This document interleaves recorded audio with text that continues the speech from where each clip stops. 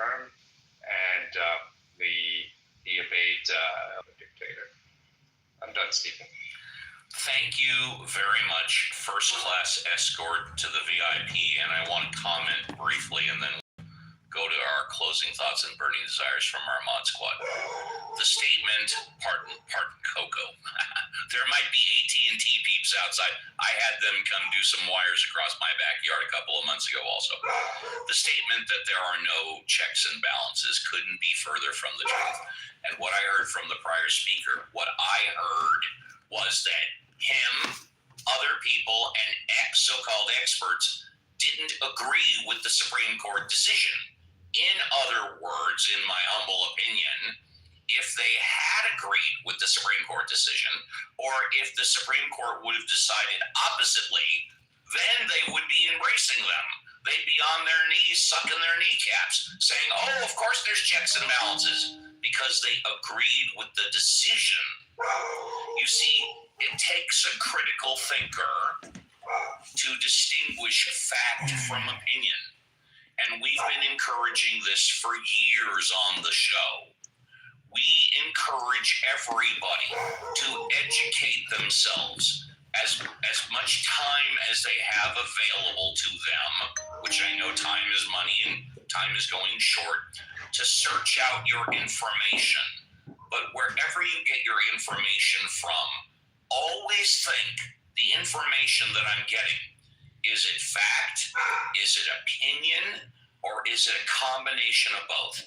Most of the time, it's going to be a combination of both.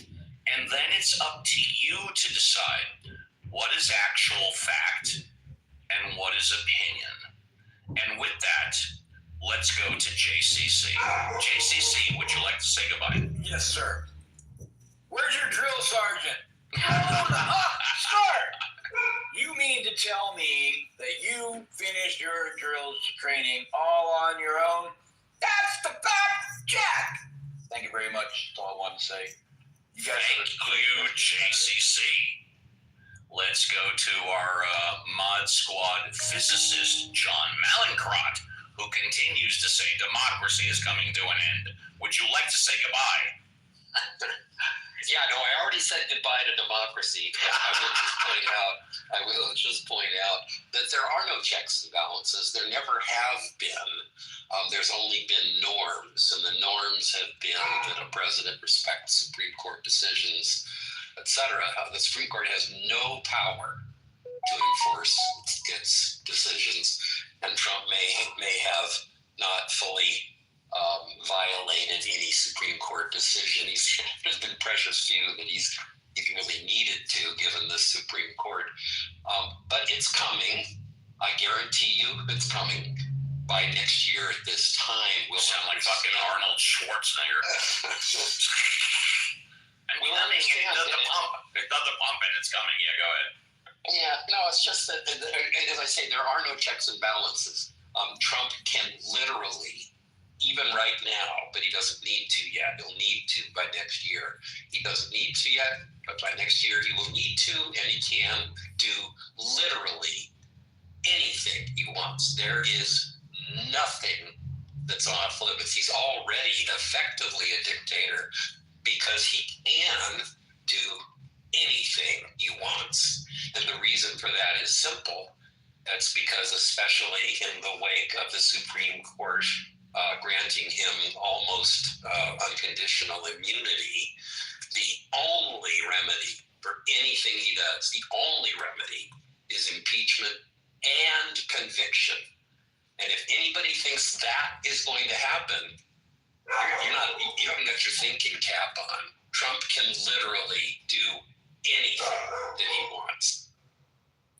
And as you can tell by now, and we'll continue on, it's a fact that my mod squad is not an Uncle Steve echo chamber. I'm an atheist. We have a lot of people that believe in God. I'm an independent. We have a lot of people that are both Democrat and Republican. And we have a lot of the mod squad that do not agree with my opinions. My mod squad is not a fucking echo chamber. Cora, would you like to say goodbye? Yeah, I concur with John and Carlos. I think there where the Supreme Court, in fact, is not acting as a check and balance on the president in any meaningful way. They're doing what they can, get by with without, pissing him off too much. But at this point, it's like I would encourage people to go read the minority opinions on just about every decision that comes through to see what a better hot take on the constitutional interpretation should be, and that's coming from Supreme Court justices. So we've lucked out, I think, in a way on a few issues that John Roberts has kind of been cared more about his legacy and reputation than he has about being a party loyalist. So we're lucky with that. But it really is the Heritage Foundation basically set up this situation first with Bush and then in Trump's first term to get us into this issue where the Supreme Court is pretty flaccid, I would say, on all of their rulings. And of course, Congress is thoroughly in having the opposite of Trump derangement syndrome. I forget what they call it, Trump devotion syndrome. Anyway, so we have to be realistic. It's like, we can argue about whether or not on paper there's a check and balance, but the reality is when people say there's no checks and balances, what they mean is the Supreme Court isn't fulfilling their duties, right? Or at least the conservative side of the Supreme Court. And it's really unfortunate because they do set precedents, right? And what they've done is they've set us up for another decade or more of clawing back this overreach on executive power. It's unfortunate. If they make some sort of decision that allows Trump to run again, which honestly, I think that's ironclad. And like I said, I think enough of them would care about their legacy not to make that absolutely stupid of an opinion, going ahead. But I really don't know at this point. I predict, though, that the next ticket will be some combination of J.D. Vance and Erica Kirk. Trump, I think it would be a disaster if he ran again. He knows it because he's just aging out of the ability to be president at this point. And it's kind of silly if he would run after what they did to Biden in the last election process. So, and in my humble opinion, it will be Newsom versus DeSantis, but it's just my opinion. What about little Marco, though? Trump seems at times to all but annoy little Marco. In fact, some people are saying this is one of the reasons Vance went to Israel recently. He's trying to sort of increase his profile because it seems like the king has a favorite son, and it's not J.D. Vance. Well, after you kill the Pope, you know what I'm saying. But let's go to Violet. Violet, would you like to say goodbye? I just wanted to, Scott. Okay. I think, Trump obviously likes Marco Rubio because Marco Rubio is doing all the heavy lifting on foreign policy for him. But he's also taking all the credit for Marco Rubio's work and also allowing J.D. Vance to take credit. Like in the case with India and Pakistan, like having J.D. Vance out there as if the White House had anything to do with that other than making a couple of procedural phone calls. The European leaders did that deal. And if anybody was involved, it was Marco Rubio. So, I think that the reason why I say Vance and Kirk is Erica Kirk brings the reality star stupidness of Trump with her, and J.D. Vance is Peter Thiel's puppet, and that's. What about all the? Well, hang on, Scott said, why don't you wait till your time to say goodbye? That's okay. We got Violet because Alphonse is on the phone. Violet, would you like to say goodbye? Yeah, another really intriguing Saturday here in the Mod Squad, Steve. I hope everybody has a great rest of their Saturday, and I will see you tomorrow.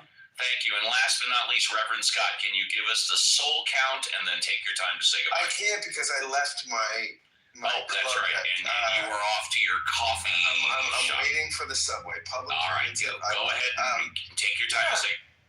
No, I agree.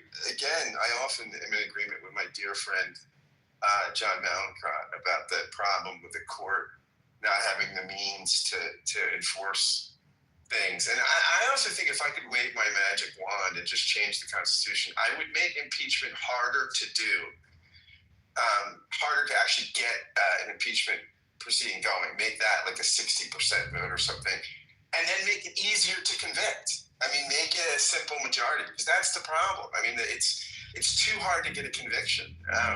It should be hard. It's too easy probably to get an impeachment process going. You can do it politically if you have the votes, but it's too hard to actually convict someone. And so I think I would lower the bar for conviction on it. And I think that would, in this instance, maybe give us a ray of hope. I also agree with John.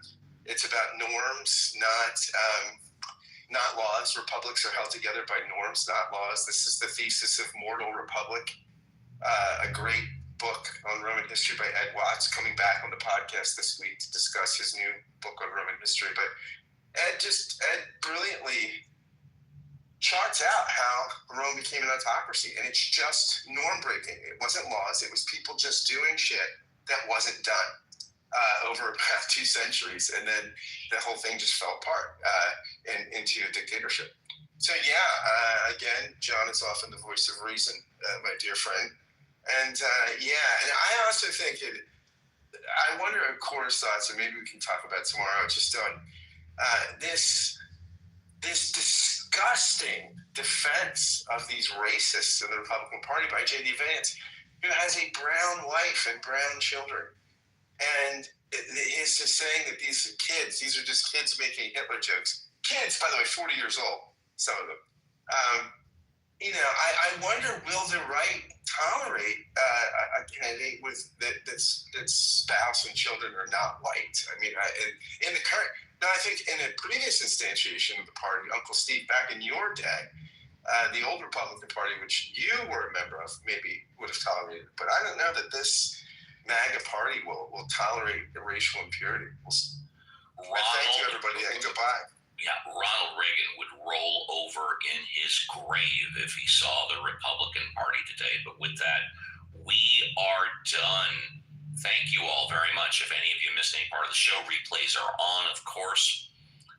On behalf of the Mod Squad, I wish you and your families a great remainder of your Saturday. We will be back tomorrow, 7 a.m. for another 3 hours of Ask the Atheist with Reverend Scott and the Mod Squad, and we will be talking about the new Pew Research study, which says that more people are turning to religion. Take care, everybody. Be careful on the clubhouse streets, and we will see you tomorrow. Bye-bye.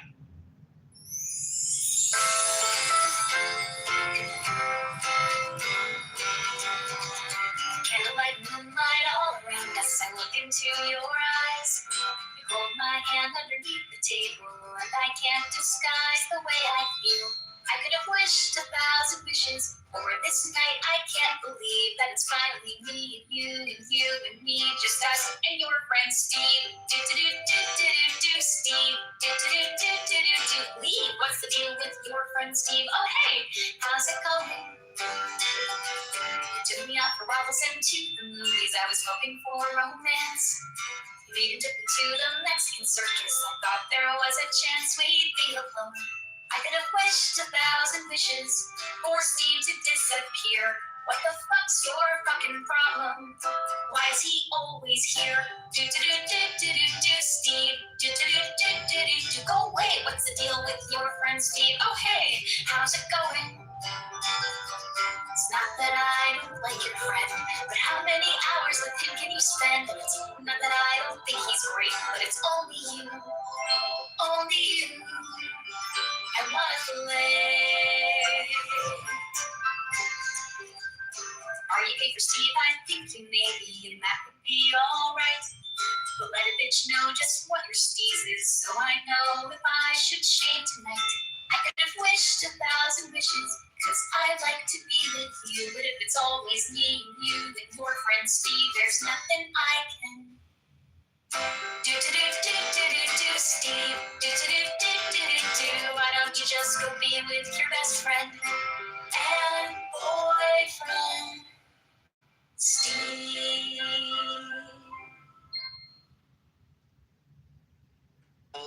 Every single day. That's why we got the high suicide rates too. We had a soldier kill himself, an old soldier kill himself, and it got back to our unit. He got out the military, and probably a year and a half later, he ended up blowing his head off because it was like receiving the benefits for his family, them getting that forever check, and then also paying that little additional. And it's like he set this shit up, paying the little additional on for his insurance, type of insurance would have been better for him. And it's like he wrote a whole letter on it. So like this shit is weird that someone would come up here in El Normal to say, oh, well, they got this program, that program. Y'all act like there's not fucking little, there's little wording within those programs. That shit doesn't benefit the majority. It doesn't help the majority. We have a lot of issues with a lot of these veterans getting out, especially the ones that actually have families and were able to have those families that have the resiliency to deal with the issues that their spouse has coming out of their positions. And that's the key word you just used. There are many veterans that were very resilient during their tour of service, and the resilient ones down the road pay the cost. Because what happens is when they do occur problems, mental problems, when they occur some physical problems because of something that took place when they're in service, because of the loopholes and the bureaucracy of things, they cannot get adequate care because they're told you didn't tell nobody when you were in service. And that's the hardship. And unfortunately, we have somebody in office that has no respect for the military and the veterans. No, sir, that's not true. That's not true. That's a true statement. No, sir, it's not. Donald Trump has immense amount of respect. You're not representative of Donald Trump, TC. Just let him talk. For veterans, and I agree with you. There needs to be some reform. The president is not the one that's blocking VA reform. Okay. It's Congress. It's Congress. Well, one second, okay. Sir. It's Congress, and I agree with you. There needs to be VA reform. There needs to be VA reform. But in the Senate, you have to have a supermajority, which is 60 votes, which means you need both Democrats and Republicans to agree. And it's my hope that under this administration, we will see VA reform. If I'm not mistaken, we passed VA reform under his first administration. I have to double check that. But I hope under this administration, especially with the power that he yields and the influence that he has over the Republican Party, we VA reform. But no, sir, he definitely respects the veterans. He respects your sacrifice. He respects your service, as do I. Service. Okay. Why is Congress I will just make this one comment. Why is Congress blocking the reform? What is it about the reform that's problematic for Congress? Because what we can do, the reason why I'm asking, is that everybody has access to their congressman. And if this is really a problem, because if it's not a problem for anybody in this room, it's a problem for your uncle, it's a problem for your cousin, it's a problem for your brother, or anyone who served. And once we start calling, because a lot of times we get in these rooms with all of these people, many of these people in these rooms are powerful and they have connections. And if you don't know it, that your congressman is your public servant. And you can call them and say, we need for you to support the VA reform. So my congressman, Fitzpatrick, who I have his cell phone number, I'm thinking about calling him right now. I will bring him on this call. He sits on the Veteran Affairs. I think if I'm not mistaken, he might even chair or co-chair one of the subcommittees on the VA reforms. Fitzpatrick, you'll know him as one of the most bipartisan congressmen in the Congress. And I'm thinking about calling him and seeing what his opinions are on this. But I did a quick research. And yes, Trump did, in fact, pass VA reform in 2017. He passed the Appeals Improvement and Modernization Act of 2017, and the VA Mission Act of 2018, which broadened veterans' access to community care services outside of VA facilities. Most recently, the VA Home Loan Reform Program was signed July 30th, 2025 under the Trump administration. And he also issued a major executive order establishing the National Center for Warrior Independence for homeless veterans. So I just want to make sure to correct the record. Donald Trump has done more than provided lip service to veterans. He's literally signed legislation and executive orders to promote and support veterans. So I understand it's not enough, and I'm not saying that it is enough, and I'm not saying that it goes far enough. What I am saying is it is a false narrative to suggest the president doesn't care about the veterans. Okay, and that's a false narrative too, because there's an internal VA memo. I'm going to go ahead and put that in the chat. That shows creation of staffing caps and hiring controls. They also have from the OMB guidance to the agencies, including VA, to prepare for massive layoffs. So let me tell you this crazy too. There's another guy that I work with right now, because I work with a lot of civilian entities. When it comes to the position I got put in, something that used to take 6 months, because if you look at the VA chart, when it comes to it's supposed to take anywhere from 6 months to a year. He has been waiting he's been waiting over a year now for a decision from the board. They're understaffed.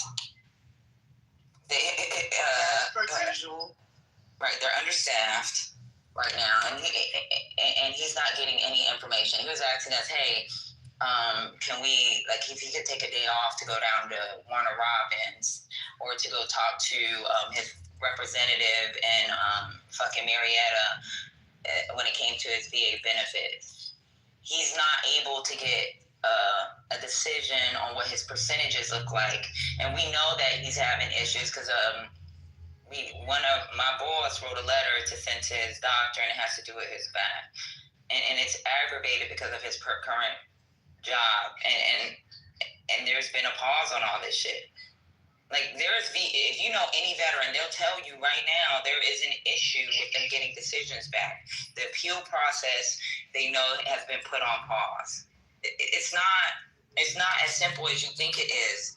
Y'all keep coming up with these fucking things that you Googled and read, but there's people that have real life experience. This shit is not, and this is not just one person. This is a lot of veterans, and the ones that haven't retired or weren't able to retire because of things like he said, his blindness, or those that are fucking with no fucking legs. This shit is affecting their family, or no arms, or we got people that actually survive with just a torso. Are we ready for the mayo monkey or no? No, I'm not. Because you don't know what you're talking about. So thank you for pointing that. Oh, go ahead and Mel, because I'm going to give space to the veterans first. Yes. I came up just briefly to talk about TC. I'm retired military. I'm retired to a veteran. I have VA, but I also have TRICARE military establishment and my wife's medical insurance. The point is that you guys don't understand how the insurance industry works, especially how the veterans work. And you think about what Trump has done to the VA. He's done some good things. I'm not going to lie about that. But he's also done a lot of smoke and mirrors. And he's just trying to push profits over to the private industry. But Trump has devastated the VA because look at the staffing cuts currently and the wait time. The wait time hasn't decreased, it's increased. But what they're doing is to tell you, I'm going to decrease the wait time. I'm going to increase the wait times at the VA so you could be forced to go to private sector. And that all their buddies are a part of that particular construct, and they're setting up industries where they could actually serve the veterans. But in the end, your records get divided into two places. So especially when you're trying to actually get a case, you don't have to go to an external entity to get your records because they haven't merged. If you're going to go to see an outside provider, if it's going to be sent back to the VA, it doesn't. So there's a lot of things that can be done to fix the VA, but Trump is only giving really words to a lot of these things, and they're not really fixing the VA. They're trying to profit off the VA. That's a different thing versus fixing it. And I think I would give both parties fault with that because it took me almost 10 years to get my, a lot of time to get my full VA benefits. So just imagine that. And I got really good at actually dealing with the VA, going to court, representing myself at court, laying out my case, what was wrong, getting my statements, getting my buddy statement to say that, yes, I was involved in an accident in Afghanistan where even with a messed up neck, messed up back, just to get you all what you deserve. And the thing about what I was doing was because my daughter got free education when I was all said and done. She got to go to college for free, without even using my GI Bill. So the thing about it is that when it comes to healthcare, the VA only looks out for you. You know, if you're not retired, man, your family's on their own. And I don't think people understand that. And especially coming from states, when the guy was talking initially about he's come from Florida. Florida's a high cost. My ex-wife just moved from Florida like a year ago because she saw this coming. She was like, I'm out. And she moved back up north because she was like, it's getting ridiculous. Every other month they're raising my insurance, not on just her premium on insurance, but also on her house. You know, her insurance on a house for hurricane coverage was ridiculous. So you guys they're thinking about, oh, Trump is doing all this stuff. He's not. Because if he was, the veterans would tell you exactly, especially the ones who are in the queue trying to get their benefits increased or trying to get the percentage increased. They'll tell you, yeah, times have increased. I could go outside the VA and get the treatment. Because even when now you say there's a form that you sign as a doctor, say, yes, this person is sick, blah, blah, blah. I forget what they call the statement. The VA is not even recognizing those that come from inside the VA. So this is what Trump and him do. So basically, they're saying that the VA cannot be against itself. Talk about a nexus letter. You cannot get a nexus letter from a VA doctor. Or the VA doctor cannot basically state what's in there. So you have to go for outside and get a nexus letter. And then they don't even recognize the nexus letters like they do. And the thing about what Trump did again that people don't want to talk about, a lot of the requirements that you would get, say for instance, if you're using a CPAP, if you're using a CPAP, you get 50%. Now they changed that. Didn't it just say like 35? They changed it down to 10%. 10%. Oh, wow. So the thing about it is that if you're already in there, you're grandfathered. But there's a lot of other things that Trump and them are changing where it's basically costing the veterans are being downgraded. And the thing about, like I tell a lot of veterans, if you're at 100%, do not go back to the VA for anything. If you're 100% permanent, stay away from the VA because they would find reasons to show that, hey, you've improved. But we all know that people have good days and bad days, or you might tell. And the thing that and what Trump and them are doing is they're utilizing people's words against them. So you go to the VA and you tell the VA, hey, I'm feeling good. Because some of you people ask you, so how are you doing today? Oh, I'm feeling good. That's today. But how were you feeling last week? And you ain't know how you're going to be feeling the next 3 weeks. And then they put that in people's record and use that against them during their cases. So the VA has become very, very, very, I would say, cantankerous in the way that they deal with veterans because it's like you against them. It's not like they're there to provide care, but they're there to provide care, but they're there to adjust your records in a way that affects your VA disability, your VA benefits, and that's what Trump and him has done to the VA. And I rest. If I could make one point before you guys shift on the healthcare issue. Yeah, I have something for Orlando. Nobody's talking about the actual issue at the center of this, which is that Obamacare ACA subsidies expire in December. Open enrollment happens November 1st. And so they want to make sure that those subsidies don't expire because that's what's causing people's insurance to go up to $4,000 doubling. That's the thing that Marjorie Taylor Greene even said she was hearing the most beyond illegals and all of that. She said the biggest issue she's heard for her constituents was the fact that their health care claims are skyrocketing. So the issue here is where TC is misunderstanding the problem and people are misunderstanding the problem. If the Democrats don't stand firm and force them to extend the ACA subsidies, then everybody's insurance rates are going to go up. And that's at the center of the fight, and nobody's discussing. Right, and this is why the Democrats have not, quote unquote, caved in, and why they're getting blamed for keeping the government shut down. And I do want to point out that it's all a shit show for our veterans, right? It's never been an easy process So I'm going to put that on both parties because they absolutely could always do better. I personally believe that our veterans should be prioritized in every fashion. The wait lists, the bullshit. And this is similar to what I was trying to say yesterday when, people were making fun of me or trying to because I didn't care. But like, we have these soldiers. And so thank God for people like Patty and Chad and everyone else, and even Mr. Orlando that helped because, a lot of times they serve. And I'm thinking of my brother. My brother went in when he was 18. He went to Iraq. Lord knows what he saw. He still suffers from PTSD. He was there for about 6 years, I believe. And then he just couldn't go anymore. He was in Texas, I believe, with like $20,000-$30,000, which he had to pay back by the when he was discharged. He was exposed to a lot over there, but that was his choice. He gladly served his country. There's still some struggles now, but even I, and I understand quite a bit. I've had my insurance license. I've facilitated health coverage for individuals. I've helped clients get on Social Security because that's what they were paying us to do and da-da-da-da-da. I had to sit there and read that. Like, I had to, really, y'all, I had to, close room and play some Mozart and light some candles and, what the fuck? That takes a lot to even comprehend at the time. And I was like, God damn, we got to sit on the 1-800 number because what the fuck?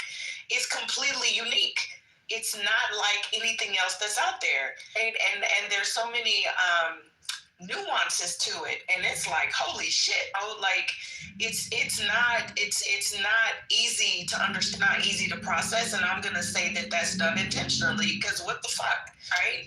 And I am gonna mention that when Donald Trump attacked Senator McCain, so please don't come up here and tell us that he cares about veterans. As somebody said in the chat, he would have never put Hegseth in charge.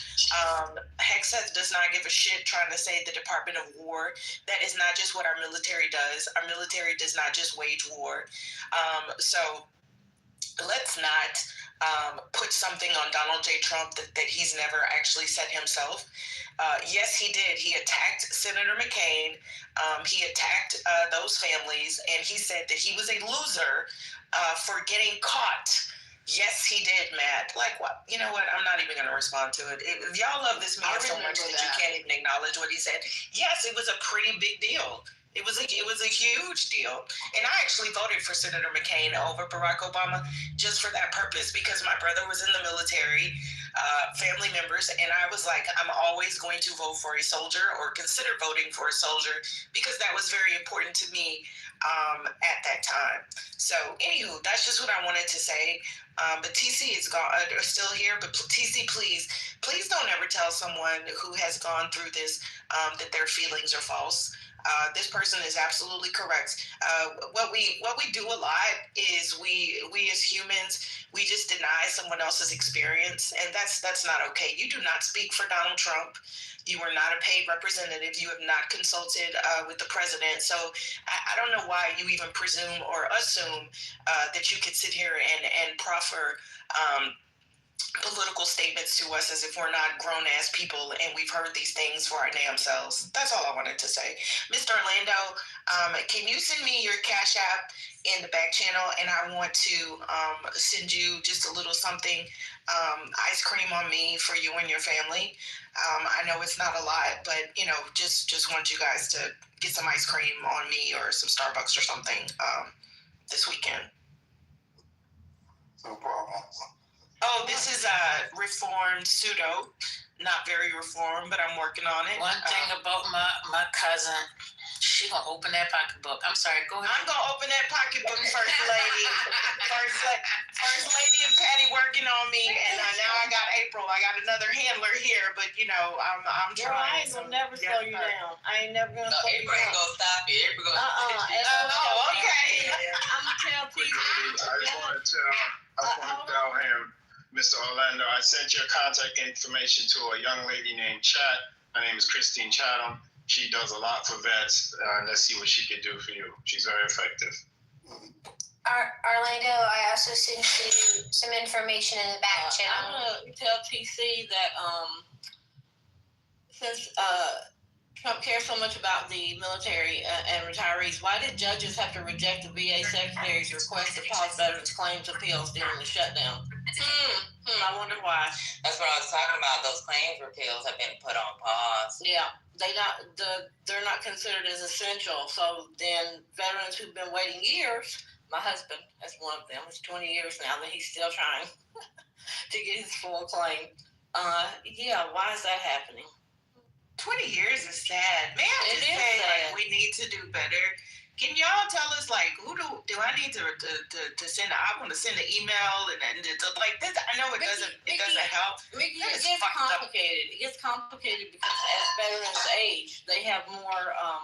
The disabilities they had worsen, and so the rating can change. So yeah, that's where we. And my cash app is retired jailer 2012. Oh, here comes Chad. Retired, what do you call it, sir? Retired jailer. Retired JAILER 2012? Yes, ma'am. Okay, thank you. In the room, chat and meet Mr. Orlando. He's in the Florida area.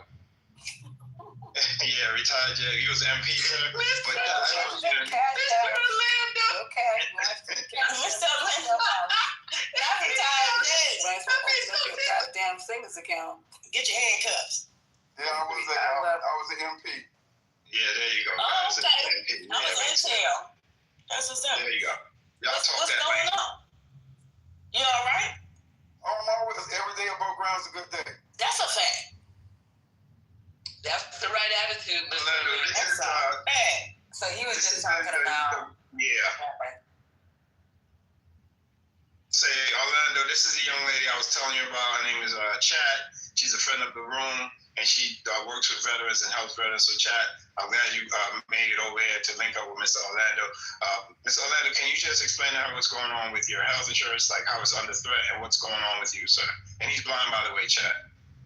Well, just that the premiums for healthcare went up 50%. Shit.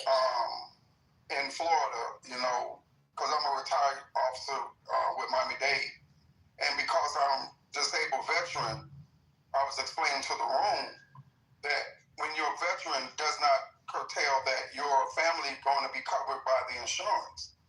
And so just letting them know in real time, some of the things that are taking place is affecting people in real time. And a lot of people are being affected by some of the policies that are being enacted in the White House, and they're being affected dramatically. In my personal case, I'm just trying to maneuver myself through the VA system, trying to get to 100%, so that I can more adequately take care of my family. That's what I do. That's what Divine said. He said, that's what I do. He said, get Chad in here to help. That's what he said. Shout out to Divine. Yeah, so I actually used to work on both sides of the VA. So I worked on the medical side and mental health, and then I started as a clerk. Okay, start there. But I moved over to the benefit side, and I did claims, right? So I left the VA and all the good things and yada, yada, yada, left the government altogether and started my own nonprofit. So what I do is called FemVet, but what I do is I help veterans get to 100%, right? There's two types of total disability, right? You got permanent and total, and then you have unemployability.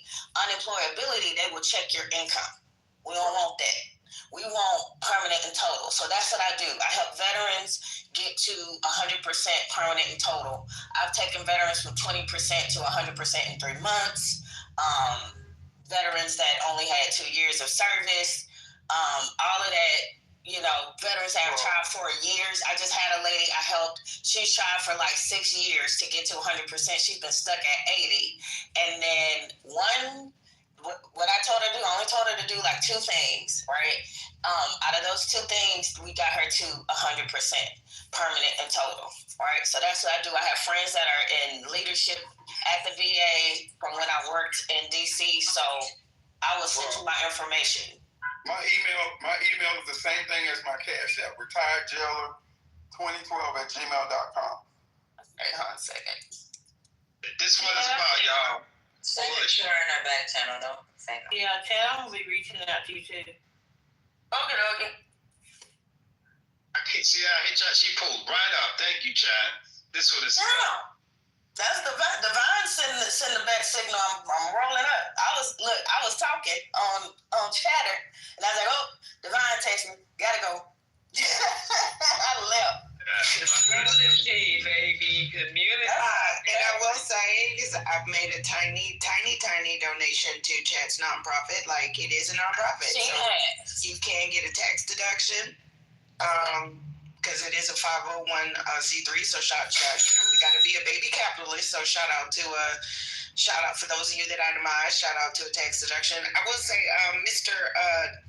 Orlando, that didn't pull up for me. I don't want you to tell all your business on here, but I'm gonna send you a back channel. But that didn't. Okay. Retired Jailer 2012 didn't pull up. So yes, sir. Retired Jailer. Retired Jailer. Yes. Okay. You should see my smiling picture. Retired Jailer 22. All right, because we don't want to bless somebody else now. And maybe you could consider putting your Cash App in your bio, and that way you're spelling that shit in the way. Okay, I definitely do so.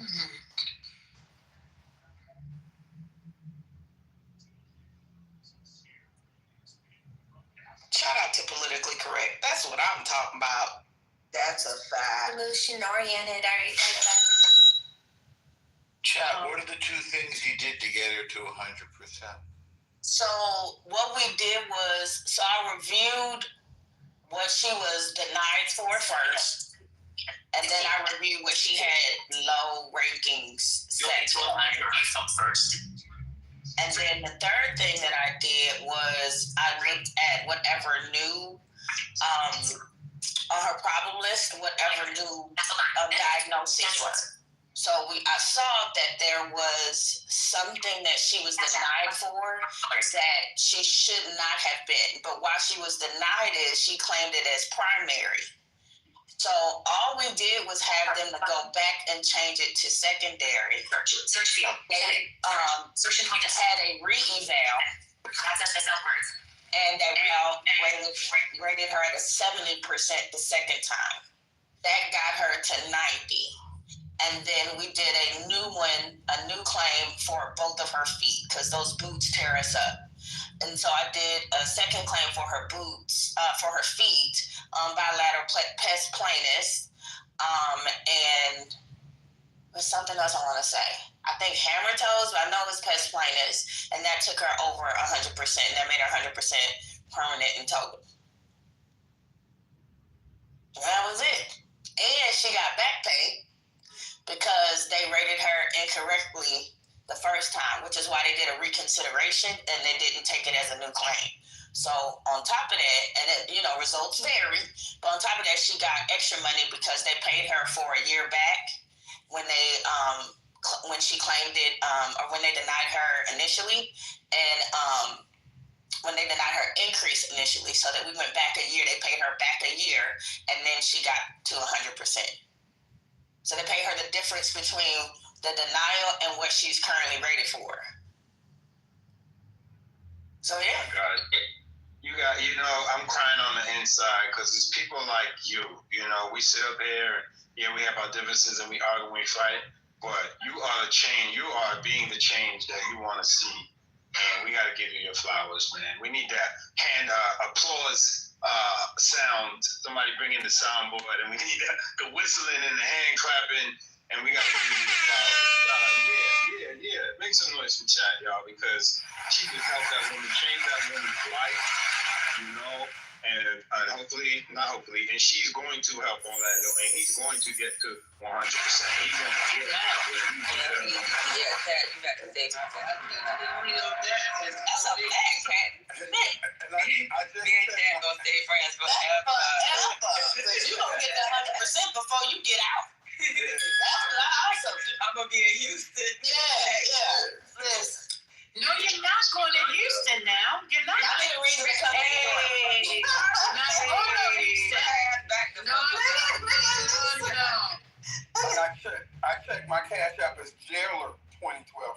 that. Jailer 2012. Spell it. L-R-E or Jailer 2012.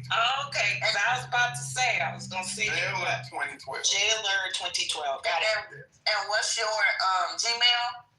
Retired, RETIRED, Jailer, JAILER 2012 @gmail.com. Okay. So do you know the benefits that come from having 100%? Yes, I'm the vice president for the Blinded Veteran Association. Shut up! For the state of Florida. Oh, okay, for Florida. I was like, I know the guys at the VA down here. Yeah, for the state of Florida. That's what's up. Trying to give back. Yeah, you know what? Stay connected with her. That way she at least has a contact when it comes to the blind. You know what I'm saying? All right, Miss Orlando, I sent you and your family $100. So maybe that's enough for a little Chick-fil-A or something. And we appreciate you. And I'm so sorry. Thank you so much again for your patience. For your sacrifice. And I do want to say that, like, wow, this process, you know, like, I just want to thank all of y'all. ML, Chad, Patty. I've learned so much from y'all being on the inside because, you know, like, you really can't read an article about the military experience in this process. Like, it just doesn't, you know what I'm saying? It's not like a manual. So I sit here and listen sometimes, and I can't even follow because Patty will use the acronyms.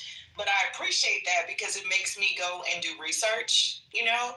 Because I'm like, I need to understand a little bit about what y'all deal with every day. I never will, but I just want to say thank you from a civilian.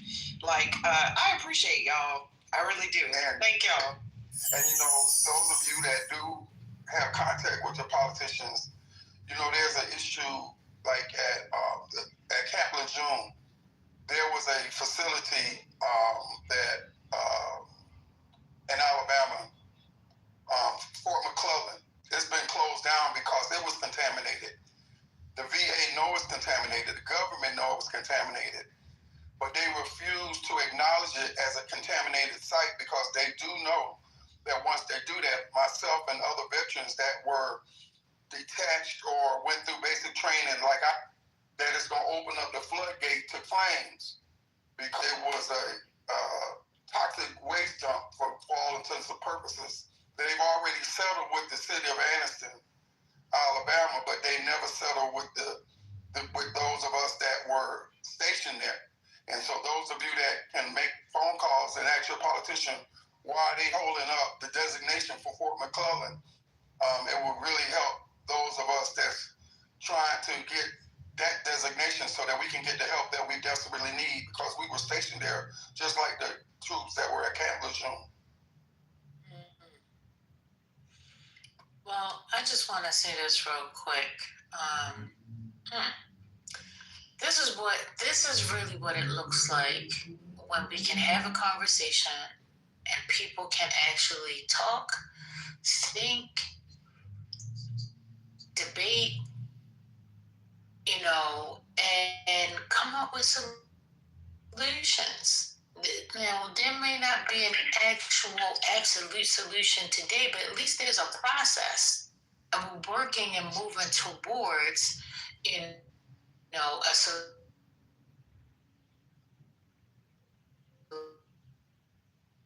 I think that's good. I'm sorry. Thank you. Just sometimes up your heart. I wanted to bless people. And you've given so much to this country, and just to hear the rhetoric, you know, and see where we came. But I believe when people are able to hear real life stories, because a lot of times, like, we might be on a stage and we're yelling and we're trying to tell people, but when you have real life experience being spoken to you, you can't argue with it. You know what I mean? So I appreciate you just being open and being able to tell your story today. Hopefully, you know, you will help to open somebody else's eyes and their ears to hear the actual message that is being missed in today, right? But here it is today. I'm just sitting here and I'm learning. So I am blessed as well because I'm receiving knowledge and information that I didn't even know I needed. So again, thank you. This is what happens when people begin to tell their story and we listen with an old. You know what's crazy about the government? Well, they'll take care of the individual soldier, right? So we'll hear these stories about homeless soldiers, this, that, and other. There's so many programs just for the soldier, but what they forget is there was a family that had to support those soldiers. And when you have individual soldiers like him that has a wife that had to deal with the shit, had to deal with him coming back from deployment, him having these fucking mental breakdowns, there are real families that deal with this. And then you have children that freaking have the resiliency of these families that actually stick this shit out. They're the ones that are left behind.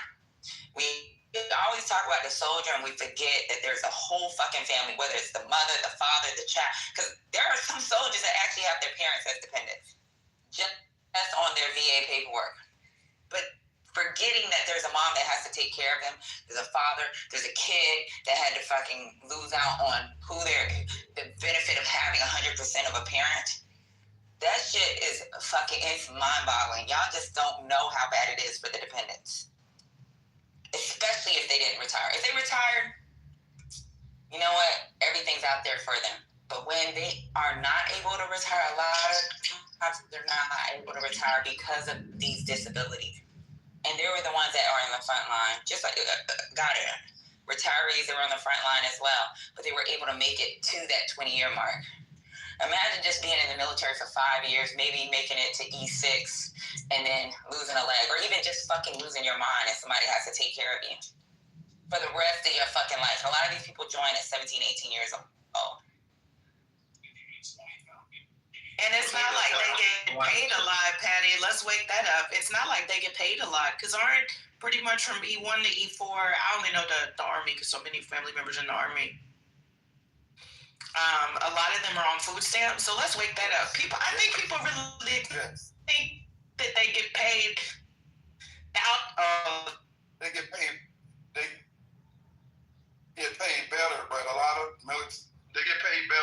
military families still have to be on food stamps or the wife has to have an outside job just for them to make it.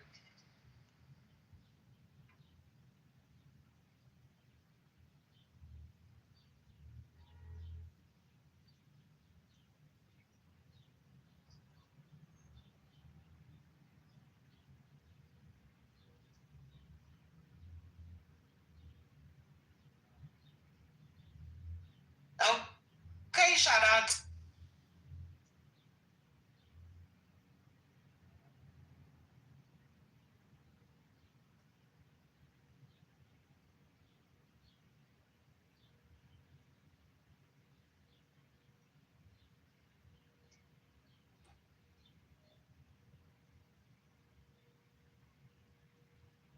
Regardless of that pay ain't going with them because they did 2 tours overseas and their mental health is fucked up for them. Or the fact that when they serve in these areas, where we later find out about Agent Orange, the burn pits, all these different things that affect soldiers, they come home and they have children who then end up with disabilities due to these issues that their parent went through. So there's a lot that goes to being in the military. Missing birthdays and graduations is just like a small part of it. And somebody said, I think it was Monica, who said, what did Trump say about veterans? And it may have been someone else, not her. But when he was, in 2016, when he was running for president, he suggested that veterans who experience PTSD, those who had committed suicide, may not be as strong as those who can handle combat trauma. So that was a big motherfucking slap in the face to veterans who 22 a day commit suicide. Well, to comment on what First Lady said, it really resonated with me. And, no matter where I'm from, if you could help one person, you did your job. And so I could already see the amount of people that are going to be helped by this gentleman, I'm sorry, yes, Mr. Orlando, now meeting Chad. He said he's the president of Blind Veterans, which is amazing. So I can only imagine how many people Chad is going to be able to help because the connection was made. So I can't get over this. Shout out. Yeah, there are some great things too. I mean, I for sure, I've had family members that have fully retired. Oh my goodness, in the country, that's like something people do. They join at 18, they stay in 20 years, they marry somebody else, and then they get these consulting jobs making a ridiculous amount of money. But yeah, shout out to, which is why I always say thank you and your family for your sacrifice, because we forget about the people that are at home, because it truly takes a village. So Monica, April was talking about, someone said that Trump had never said anything negatively about the veterans. So we're merely recounting all of the times that he actually did say negative things about the family. What was it, that 5-star family? Is it called a 5-star family? I always get it wrong. The 5-star is when somebody dies. But remember when he attacked that family? Gold Star and then Gold Star. Well, he attacked the Gold Star family. Everybody remembers that, and actually that parent spoke out. So yeah, he attacked veterans quite a bit. Like, he's done it so many times, personally and generally. So I get that y'all are in love with Donald Trump, and it's like, give it to the Dems, but please, you really lose your dignity, and we lose all respect for you as a person when people just substantiate every single thing that man says and does. He's not Jesus. He's wrong a lot. And yes, he actually said this. So please just acknowledge what he said, because otherwise y'all just piss people off, and this is why we disregard y'all. So let's don't forget that young brother in Africa who was killed during duty, and he told the young mother, his wife with young children, he knew what he was signing up for. And she was in the car with his coming to get his remains when he did that. Well, let's just get back on topic a little bit. We were talking about the government shutdown. Previous to that, we were actually talking about tariffs and how, now Trump is saying, hey, listen, I'm not even going to make a deal with you, Canada, just get out my face kind of thing. And deliberately saying that the ad that they have is absolutely fraudulent, and it's a lie, and that's not what Reagan stood for. So we had that going on, and then we were having the discussion and talking about how we got here, and I was recanting some things that happened over the summer. I don't know about y'all, but the fall then came, spring then came, and summer then went, all of the above, and here we are. People have forgotten just that quick. And I believe it's because if I say a thing, I can make a thing become a thing. And, all of these different things that continuously keep showing itself, for some reason, people can't hold on to what they know and actually come out with the output of that. They continuously find a way to, skip around and skip to the loo, my darling, to continuously protect this particular administration. But I understand that you want to be loyal, because I'm a loyal person. I really am. But I'm a loyal person to what is true. I can't be loyal to something that isn't true. And if it's just not true, then why are you upholding it? Anyway, Mr. Orlando came and joined the stage, and he was talking about how currently right now, his subsidies are due to run out. Where he's paying $1,800 is now going to be $4,000 for health insurance. Hello? Somebody ain't home. Now, this is someone who has actually served our United States. We said America first. I don't know about y'all, but that was definitely what people was touting in 2024, 2025. America first. Now, this man has served, and now he's looking at a $4,000 bill. But yet and still we want to have this argument. Oh, the Dems have shut down the government, and all this back and forth.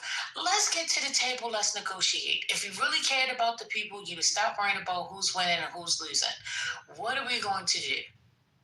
Having the government shut down for, 25 days now? We're into 25 days. 25 days with no end in sight. Because one is saying, open the government now. But why should I trust you? You have cried wolf for 6 months. There has been no negotiation. They've constantly had their own private conversations, excluding the Democratic Party, and deciding how things were going to go. Now you want them to open it up, can have this continuing resolution, which I was all for. And I was thinking, okay, well, if we don't get it, they don't get their way, they just close it down again. But who wants to do that? I'm just recanting things the way I see it. I could be totally wrong, but that's how my recollection remembers. I mean, First Lady, even if they did the CR, if they all came back today and voted for it and said, good, we'll just give up and surrender here, open it, they would have to go through all this again November 21st. Exactly. So what is the point? And I would like to point out that I think it was last month that the Republicans in the Senate did something with the filibuster to pass through Trump's appointees. But now they can't do that for health care or the shutdown. I'm unclear about what they can and can't do when they feel like. Well, that's the point. It's really about what they feel, and what they want to do. And again, I don't understand why we can't just be truthful with that. That lady is supposed to have been sworn in, the Arizona representative. Child, they telling that lady, girl, bye. You'll get in when they open the government up. It's like tit for tat, tat for tit. Come on, how old are we? These are supposed to be people that's supposed to be representing we the people. Is this your representation? Is this your idea of being represented? Or represented? Maybe, I don't know. Am I living in Twilight Zone by myself? Or does anybody share the same thoughts by any means? I mean, I'm okay with being an island. I've been an island all my life. I stand alone. No, I agree with you. You just said it perfectly. Like you at first, my first thought is like, just negotiate later. But I'm actually proud of the Democrats because, Patty corrected me in another space when I was a little critical of them. But because, this is to me, the Democrats not playing dirty, but the Democrats fighting fire with fire. This is far too important to to concede this point. This is going to impact everyday Americans disastrously, right? It is going to be catastrophic. We're already seeing these numbers from this insurance, and I believe that the Republicans pretended as if it wasn't going to happen. I think that the Republicans have been so lawless for a while that and have received so much support that they really believe as if they can just tunnel through these things, and the Democrats are actually saying, you know what, this is going to be painful, but it's going to be a hell of a lot worse if we don't take the stand. And I completely agree. They have my full support. Hakeem Jeffries has my full support. Wasn't there another senator that was speaking to Congress for hours? They have my full support because Cory Booker. Oregon. Yes. They just had he did a 22-hour marathon the other day. Oh, recently. Yeah. What is this guy? Yeah, I can't remember, but I was like, yay, it's not just Hakeem Jeffries and Cory Booker, First Lady, because we're already seeing people report these numbers. This is insane. $1,800 to $4,000 or $5,000. Like what? And I've seen examples where it's even worse. $300 to $3,000. Well, I'm not going to say even worse. We're not going to do that. But people can't afford this. They're laying off people, right? Somebody put in the chat that about 30% of federal workers are also veterans. veterans are also being attacked, not to put it back on veterans, but this DEI nonsense is causing people to lose jobs, people to lose opportunities, right? The ongoing tariff situation is meaning that you and I and everyone else is paying more for practically everything right before Christmas. This is not good. I don't know if they're trying to crash the economy or they're just trying to stick it to the little guy. But shout out to the Democrats for basically standing up for the little guy, saying, yes, it's a little painful right now, but imagine if this was permanent, what we have right now during the shutdown. And I believe that's what they're trying to fight for. So yeah, I support them 1,000,000%. The only thing that kind of pissed me off is I think they should have did this back in March. So. Agreed, but look how they fought for that big beautiful bill. Because remember, y'all, even some Republicans didn't want to vote for it, which is why it took so damn long for it to go to the Senate. I had forgotten about the damn thing, and then they barely passed it. He stood on all 10. Alaska. Yeah, but that's the thing, guys. The reason she approved it because she got some carve-outs. She had secret meetings and said, "This is what I want for Alaska." Yeah, but then she went back to the House and told them, "Don't vote for this." Right, because she knew it was going to affect the nation. Right, she had to vote that would pass it or fail. So she had a meeting and said, "Listen, in order for me to vote for it, I got to get this." And they gave her what she could have saved us, though. She knew. Yeah. If you depend on Lisa Murkowski to save the world, you're on the wrong person. Yeah, but she does help us out sometimes. Patty, I've not seen it. But in any case, I don't think she even got the carve-out she asked for. Not all of them. They weren't all... She did. Yeah, so she, Lisa talk a big game, but then she go in and vote with Trump like 80%, 85% of the time. So up here, we just, we re-elect her to Republicans. That's how sad it is up here. But yeah, I want people to know before we forget and pass through that there is an app called Flash Food, FLASH. FOOD, one word. In some areas, there are grocery stores who will sell their food half price that's going to go bad that day or the day before, and people can go and see where that is and hopefully get some half price food at least if there's nothing at the food banks, which I expect will be happening, but you'd have to use it, next day, same day, which if you're hungry, you can be using that. So then let's progress the conversation to that. What happens... let me look. What happens on November 10th? That will be, 10 days into not receiving food stamps. People gonna be stealing food. Like I said, I was at my quick stop, I'll just call it that, down the road here, and this man approached me with 2 packs of T-bones for $30. He was going to sell it. Girl, you should have bought it. Listen, Mickey, I don't know what he's been doing. I don't know what he's been doing with that meat in his pants. So, Who said that they should have bought it? Girl, that's the boosters. Boosters need jobs, too. Girl, you know what? I'm going to say this real quick. My daddy, calling my daddy out, people in Louisiana, I don't know how them people get it, but my daddy will be like, "I need a front end on the F-150 from 2023.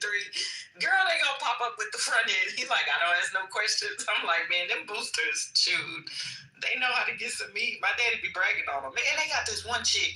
She can go in there and come out with all kind of slabs of ribs. I'm like, Daddy, you ain't right. You are not right. But anywho, Lisa, April, you ain't got to tell your business like that, girl. I'm just saying. They're good for that in New York. Yes, they are. They call them the boosters. They be having a whole bag, a trash bag of groceries. Talking about $50 for this whole bag. And shoot, somebody gonna buy it. They started doing it with the people selling Tide. Remember them damn Tide Pods, and you see them on the side of the road? I've gotten a couple of those packs before. I'm like, how you get all this Dove wash for men for $5, child? Isn't that sad?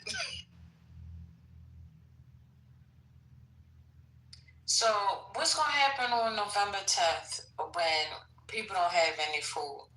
Y'all say stealing. So then what's going to happen next? Probably what was intended to happen. They're going to have more police force and send ICE into the grocery store. It's part of And the our plan. food prices going up. We got to remember what the plan is. Part of the plan is to cause enough upheaval in your major cities so that martial law can be put into place. And if martial law is put in place, that means all normal course of government would be put to the side. That's the overall plan, and the plan is in effect. I'm doing just enough to cause enough upheaval so that I can push the pendulum to the point of major upheaval in most of the major cities so that I can call for martial law.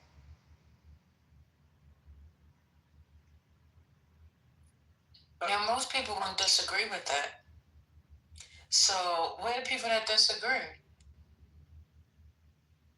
Or I think we got one coming. Now, before we get started, Mr. Mountain, can you please try to have some decorum with the conversation without, any foul words and the text? Okay. Yes. All right. Okay.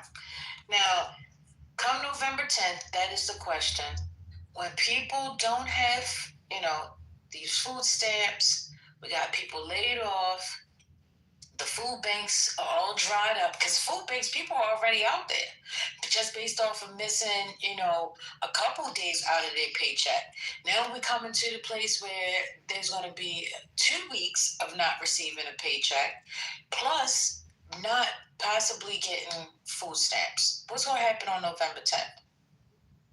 I think people are going to come to the realization that they probably put their stock too much in the government, and they probably should have had a plan before then. See, this is not something that was just sprung upon someone just, all out of the blue. This is in the big, beautiful bill. You guys had a lot of time to prepare for this. Now, am I going to feel sympathy for you when I work 54 hours a week? No. I work 2 jobs. I'm a single man. My dog just died. I have nobody to take care of me, and I'm sure as fuck not going to have the government take care of me. I'm sorry that happened, but, that's the thing is that that's the thing about this, okay? I hate to say it, but the black community, No, we don't have to put color on it. You just can say, you don't have to do that. Because, see, then that shows a different side to you. Just stick to the, because it's not just black people who are being impacted by this, sir. So let's just say, No, I wasn't saying it was just the black community that if you. Okay, so then let's not use color. Let's just stick to. Anybody, so I could have worded it differently. You're right. So anybody economically challenged. Yeah, anybody who relied too much on the government.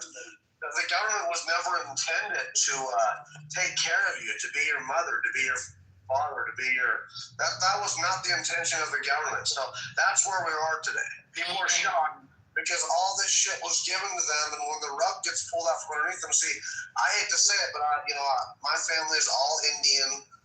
Browning, Montana is where we were all born. Blackfoot Indian. I am a white guy, but trust me, I am 1/16. But my mom's more. We could get health care if we wanted to. We don't. But here's the thing: is that the Indian community is so fucked because they overwhelmingly vote Democrat. Just out of necessity because they think that they're going to give them benefits or something. And they don't. And then they just get surprised when the rug gets pulled out from underneath them. Okay. This is the same situation for anyone who relied too much on the government. Okay, so I asked what you think is going to happen on the 10th.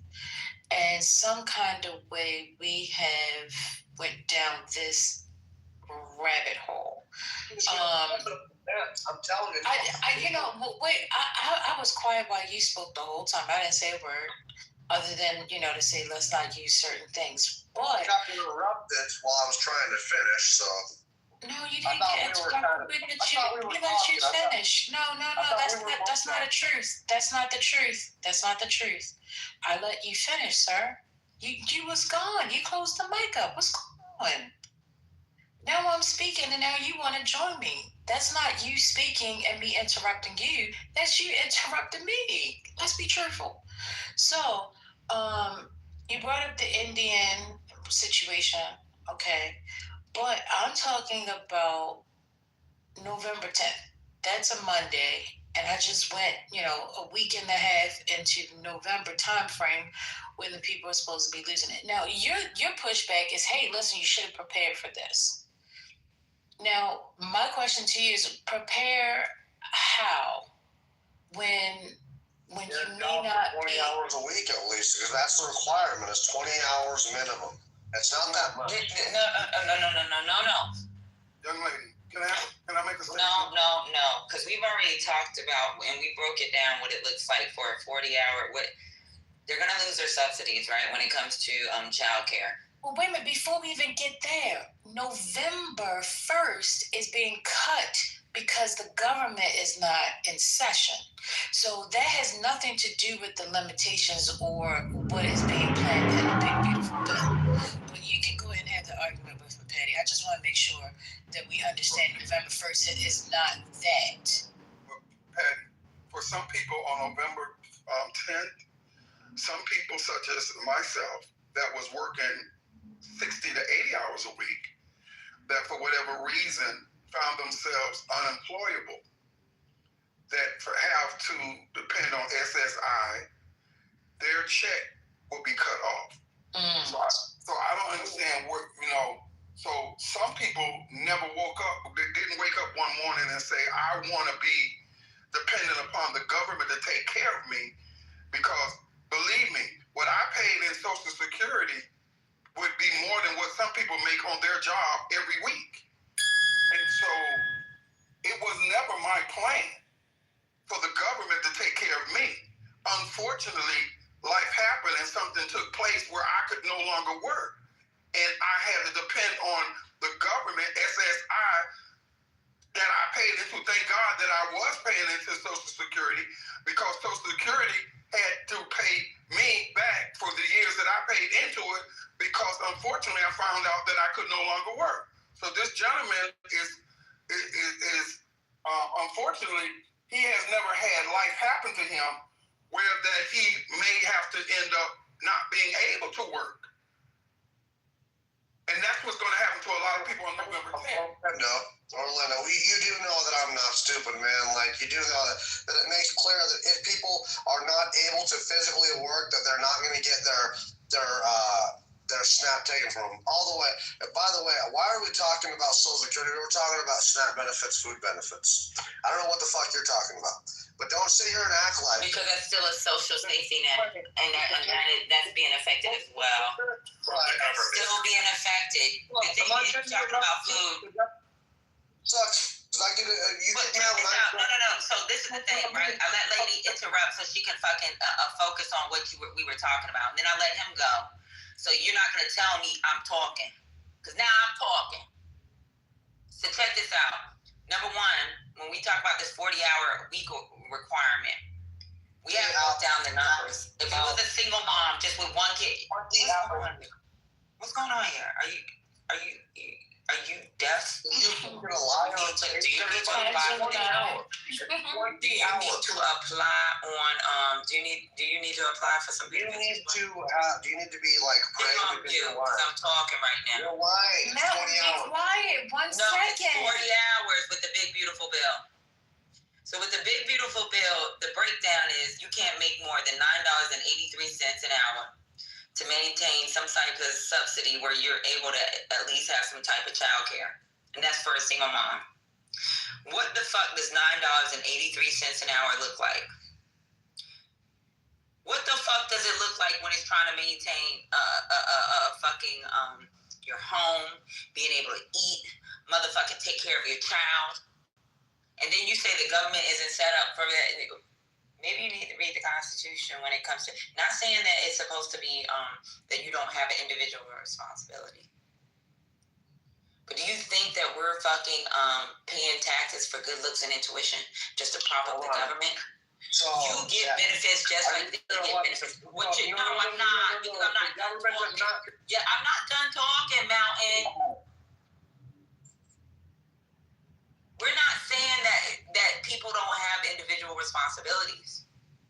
But one thing that the U.S. government is responsible for is fucking insurance, some type of safety, providing some type of opportunity. You think we pay them for good looks and intuition? You think we Do you have pay them to see yourself? Why the fuck? No, I have to. I'm gonna keep talking on Alright, that's 3 red flags. You gotta move to the audience. Who the fuck talking like that to Patty? What the fuck going on? You know who it is. 3 red I'm flags. driving. I really don't. Oh, it's a that part. And we say that I've said this almost every day for the last week. If you look at the Nordic model, right, their safety nets are way fucking crazy when it comes to the United States. But their safety nets include mental health, fucking access to health care. And guess what? Motherfuckers don't stay on programs. It includes fucking training opportunities. And then people say, oh, they got training opportunities. No, it's state by state. So, like, when it comes to the Nordic models, their fucking, their crime rates are lower than ours. Their dependency on social safety nets is lower. And yeah, they pay hella taxes, but their fucking happiness scale is fucking way higher than ours. Because they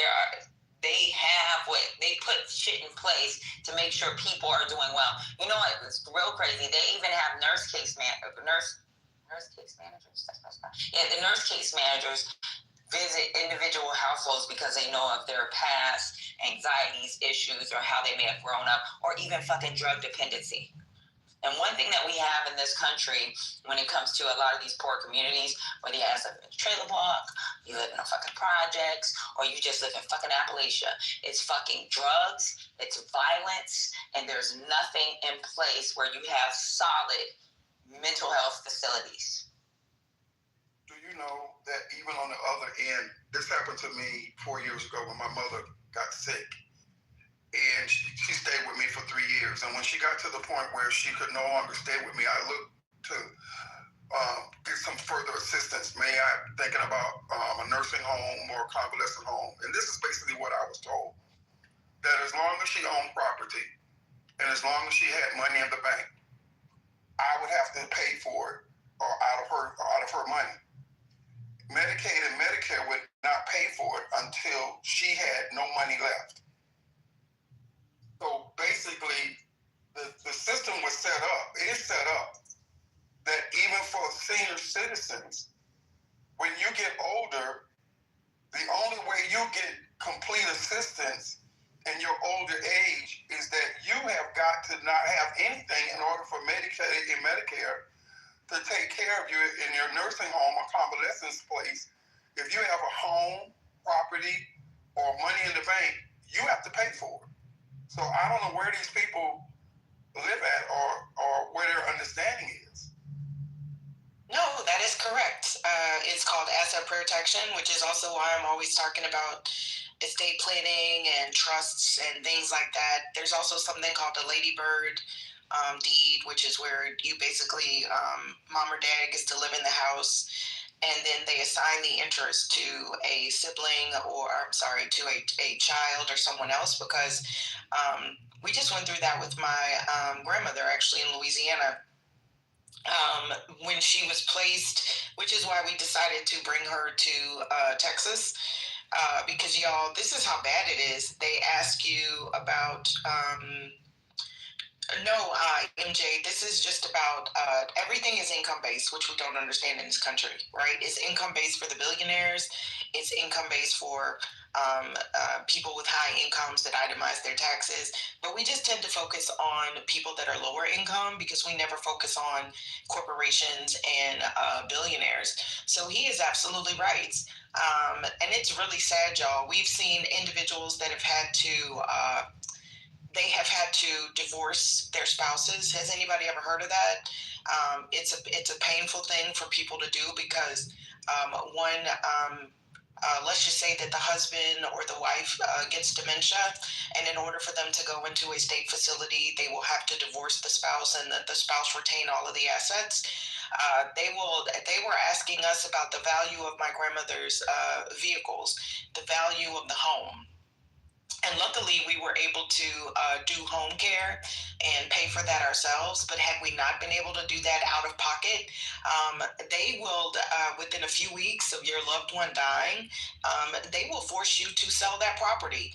You have to give that money back, or number one, you won't even qualify for the assets. And it's so diabolical that even if you do planning today to sometimes elders will put homes in an irrevocable trust for protection, so it's basically not in their name. There's a 5-year look back for the state and the Fed. So they'll basically say, oh, well, now you're in a nursing home or a facility, and you did this 4.5 years ago when this home was worth $300,000. It doesn't matter if you had it for 10 years, 20 years, 30 years. The state will force you to sell it. To take care of that. And it's something that we really don't talk about a lot, but it's very diabolical.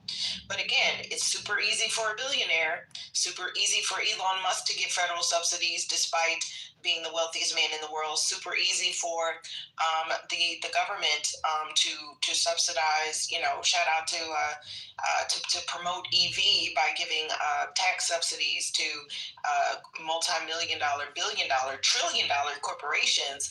But God forbid that it be a senior citizen who has a paid-off home and needs some help from their government at the end of their life, and they make you sell everything. It's not an argument, Anthony. It's the facts. It's literally the facts. This is how it works, right? It's not an argument, and that's also the problem. Ignorance. Everybody thinks that with ChatGPT that you're informed. This is not my opinion. This is literally what happens. This is how it works. So that's all I wanted to say. So thank you for bringing that up, whoever did, because that's a very good point. Your assets could literally be taken away from you right now, and you not even know it, just because you happen to need the assistance of your government because you fall on hard times, or you become disabled, or you have a life event that you can't control, like being in an accident or having an aneurysm or whatever. So people don't even know this, right? And I think that's just terrible, but that's the reality.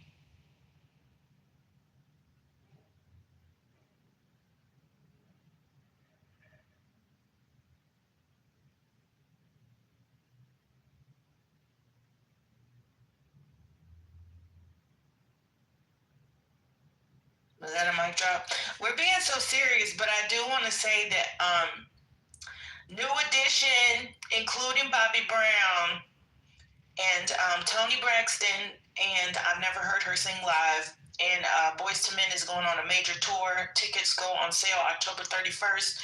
So Gen X and Millennials, this is for us. Shout out to that. And also tonight is the Versus chat. Maybe somebody should stream it live on Chatter between the New Orleans OGs. And shout out to y'all that's in Vegas. Yes! Cash Money. Vegas right now. Cash Money versus No Limit. Yes. So somebody make sure y'all stream it on Chatter.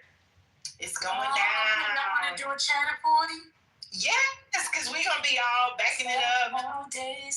Okay, well, yeah, so what did these people sing? I mean, what did they rap? Oh, so tonight, First Lady, Gemini's right. Everybody's in Vegas. It's No Limit.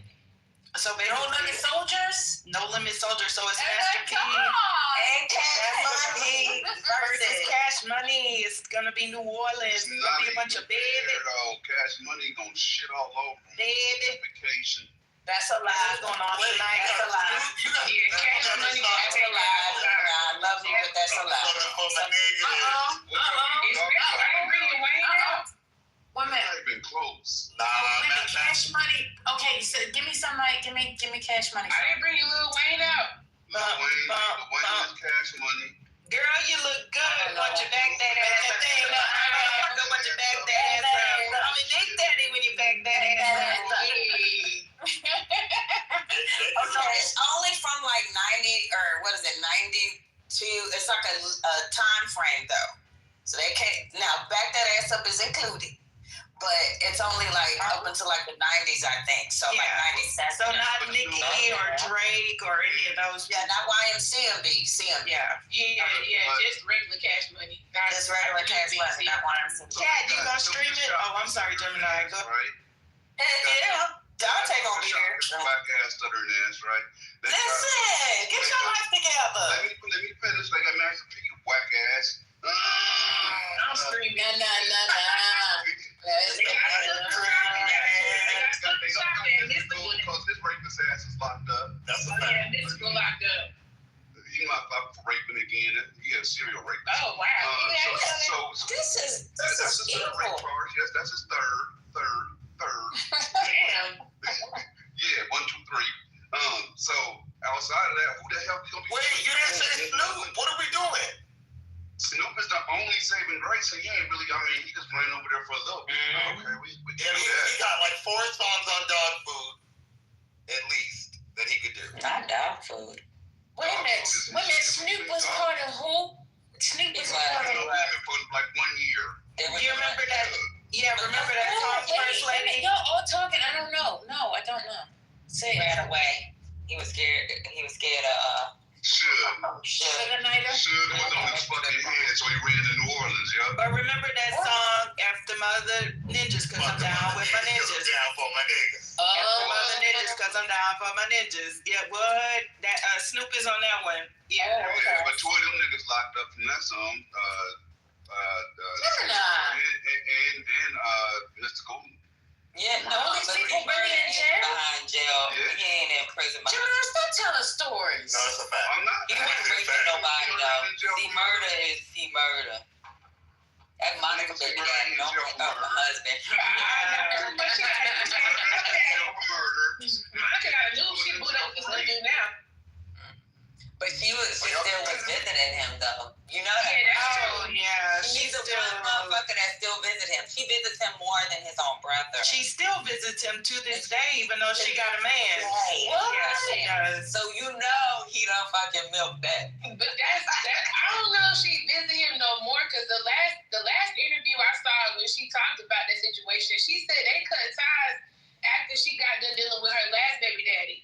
Cause she was still visiting him with the last baby daddy, but this new man she got now, I don't think she going over there no more. I'm not I know you might be right, but I know during Love and Hip Hop when they were talking, you know how C Murder does his little conversations every now and then, and they'll pop up that he get mad or freaking.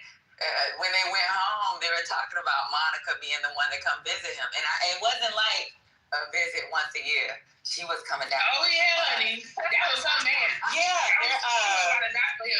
I have family in New Orleans, and they're like, you used to see Monica all the time, like when she was dating him. That she was a staple. Y'all know Monica Hood. She was hella comfortable in New Orleans. Yeah, they said she when they were dating that she would be down there all the time. But I know she was every birthday or something. She shouts him out, he shouts her out. Like I think they just have that forever relationship. But yeah, and Master P is like he's like I told him not to do such and such because I was a 16-year-old kid. I'm just disappointed that happened. But he calls out his family members. But Master P is like, look, I'm not doing no foolishness. I'm not. So yeah, it's family issues. But yeah, Chad, y'all, that definitely needs to be streamed so we can all be, let me get my knees ready because that's still gonna be lit though. I wish I could see it in person. That's money. I'll take your money. We can put up whatever number you want to do. I'm down. Let me know. We can get back. Tell me what. Do not be betting my cousin. What's going on? Oh, I'm not gonna bet. I'm a Louisiana baby. I can't believe that they're even agreeing to do this. Yeah, but I'm a Louisiana baby. I'm not gonna pit one of them against. They should have did like what would have been good if they would have did like Swiss in Houston or the old boy. What is old boy name, Chad? Scarface. Jay Prince. That would have been a good one. if they would have did like J Print, like Texas versus New Orleans. I mean, They Texas really versus should do Louisiana. Louisiana. Texas versus Louisiana would. But I know that they are not judging nobody stuttering or nothing like that. They are judging the body of work, Gemini. Super soccer stuttering. Don't matter what the charts say. They're trying to give us Yeah, that's fine. But what the charts say? a pass for rap like this. What the charts say? Silk is one of the worst rappers of all time. Just to be clear. I love Silk the Shocker. It doesn't matter what the chart say. Right, what the chart say. But you know what the chart say? Because the songs he did well, he had other people on with them. But you know what? That's true. Everybody uses features. I have an older sister. Wayne didn't even release an album for years, and all he did was features. So what are you doing? What are y'all talking about? So half of his body of work is features on somebody else's stuff. I mean, Boosie's most famous bit is literally a song by Webby. So what are we talking about? That's not even Boosie's song. Exactly. Wipe me down. Don't play with me. Exactly. That's Webby's song. That's not even Boosie's song. But that's not even Boosie. But that's what he's the most famous for. So yeah, the features are fine. I don't mind the features actually. That's why I said, man, they really should have done. Oh, excuse me.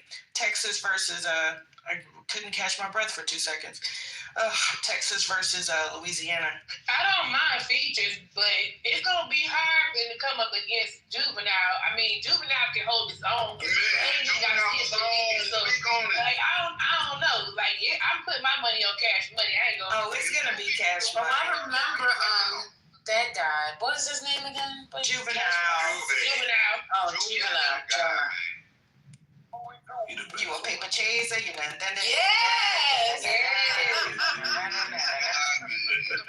The block is hot. The block is hot. The block is hot. One that don't give a fuck and says she take that.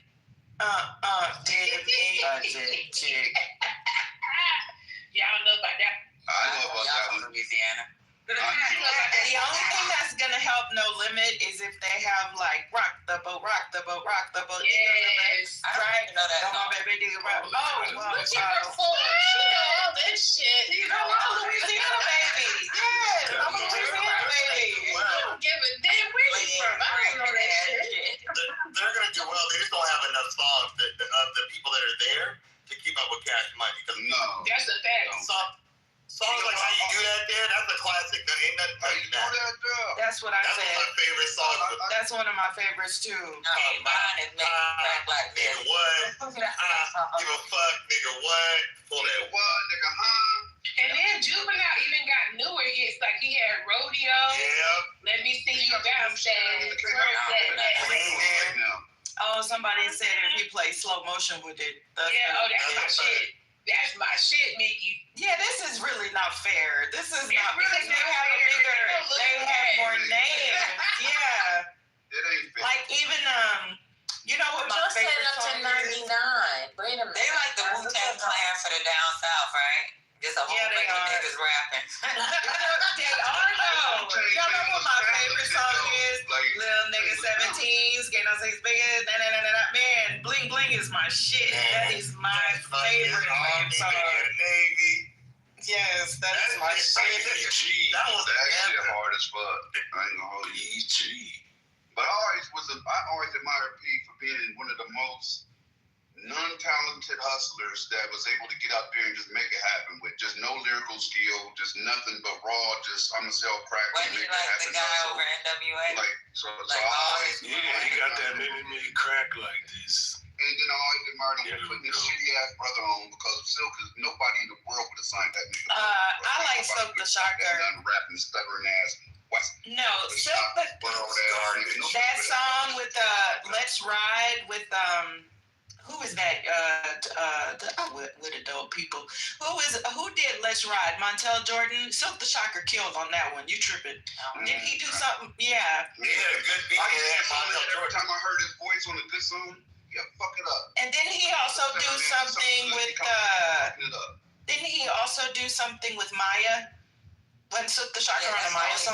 Yeah, he was. Is the Yeah. song with Maya. He does good on stuff like that. Yeah, he sounds My good. sister loves the Shocker. No. Girl, he cute as hell though. That's okay. He ain't got a rap.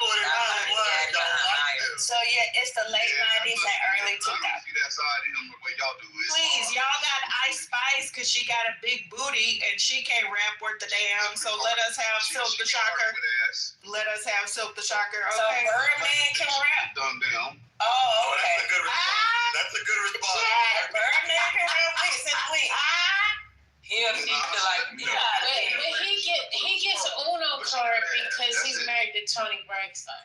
and he had the dope boy money that wouldn't have been able to have these niggas come out. That's a fact. Did y'all literally what Master P did? I was just about to say That's literally what he did. The dope boy money. That's literally is what he did. But it wasn't dope boy. It was money that he inherited because his grandparents. That's what he's supposed to say. so allegedly. Now I know that. Y'all know the one with the money, and I wonder if we're gonna see him. It's Slim ass. Slim is the motherfucker with the damn money. I don't think you're gonna see him though. Money. We never see his ass. We never see his Who's Slim? Slim is the other guy, Cash Money, but like you literally never see him, and he's just New Orleans straight. You just never see him. He's smart as shit. He don't be on social media, none of that stuff. So y'all gonna be on this versus son? Hell yeah! This is one for the shit. This is one for. I would be up in Vegas with him if Trump. And don't forget, No Limit also signed Snoop Dogg. Let's not forget for those traders. They also signed Snoop Dogg. Snoop Dogg has maybe like I think 3 albums under No Limit. I think 2, but we started with that. Okay, I stepped away. No, it's all good. They're just gonna run out of hits is the problem. Oh, yeah, chat. Set it up on Chatters. Yeah, No Limit. They definitely gonna run out of hits compared to Cash Money. Yeah. Run out of hits. Because you gotta think about it. No Limit has. I mean, not No Limit, but Cash Money has also Manny Fresh. And Manny Fresh had his own shit too. Remember Goldie? He's the got everything in my mama's name. Everybody. All right.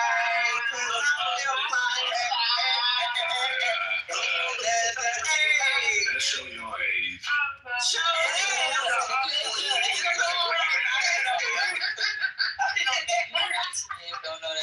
And you still got all the hot boy songs. Like they have so much. Yeah, y'all gonna run out of hits, baby. You gotta make them say, all the different versions of that. Don't forget. They can only play one version of every version. Who bad about it? You can't enable. Jen, how do you get those They ain't songs? doing Cain and Abel. I get close to Louisiana, you know what I mean? Yeah, No Limit is gonna have Mystical. They're still gonna be able to play Mystical songs though. Pop it. Ooh, take it. Let me see you wow. Yeah.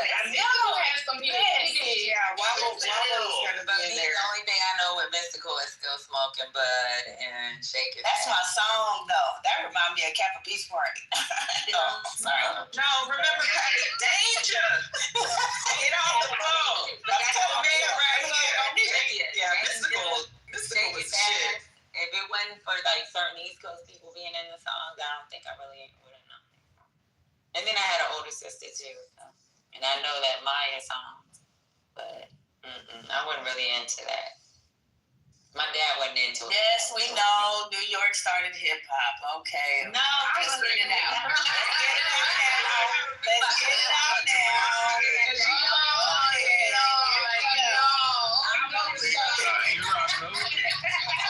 Whatever music was played in my house, it wasn't no Master P. I had to discover Here we go. Run DMC, not Master P. Right. I grew up on Run DMC, Curtis Blow. Here we go. Oh my I grew God. up on those rappers. Freaking. New York is better at everything. That's the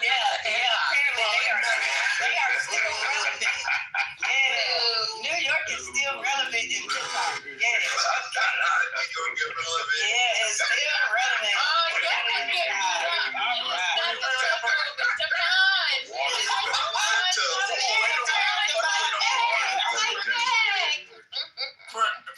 Started in hip hop, and y'all can That's the funniest started shit. in the Bronx, and that's y'all can laugh and say what you want, but rap started in New York City. Well, that's a lot of We know. My father grew up in hip hop, and he's an old ass dude. Divine is an older dude. A lot of these niggas that's like Divine age or even my father age, they was in those basement parties when motherfuckers was doing all that extra shit on the other coast. So like New York is New York. Y'all talk that shit, but that's still the mecca of hip hop. Without New York City, without That's where it started. That's where it started, but it left. It was. like that. That's all.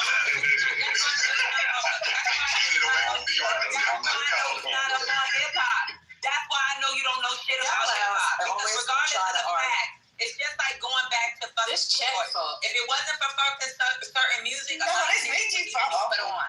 So when you talk shit about New York City when it comes to hip hop, I don't talk shit about Detroit, Michigan, because you know what? I know that's what opened the gates for a lot of black people to city. So when you sit around and talk shit about New York, when you know there wouldn't be no motherfucking when there would have never been a fucking NWA without a fucking New York City. Why y'all get Patty started? God damn. That was Shaq. Shaq did that shit. Shaq did it. It's James Bond. Wait. But I am tired of you clowns that don't even know the hip hop.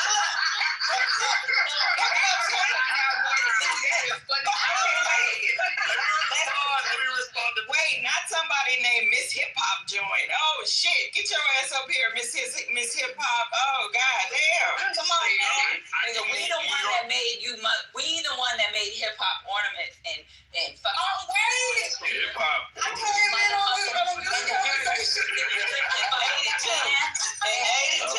Yes, let's go back. You motherfuckers called 82, but y'all ain't even. This is chance for. I promise you, in fucking China, it was fucking the Bronx, New York, that brought ornaments of fucking hip hop and made you motherfucking Christmas tree decorations. Oh my god. So when you play this shit, when you come to New York City, there would never been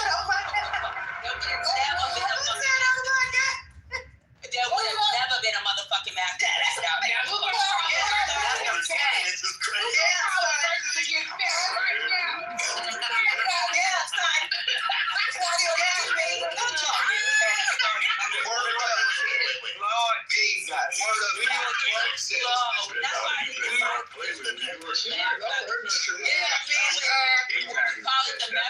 It's just like Muhammad, right? When we talk about it, there's Shiite and Sunnis, but everybody brings their ass back to Muhammad. No, why? Because Muhammad that started the movement. Y'all started. Okay, let's do something. Let me rewind the tape. Let me rewind this. Okay, so we was talking about something that had to do with politics and government. And then Miss Reform decided, y'all know what? Bobby Brown and all these people, they coming on. Oh, that's my uncle, like y'all uncle's concert. Oh, it is? So Nikki, if you want tickets here in Houston, let me know. I got you. She still keep pushing huge promoter. Y'all, get with Chad. Y'all want y'all tickets. Y'all want to bang it out. Y'all better link up with Chad. Y'all need to let First Lady finish what she was saying, though. First Lady, go ahead. Give us the rewind. Oh, sorry for interrupting. Go ahead, First Lady. You know, these people, they crazy. You know, this is what I've just come to realize.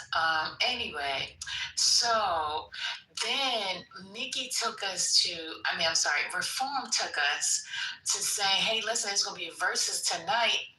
And then we just was talking and we having a good time. We saying who gonna win and they going through all this and I'm loving it. You know, I know some of the songs, but I don't know all the stuff like y'all did. It's great. And then here go Miss Chat. Oh yeah, go ahead. Let's just get it out the way. That's exactly what happened. Tell us about how New York, and then you get ready started. Why would you do that on a Friday? I'm sorry, you have been accused. It is a Saturday, ma'am. And it is a fact. It's What should I call it? And Chad noticed one thing about the I said this the last 2 weeks, maybe 2 or 3 times. The United States government has a contingency plan for New York City. Oh, here we go with the contingency plan. Whoa, not too much now. Whoa. I'm in a defense. They know the U.S. will fail without that. We don't give a fuck about a New York contingency. No, you don't have to. But this is the thing.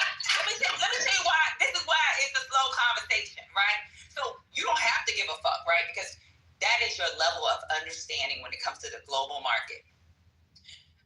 The reason why the Department of Defense has a contingency plan for New York City. I know, I just don't give a fuck. You don't give a fuck. But guess what? It affects your fucking. It affects your legal fucking weed dope boy selling, and it affects you selling your motherfucking dogs. So you wouldn't be able to sell a fucking blood. You wouldn't be able to sell a fucking blood legally without New York City. Because the problem, there is a global dependency on the fucking financial district, the garment district, and you guys, your soft power is the entertainment industry.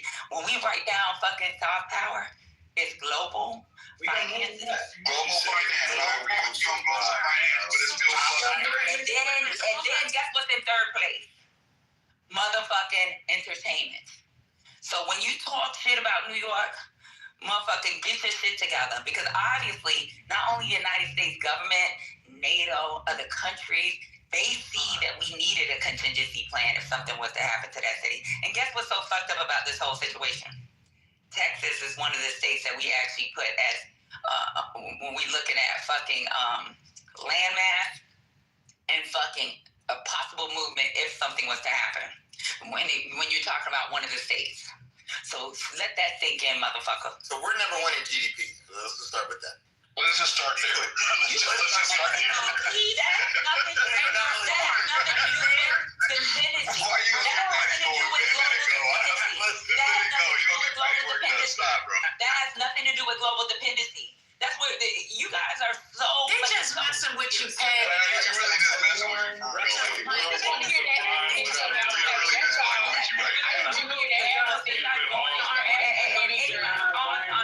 for New York, you go outside of New York, if they even think you have a hint of an accent, they always got something to say about New York City. I don't fucking realize that New York City is part of your motherfucking government. Can I ask you a legitimate question? Moving on from New York. I'm done trolling. I just want to ask a legitimate question. I know that y'all are the leader of global finance and everything else. So why can't y'all deal with all the fucking rats y'all got all over the damn place? You know what?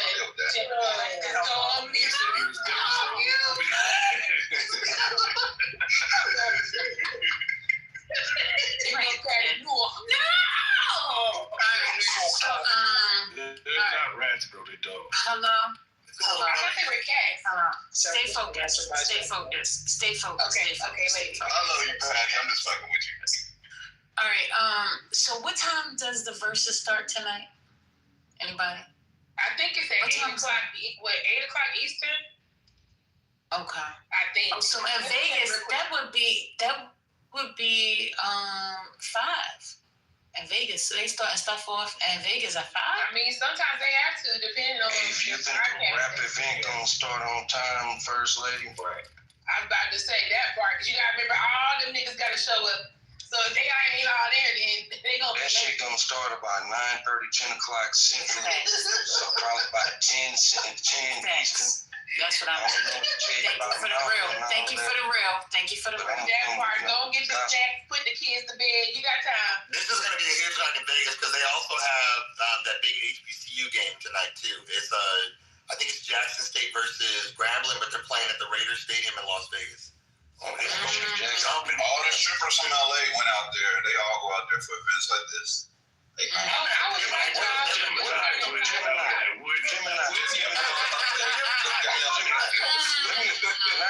Gemini question. Gemini was trying to schedule, like, wait, where y'all? Can I ask Brother Gemini a question? Gemini. I'm not talking about the looks, because I'm assuming they have high quality looks. what is the quality of they dancing from LA dancers? Are they good at it? Honestly, I don't know much about their dancing, bro. I ain't gonna even hold you. I don't. Do they be crip walking? Crip walking is crazy. Do they crip walking? It's stiletto. Nobody want to get money down and get money. I went to a strip club. Strippers in New York wear Tim's, so Hey, no, that's what I was about to say.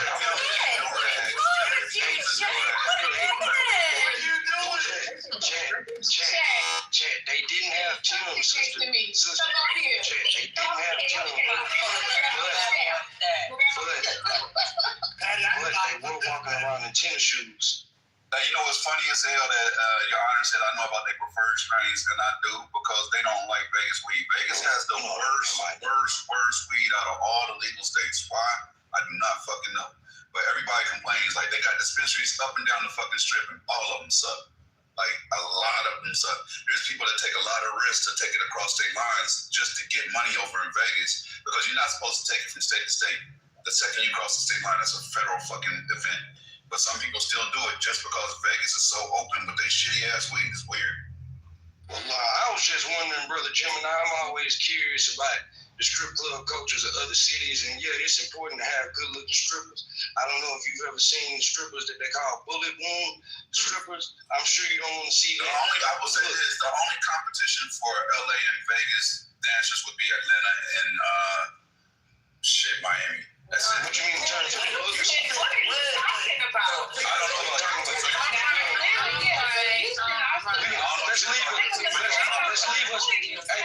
Let's leave us out of this tonight. I don't know. Let me tell you. If the numbers are low, we're not going to I've never been to Texas, so I don't know nothing about it. Let's leave, because they tend to get mad at Texas conversations. So I was just asking for research purposes. Right. Well, thank you for your research. For research purposes. The research is over. The research is over. Support the single mothers. Support the single mothers. The research is over. Thank you. When you're trying to support the single mothers here, that is all. And that's fine. Thank you for your support. I'm sure they will definitely appreciate it. Lady, I was right. It does start at 5 o'clock Pacific. It does start at 5 there in Vegas. Yeah, but I'm gonna go with what Rob said. Oh yeah, they ain't gonna start on time. I'm just telling you that's what it says officially. But yeah, I believe Rob, they ain't gonna start on time. Where are we watching it at? Okay. All right. Y'all done drinking first, lady. Y'all done fucked it up, man. All right. So from what I heard was Chat said that they doing something over there on Chatter. I'm not sure, but that's what I heard. Chat, can you confirm or deny? Let me double check. I didn't do it if no one else is doing it, but let me check and see if somebody's room, because most likely Nelson may or someone else. But let me just double check. Okay, all right. So, Mr. What we doing? Oh, the verses for tonight. So anyway, I just wanted to get back to something real quick. This is real quick. Y'all can go back to whatever. But I was watching today, and which brings me to the fact about the 107 Days book. I know y'all bored with it, but I don't like to start things and don't finish them. I think y'all have a habit of doing things like that in life, and it shows. Anyway, I was just going to say that Kamala did an interview, and it's supposed to be coming out tomorrow. She spoke with a reporter by the name, or journalist by the name of Elizabeth. I forgot her last name, started with an L. Anyway, apparently Miss Kamala hinted the fact that she might run again. Ciao. What? Why? Ciao. Releasing that. It's a nonsense. Yeah, I saw that. She said she hinted like, she's thinking about doing it. But so check this out, y'all. We have an hour and a half left on that book. We're gonna play it tomorrow. Today I ain't been feeling the best. Okay. So we're gonna play it tomorrow, and just to give y'all pre-warning, we are going to stream it on Chatter. We're gonna do both. And then I want y'all to join our politically correct Telegram and make recommendations on books, because we want to do this every Saturday and Sunday, at least for a 2 hour at a minimum 2-hour time where we can actually like talk about the book. And how we do it, it's not just playing the book. We do 10-minute increments, or we'll do a chapter. And once we're done with that chapter, I'm telling you, it's so much better to freaking talk to other people so that we can get their reality, their perception of what they got from that chapter. And it's also so we can educate each other, because a lot of people don't want to sit around and read a book. A lot of people don't even take the time to even listen to the Audible if they don't want to read it. But we're not doing no damn fantasy books. It's gonna be books like from Bolton or one recommendation that was given to me by someone was you don't say the name. Virginia, I'm not going to say the name of the person, but it was for Virginia G. Guthrie, whatever. The one that passed, she wrote a book. That was one of the recommendations. So if you join the Telegram, what we'll do is after tomorrow when we play that hour and a half that's left of the book and we have the conversation, what we'll do is we'll put a poll and we'll let y'all decide on what y'all want to do as audibles. Because I get like 3 credits a month. So I can at least use the credits to use towards one of the books for the room. Real quick, I put in a telegram. We don't have to talk about it now, but there was a young man, I don't know what state it's in, but he blew his horn at a woman because the light turned green. He blew his horn again. She wouldn't move. He went around her. She commenced to following them. They pulled into a parking lot, and she pew-pewed at the car. And the bullet went through the back driver's side door into his back and out his chest, and he died. And so oh my word! She's being charged with murder. So it's something. If anybody heard about it, again, it's in the Telegram for those. And thanks, Patty, for putting that link. I joined. So great place for us to share news stories and things that's going on across the nation, because we don't always hear about these stories. Something to talk about. And to what you mentioned about Kamala running again, I think she has every right. And so this is the time because it's going to have to be some type of nomination, right? That was everyone's beat. We didn't nominate her. We didn't have a chance. And we know that anyone could have challenged her if they wanted to. And we know, the money that was given to Biden could only go to her and blah, blah, blah, blah, blah. But yeah, let her go ahead and do it. And we can put this to rest.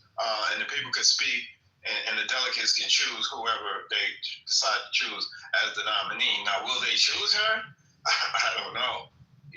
That right there could become a dangerous situation where it's like, oh, they actually chose her, and then everyone is not going to be on code, and we lose again. So I'm up for talking about it, but we don't have to. But wait a minute, I'm just talking about which part, because you said 2 things. The part about her actually running, or about the woman that killed this young man who just graduated high school. So sorry for that young man, but Kamala, no ma'am, we're going to see what happened with Hillary Clinton. People are just not going to show up to vote. Exactly. Yes, right. So Kamala, please, no ma'am. I don't know why she thought that would even be a starter. Like, I'm sorry. Because she wrote in her book, so apparently, how the reporter sets it up, she said, well, you wrote in your book, you're not done yet. She was like, and I'm not. She says, so is it possible that when you talk about your nieces seeing a woman in the White House, could you be talking about yourself? Possibly. So it's like, she's still being ambiguous about it. I'm not sure if there's more in the interview, which is going to be airing on tomorrow. But I'm with everybody. I think she need to have a seat. Several. Her nieces already saw a woman in the White House. Shit. Oh, sorry. Hey, Madison. Hey, y'all. Yeah, hey, Madison. Hey, I don't think Madison either. Hey, happy Saturday. I don't think this country deserves her, quite frankly, but I am curious. Who do you all think, should be having their eyes on, if there's an election, I guess, for the Democratic Party? Who do you? Maryland. I can never remember his name. What's his name? Help me out, Vicky. The governor of Maryland. Wes Moore. Wes Moore. Wes is good, but if he VP. We need an old white. So I'm thinking Shapiro. But then Shapiro's Jewish, and you know how these anti-ickies are. Who's old boy in Kentucky? Yeah. He's probably my favorite. Kentucky, and then Kelly. I'm just being honest. Kelly would be great because we need, absolutely, I think Kelly would be great as a VP. Because Kelly is the balance between Republicans and Democrats. He's big on immigration reform. He's prior military. He's worked in NASA. He actually has, and if you guys watch a lot of these videos, he's confronted them in the hallways.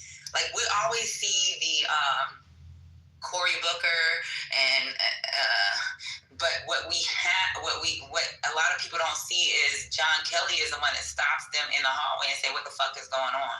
Why haven't you had the conversation with us? So, like, white America, if we need white America to vote, white America is going to at least vote for a veteran. And he's a veteran, NASA, and he's big on immigration reform because he is an immigration. Andy Bashir. That's it. Yep, Andy Bashir. And Andy Bashir is a great mix, too. The problem I have with Andy Bashir is he's soft-spoken. Now, one thing that I have noticed about Andy Bashir, and if a lot of y'all do a Google search, he has been going to South Carolina, North Carolina. He's been all over the United States having these quick talking engagements, even going into some of the town hall meetings to have the conversations. But he is soft-spoken, but he also has a big Republican support from his constituents in freaking Kentucky, where we know a lot of them are those MAGA motherfuckers. And then he also has a big Democrat support. So that's why Andy Bashir's name always comes up in a lot of conversations, because he's in one of those states that really do not want to rock with Democrats. Right, a Democratic governor of Kentucky is a pretty big freaking deal. I love Andy Bashir, and he, I think he has the winning factor. Because Obama was kind of like not like in your face, overt. So I think as long as the VP, because remember how Biden would have those one-liners? I'm gonna take Donald Trump back of the barn and punch him in the gut. You know how Biden used to say, we call him Unk. I think that, we need somebody to be the antithesis to Donald Trump. Because can you imagine how he would just break him down during a debate, just very methodical? Hillary's problem, I think, outside of that she was a woman, Hillary is naturally arrogant, right? She's the shit, honestly. Hillary is like, she was always like, the female Cheney to me, right? It's just, and then that they don't like when women, look at Clubhouse, when women have that natural authority. Hillary's ass exuded natural authority. She terrified the shit out of me. I have no misgivings that if it came to pressing a button to obliterate an entire country, that she would do so without hesitation, right? That's what Hillary kind of exuded. So I think that we need a difference to Donald Trump. J.D. Vance with his, he's become a bit of a panderer. J.D. Vance is somebody who's had to pretend as if he's not actually an academic. And what that comes across is something that is not very genuine. Plus, a lot of people are calling him out because he's never defended his wife against these white supremacists, right? Like the young Republicans. They were making fun of minorities, and he has a whole immigrants and, the minority children and wife, and he never supports them. That's the same thing that Texans criticized Ted Cruz for when he was running, right? They still elected him as senator, but a lot of people gave Cruz criticism because he just embraced Donald Trump after he, tried to attack his wife Heidi for basically having mental health issues. So Andy Bashir and either Pritzker or, as you said, Kelly. Pritzker because he's a real billionaire, and that would just trigger the fuck out of Donald Trump. And he can also come out of pocket for a lot of those events. And let me tell y'all a secret about Pritzker.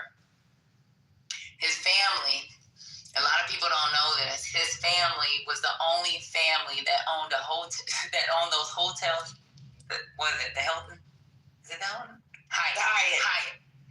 His family owned the Hyatt. He was the only family that actually allowed, and this is crazy to say allowed, freaking Martin Luther King to have meetings in his restaurants and their hotels would allow black people. Like, it's kind of weird that we don't fucking know about Pritzker until we freaking until he becomes the governor and he's fighting back. But the only thing that's a problem with Pritzker is when it comes to politics, he's overweight and he's not. I know they say he's not good looking, but he looked like sugar daddy. Child, a billionaire is always gonna look the fuck good to me. A woman. Shit. But his family, there's this place, I think it's called the Equinox. What is the restaurant? The restaurant in Atlanta. His family housed Martin Luther King when he would have meetings, would allow them to stay at the, I keep saying allow, but this is what was going on during that time. When no other hotel would allow them to have meetings, to have gatherings to eat, regardless of who they are, with being able to white passing, because they are actually Jewish. But even with the white passing and the amount of money they had, they didn't give a fuck. They integrated. They let him, and it's fucked up to say let too, but they let him house a lot of this shit within their hotels. Chad, the Green Book, some of you saw the movie, or some of you never even heard of it, right? We had to have a book of places we can stay, right? We know throughout history, Jim Crow was brutal, man. I mean, even Jackie Robinson, right? When he was allowed, there was hotels they would pull up to, and they'd be like, "Well, he can't stay here," right? And the team would support him, like, "Well, we ain't staying here." But this is a thing. This is definitely a thing. And you know what? That's why when it comes to like y'all as Black folks, if you want to give some rich crackers some money, go give it to goddamn Hyde. Because they supported the civil rights movement when it came to integration and allowing us to stay in a decent looking hotel.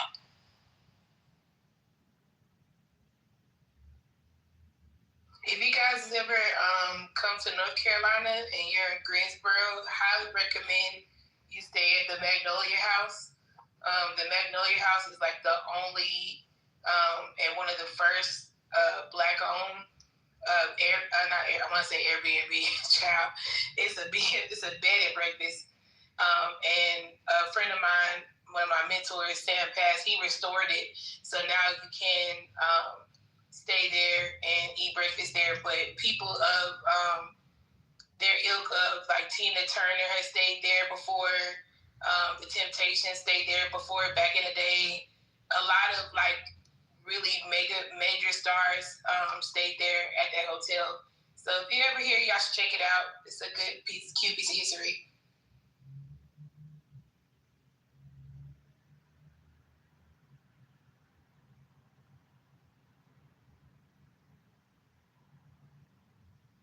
Thank you. I follow something online that talks about a lot of Black bed and breakfast, because I love bed and breakfast. Like they have some in like some small towns, and I just like the architecture. It's like a modern luxury, not a modern luxury, like an old fashioned luxury. So thank you, Alpha. I love stuff like that.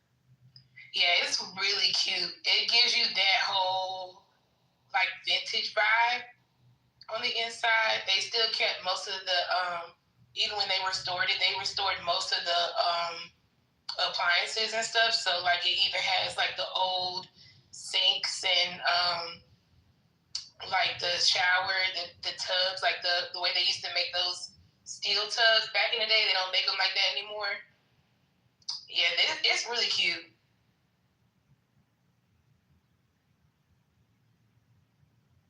Yeah, thanks for sharing that. I don't do the South too much, except for New Orleans, but if I ever get in that area. I've been watching this guy, James Tallarico, and he seems pretty impressive to me. Like Hakeem, I found a lot of Democrats to be problematic when it came to the Charlie Kirk resolution. It just really bothered me, and it hasn't left me. And I found Wes Moore to be somewhat problematic when it came to the Reparations Commission. And as problematic as Gavin Newsom can be, he seems to be one of the only ones that's ready to go, like balls to the wall, for real, and combating this. Like my respect for some of these politicians is just really waning. But he still has to be able to sell himself to the East Coast. Yes, absolutely. Absolutely. So the problem with California, and I ain't going to front on California, even though California like to front on New York City. So I just had to throw that in there. But the problem with California is their extreme progressive side of the house, right? And New York used to have the same thing too. I.e. freaking, what is it? That big thing that they had in upstate New York where the fucking hippies gathered. But regardless, like his reputation when it comes to California politics, when people don't fucking read, and you know this, Madison, everybody in this room knows this. When people don't read and understand policy, even attack air, we've had Democrats in this room attack that black mayor in California. They don't understand like how people have to maneuver. They don't understand policy that they're trying to implement and why that policy may be good for the community or even good for the nation.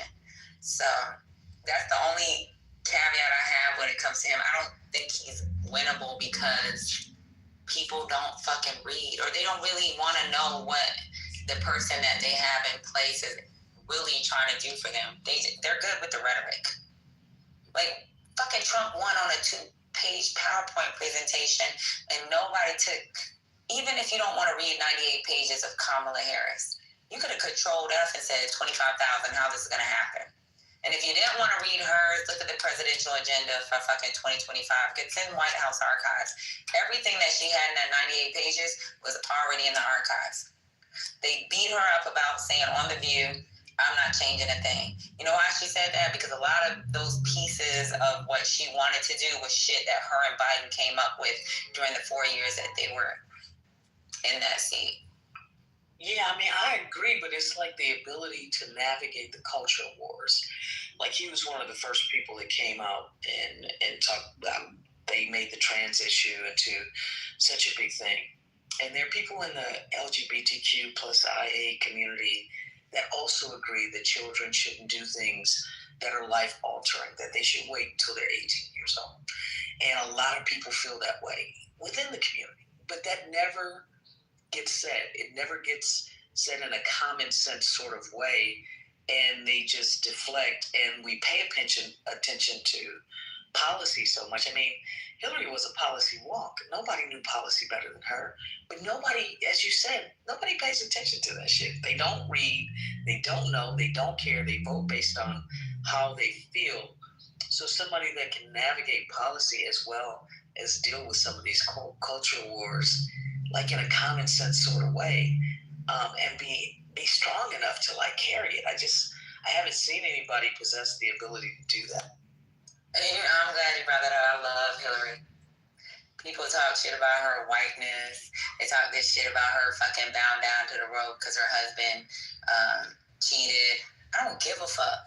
Since she was in college, you know, if you guys actually read and understand Hillary's movement towards going against her own as the valedictorian in her college, they put her on fucking Life magazine. Because she let him have the speech, and she told him where the fuck she stands as a woman. It was her father, who was already upper middle class, on the brink of being rich, that took her to see Martin Luther King. And in her mind, as a young girl, is like understanding, and that's with her living in a predominantly white society, understanding that even her as the president of the young Republican Party, what that means. Like, you guys are so fucking healthcare within each of these states for your children because we weren't able to do universal healthcare. She was a big advocate for that. She fucking, like, of all the first ladies, to include Michelle, I love Michelle, but of all the first ladies, nobody can fucking light a flame to her. Nobody. But we fucking like sit here and downplay who the fuck she is because she has white skin. That woman is a fucking beast when it comes to policy. Her ego's a little high, but guess what? She's hiding. Every time you see an interview, you see a bunch of fucking trees, and she looks fucking broke down. She has been serving the public since she's been in fucking college. And we have beat her down to the point where she could never, ever, probably even touch politics. Don't want to touch politics ever again. No, you're right, Patty. She would have been she had the best resume of any political candidate running for president going into the election. And we definitely need to put some respect on her name. You know, she did just about everything she did, Secretary of State. It almost makes me want to cry to realize where we would have been as a nation, as a country, if Hillary Clinton had been elected president. Like, seriously. Yeah, I just don't understand why she did not use David Axelrod, David Plouffe, like a killer team that could at the very least, crunch numbers. Like, they did not game it out strategically in any sort of way. It's like, why even get in a race if you haven't reverse engineered exactly how you're going to win? Like, I don't start shit that I can't win. I reverse engineer everything that I do, and I work backwards. And so I just don't know how they dropped the ball and just missed it. You know what, man? Too. Remember, all y'all remember this, because none of us that's in this room is in our 20s, maybe late 20s, but a lot of us were old enough at that time to understand like where we were going with this politics. I can remember during that time, I actually have friends that thought she was gonna win, and because they had other shit going on, they didn't even show up because they're like, "Oh, she gonna win. I ain't even worried about it." A lot of people in this country thought she was gonna win because Trump was not even a real thing. Right. I didn't think people took Trump seriously. I think everything he was saying, it just was like, he can't win talking like that at all. And I think that's what really stopped people from going to vote, because they said it was a joke. Yeah, that whole underestimating is just wild to me, and that whole belief and feelings thing. It's like like in a criminal situation, right? With litigation, there are two things that convict: eyewitness testimony and physical evidence. Before I pay an attorney $50K, I'm gonna make sure that fucking witness don't show up. If I gotta pay the witness, you know what I'm saying? It's like you lock down shit before it happens, and that whole wishing and hoping thing, that's crazy to me, to put that much on the line and just really not know and just think that something is going to happen. I watch people march into their demise on a daily basis, and I just find it just to be wild not to crunch the numbers and figure it out and analyze the situation. And with the data that we have today, like, damn, like, how could you not figure this out? But I feel y'all, I remember the feeling. I just remember the sense of doom, because when somebody is so overly confident, it's always, I don't know, I can just feel the shit in the pit of my stomach. I've been watching her do this for my whole life now. I'm so tired of, like, she made the same mistake that Gore made, and the same mistake that Kerry made, and the same mistake that Hakeem and Schumer are making right now. Like, they're going to someone with like this like fake ass civility, where, you know, throughout the whole George W. Bush period, they're like, if we allow gay marriage, they're going to be having threesomes with your dogs, like. And then we're like, well, but let's talk about how we're going to put Social Security into a lockbox and make sure that it's safe for the future. It's like, wait, what? Right? That's 25 years ago. 25 years ago, and you still haven't learned the lesson? Like, Hakeem Jeffries and Chuck Schumer look like a joke when they try to act tough or actually engage on the level that politics is happening. And we've seen that kind of stuff go down with most of the politicians in the Democratic Party. Not all of them, but most of them, for a long, long time. And it's just so frustrating to watch not only the same mistakes be made, but, you know, Kamala inherited from Biden the exact same team that lost, or that barely beat Trump in 2020 when they should have, like, absolutely mollywopped him. And lost in 2016. How do you underperform that much and get a third chance for the presidency. Like, it's like politics is about power, and it's like Democrats want to believe that, oh no, we can just lean back on some mythology and that's going to get us where we need to go. It just drives me absolutely nuts. It's the same bullshit. Yeah, me too. It's like, even right now, I remember very clearly when Barack Obama threw Jeremiah Wright under the bus, and it was within 24 hours, and I was like, yes, he did what the fuck he had to do. I don't understand when people don't do whatever is necessary. Like right now, I just really feel like they should have let the healthcare bill pass. I'm not the healthcare bill, but just let the fucking bill pass. Because if Republicans are so determined to make it unaffordable, let them. Let their own voters feel the sting of what they've been cheering for. You know, most of the people who get hurt aren't living in blue states. They're in those rural red counties. The people who voted for Trump, the ones who are most dependent on the ACA and the Medicaid expansion, cut it off and those fucking hospitals close. People have to drive an hour for an emergency room. Premiums shoot through the roof. It's the same people that they call the backbone of America that are going to feel it. They've been promising repeal and replace for years, but they never had replacement, just the repeal. So let them own it. You know what I'm saying? We continually save the GOP from its own bad policy. They could have just kicked back and said, we warned you, we tried to protect your coverage. They took it away. But we never seem to want to be able to feel the pain of doing that, and we suffer anyway. But I don't think the Dems need to do that. And I think that what we're forgetting is that this country is racist and misogynist, right? I literally said when they started attacking Hillary, they're attacking one of their own. They came at that white woman so bad, right? And Hillary was the perfect candidate, right? She had done all of the things. Like I said, her resume was stellar. We'd never had a candidate with that much experience before, right? She was even a first lady, for God's sakes, right? Donald Trump had zero experience. Zero. I remember when they attacked Obama for saying that he was basically a newbie to politics. So this is the problem, right? And I, as someone who was pretty much a Republican and conservative the majority of my life, the Democrats have always been the good guys. You know why? Because they care about the little person.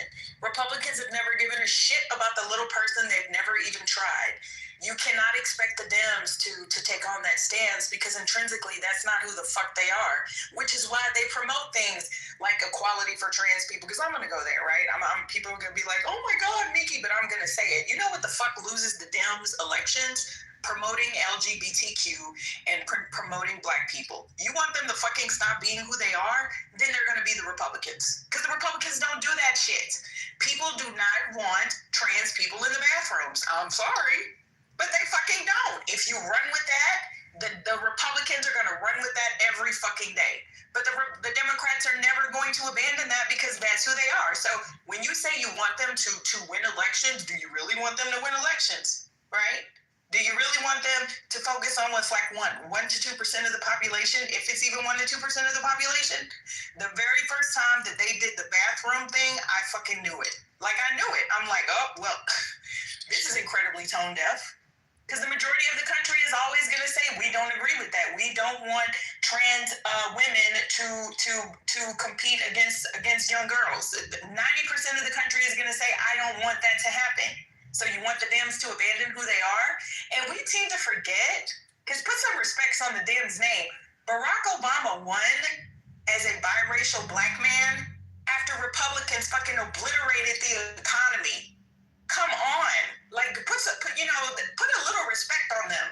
And who the hell thought that this racist-ass country, after having Donald Trump in office, would fucking elect a black woman? We were all hoping and praying that it happened. But come the fuck on.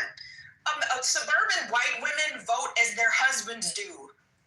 Do you think they were going to vote for old girl and she was actually going to beat Donald Trump? She could have been running against fucking Putin and she would have lost.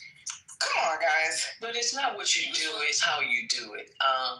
The thing is that you can't change anything if you don't win. And yes, you have to win. I mean, look at what Barack did when it came to deportations. People didn't even realize it. He wore those mom jeans for a fucking reason. They never saw him coming. and they still don't know what he was able to do because he played it. Man, he played it to the hilt. I know people who worked on his campaign, and nobody even knows their fucking names because they started whisper campaigns. When they talked about how he was inexperienced, they started another whisper campaign on the other side. They did what was fucking necessary. It's real strategy. And all I'm saying is that, yeah, you can be that party, but you can't fucking telegraph everything that you're doing. And that's what they do. It's like, where is the politics inside of the damn politics? And so we can keep losing, with zero strategy. And that whole thing about bathrooms, create legislation where it's a third fucking bathroom. It's not that hard. They have them in damn near everywhere now. It's a gender neutral fucking bathroom. It's as simple as that. But instead we just we should do they should be able to do this, they should be able to do it. Just fix the shit. Or just have a fucking bathroom. You know, it actually works in other countries. I hate to tell y'all. Yeah, and it works here in some states. Damn, if you go for region countries, I've had to go for work into certain countries, even Japan. If you go to Japan and you go through their railways, they have a bathroom. Like, nobody gives a fuck when you gotta piss. It's only when you fucking gotta fucking bring it up in conversation. And it's just because if you have a man who identifies as a woman and he's dressed like a woman, right? You don't want him in a bathroom with your little girl, right? But you want him in a bathroom with your little boy. Dumbass. They haven't even gamed it out. It's also, if you think a public bathroom is a sexual place, we have a different problem. It has nothing to do with what's between your legs. 100%. I just want to say, for 2016, right, and 2020, I mean, Democrats are supposed to be the party for the working class, but over time, we know that's the perception of Democratic Party is that that's where they say they're for the working class, but their policies essentially go the other way. Donald Trump in 2016, I believe, or 2015, when Hillary lost, she was riding on the wave of popularity. She was popular. She won the popular votes. Let's not forget that. If that was the only criteria, then she would have been president. But she lost because the states that they should have focused on, they didn't focus on because I guess they were maybe too confident, or they just weren't able to capture the needs and aspirations of middle America that's essentially lost out to the middle of the country. I lived in California at the time. If you ask a Californian what Nebraska is, if I ask any of you, I live in Nebraska, your initial opinion about Nebraska is that, it's a flyover state, because it is. Nobody gives a fuck about Nebraska. Nobody gives a fuck about Kansas. Nobody gives a fuck about Idaho. And these are the states that actually determined, because they ignored those states essentially, and it cost them the election. So, and Donald Trump essentially, he won in 2015, 2016, became president, lost in 2020, and he still didn't stop campaigning. He still held rallies, even though they kept on getting indicted after and after and after again. He maintained his base to make sure that in 2024 that he won absolutely. So I think Donald Trump is playing chess. Meanwhile, Democrats are still busy playing checkers. And I think that strategy needs to change. The strategy needs to be all-encompassing. You can no longer ignore middle America. And I think that's really where the issue starts from. I don't know how you're going to talk about chess and checkers when you just said that Kansas is like the reason why Trump won. Like Kansas, because the Electoral College has basically no impact whatsoever. It's not in play. Like it's just not. I wish that it was, but it's not. But I do think that there's an important thing to talk about with some of the Democrats being for the working class stuff, which is Democrats threw the working class under the bus with NAFTA. That's just true. Like, so part of what has happened is that there's a percentage of people who look at the Democrats and see hollowness to their claims to be for the working class. Because the thing that makes you like not even need to worry about the social safety net, right, which is like a good job, is something that they they basically attacked, right? They attacked people's ability to have a good job in a lot of parts of the country. And they could have had a trade deal that didn't look like NAFTA, that was more pro-worker. And they chose to have one that was more pro-corporation, more pro-offshoring. And that's a really important history in a lot of the places that have swung away from the Democrats, right? When we talk about Ohio, which was a blue state for many years, or at least blue enough, Pennsylvania, Michigan, like places, Wisconsin, places that have switched the other way, they're the places that have been hurt the worst by NAFTA. And so part of the problem is that there has been a corporate democratic establishment that hasn't shown up for the working class in the way that they said that they were. And that's a massive brand problem because you have to carry that weight the whole time. And so there's a lot of people who go, well, no, they aren't actually for me. And those people have a case. I think it's sometimes overstated, like, we got to go to every diner in Pennsylvania kind of shit, but there is some truth to it too. That's why Trump won. That was his message from the beginning. He captured the hearts of those folks who essentially were abandoned by globalization. So, and that's essentially the genesis, the precursor for the whole tariff policy, essentially, that's happening right now. So, I think the country's lying, Democrats especially, are lying the bet that we made. And, I hope that it changes, but, I think the damage is already done. But y'all act like the USMCA under Trump administration was actually better. The policy wasn't better. It still affected a lot of the manufacturers and some of the consumers. So, it wasn't better. There was amendments made, but it still was trash. I think it was the messaging. I think the confidence of some of these people that call themselves educated, not showing up to the polls because they had other shit to do is what made him win the first administration. People not understanding policy and fucking social media is what Biden was trying to do. Because what Biden did when it came to policy was trying to bring manufacturing back to the United States. It would have been slower. The process would have been better because not only was he trying to bring manufacturing back when it came to the CHIPS Act, the Infrastructure Act, he was also trying to build a fucking supply chain that is really weak in the United States. But if people actually sat down, read, and understood what was going on, what the fuck does Trump have in place that's better than what he put together? So the thing, right? So the thing about that. No, there's no thing. I'm just asking that one question. I don't give a fuck about the thing. What has Trump put in place? Okay, go ahead. That's what I'm trying to answer. So under the Biden administration, I actually supported those pieces of legislation, CHIPS Act, infrastructure bill. But one of the key underpinning of the Biden administration was the massive government spending. The government was essentially crowding out. But that's an investment into our economy. Yeah, this is where it's really weird. People always talk about government spending, just like when we talk about Ukraine spending, what happened with this spending, that spending, USAID spending. A lot of things that y'all fail to realize, the same way you invest in the stock market is how we invest into other countries and we invest in policy. Because what happens is you get money back from that shit.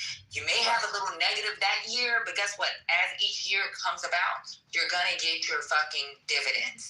So here's the other side. I don't give a fuck about all that. I'm asking you, what has Trump said that he's gonna be able to do, or even what policy has he? Because none of them are in the big beautiful bill. It's immigration. It's immigration, Patty. No, Patty, you're absolutely Ifanye, but you're speaking from the perspective of somebody who understands how this works. I totally agree with what Patty said.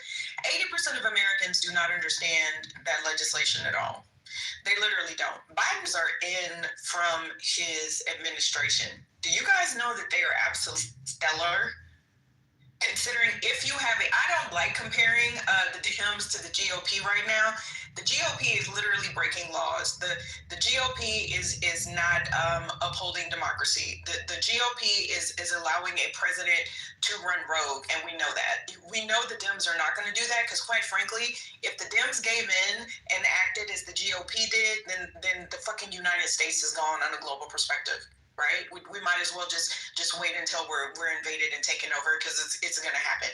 What Patty is saying is for the people that make these comparisons, because here comes TC, on a legislative basis, do you understand how detrimental a post-COVID economy was for the rest of the world, when we want to make actual comparisons to other leaders, do you know what happened, for example, to England during this time when they went back and forth and they appointed that one old girl, and then within a few days later she was gone, and they were doing stimulus after the United States had done it? Like, I don't think you know, and Americans don't know, and we don't expect them to understand.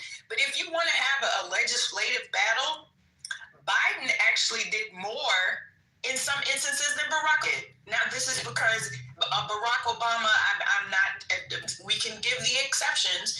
We know that Barack Obama faced issues within his own party. Even Nancy Pelosi acknowledged that when she was doing her book tour, and I heard it from the horse's mouth herself. She said that Barack Obama did not have a lot of support even within the fucking Dems. Before you leave the Biden thing, can I address something that you said? Yes, you may. Thank you. So I totally agree that Biden's economic record is good. I think if you actually look at the numbers, it's really hard to dispute that, especially when you take the international lens that you were suggesting. I totally agree. You have to do politics and policy. And he was cleaning up shit, right? Like, COVID was shit. It was terrible. It was just not a good time. Like, pandemics are not a good time. But if you try to tell people as you're cleaning up shit that everything is immaculate and it should feel good to you, it's not going to land well. And that's what he did with that whole Bidenomics frame, was he basically said, look at how much better everything is getting. You should feel great. And the reality was it should have been more like, hey, we're going through a tough time, but I'm going to lead us out of this. Things are getting better. Like, let's maintain our unity and figure this out, America. And he was just so tone deaf, and it completely undermined the Democratic message. It completely undermined Kamala. It told a bunch of people who were going through very real pain that they should just suck it up, or that they were wrong for complaining about the situation they were in. And that's terrible politics. And that left the space for Trump to come in and say, look at how bad things are for you. And people go, oh my God, and this other guy doesn't. Maybe he's going to actually do something about it. Just still stupid. Right? Like, if you understand politics, you wouldn't say that because it doesn't make any sense. But part of that is Biden's really shitty politics. That would have been the worst thing for Biden to do. Absolutely horrible advice. That would have been detrimental to the Biden brand. He would have never been able to recover. That would have been the worst advice to give him.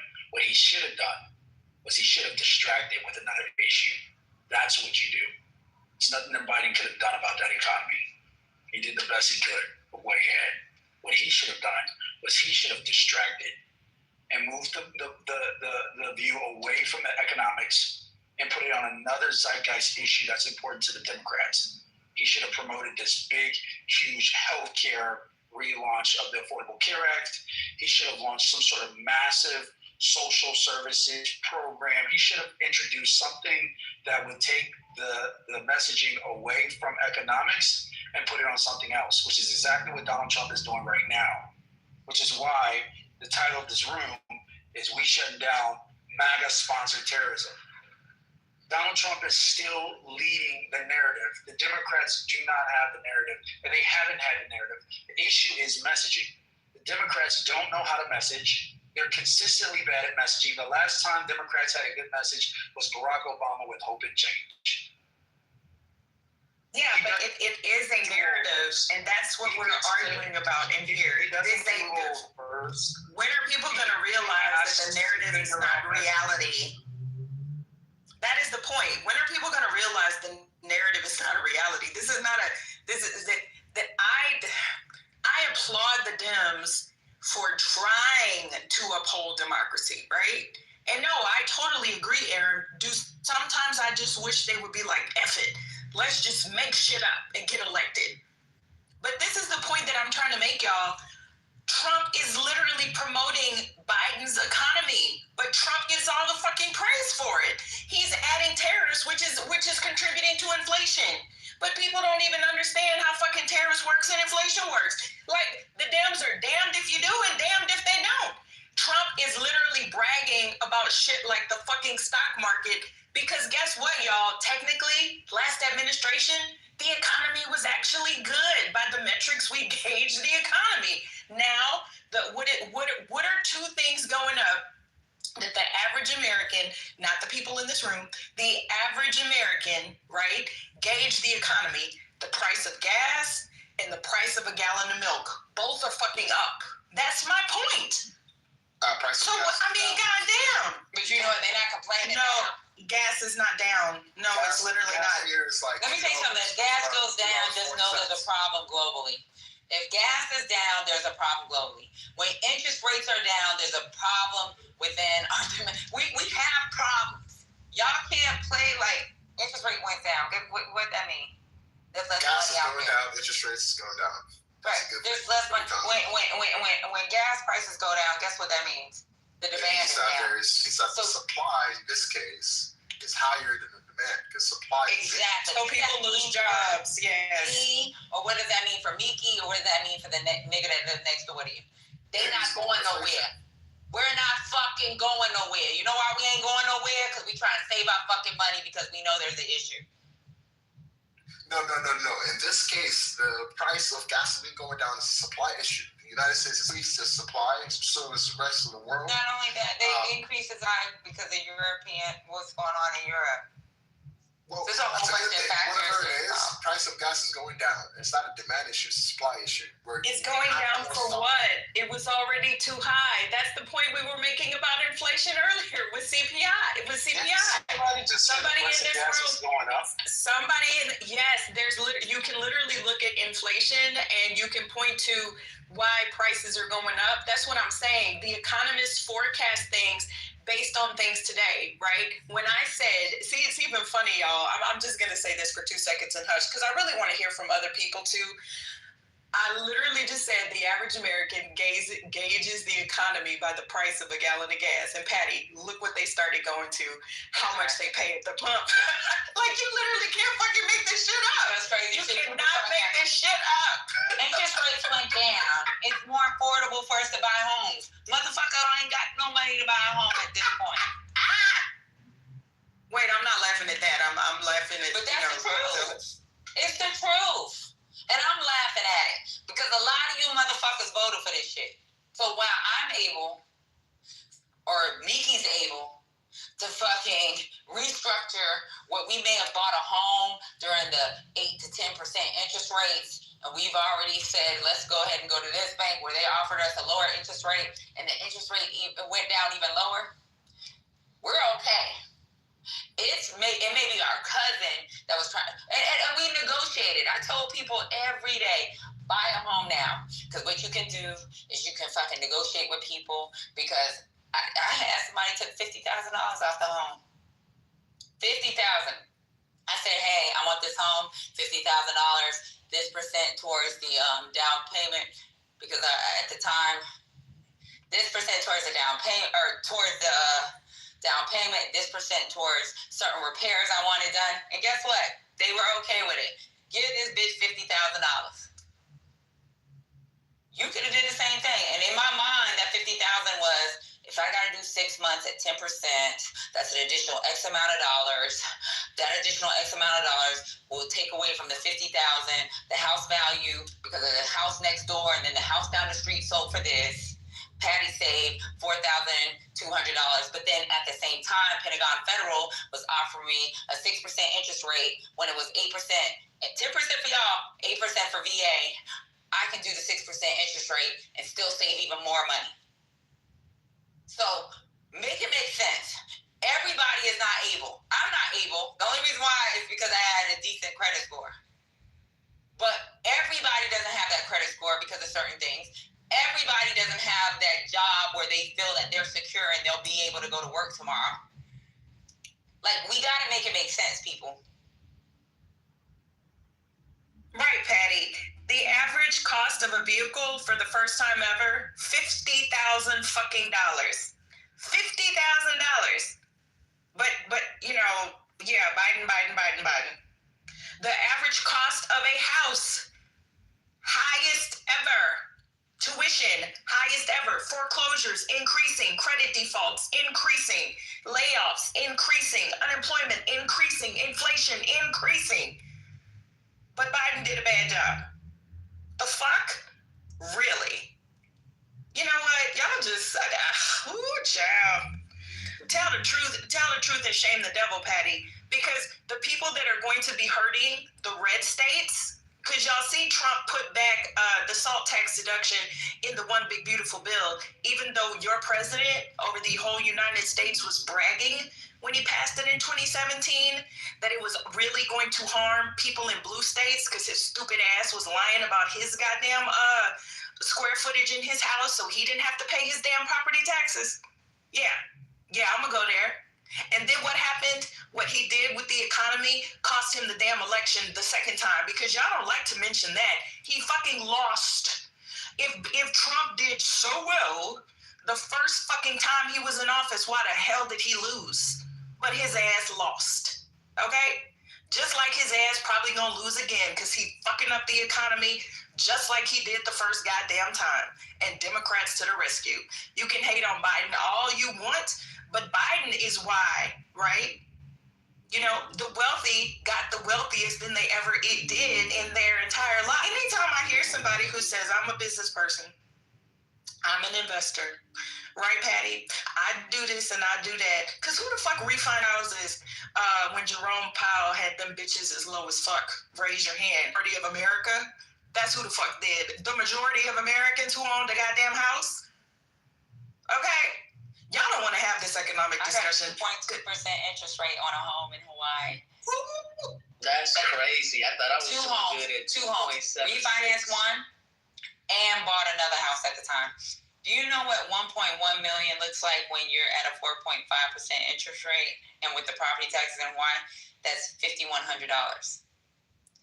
I can tell y'all right now I'm paying like $4,000 and change for a home. That's way over 1 point. In Hawaii. God damn, sis. In Hawaii. So you make it make sense, bro. Yeah, I mean, that's amazing. I thought I was doing good at 2.76. And even when they try to get me wrong, they got picked up. I'm trying to figure it out. I'm like, how did I go back? I got picked up. But the thing is, too, is that they wanted to give me a jumbo for 4%, and I wouldn't take it. I was like, I'll just add more to my down payment. But to your point, Mickey, I agree with everything that you said, especially when it comes to the economics. But it is the political missteps that I find frustrating. It's a way to maintain your integrity as a party and still translate to people and meet them where they are. And I think sometimes that's what's missing. You know, I remember November of, God, I can't remember what year it is now. I think it was 23, but I remember thinking Biden needs to step aside. He shouldn't run again. Very early on, like a year prior to, everybody started talking about it. And it's the ability to make the tough decisions. The ability to be able to do what's necessary. That's all I'm saying. So even when you're doing business, I mean, I've had that pie in the sky ideal, and I just had to grow up to a certain degree. I'm in Hollywood, right? In the business that I'm in, I can maintain my integrity and still do business, but also know when I'm swimming with fucking sharks. And all I'm saying is to just, you know, take off those rose-colored glasses and get down to business and do what's necessary to make it translate to the votes that you need to win and to get folks registered as well. No, and I agree. And I will say, I love this debate, y'all. I love it. So to Aram and Madison and everyone else, no, you're 1,000%. I think I get lost in the economic sauce because it's sometimes I have to be like, okay, take off those market colored glasses and be like, okay, let me look at that outside. Because, Barack Obama handed the economy to Donald Trump on not even a silver platter. Hello, a platinum Cartier platter, right? Trump was not in office enough the first couple of years to destroy it, but he tried, which is why, for example, the market was down in 2018, although there were a lot of other issues. And his tax legislation, while it gave people an extra $50, it cut out so much. He even harmed wealthy people, which is why I largely think that he didn't get elected, because MAGA loved him to death. He just offered, like, do y'all know that the man sells like over 20 pair of shoes? Like, it wasn't just those ugly, tacky gold shoes. He actually has like over 20 pairs of different shoes that people can buy. Trump is deaf that he offered our soldiers after the shutdown happened. Did y'all see this?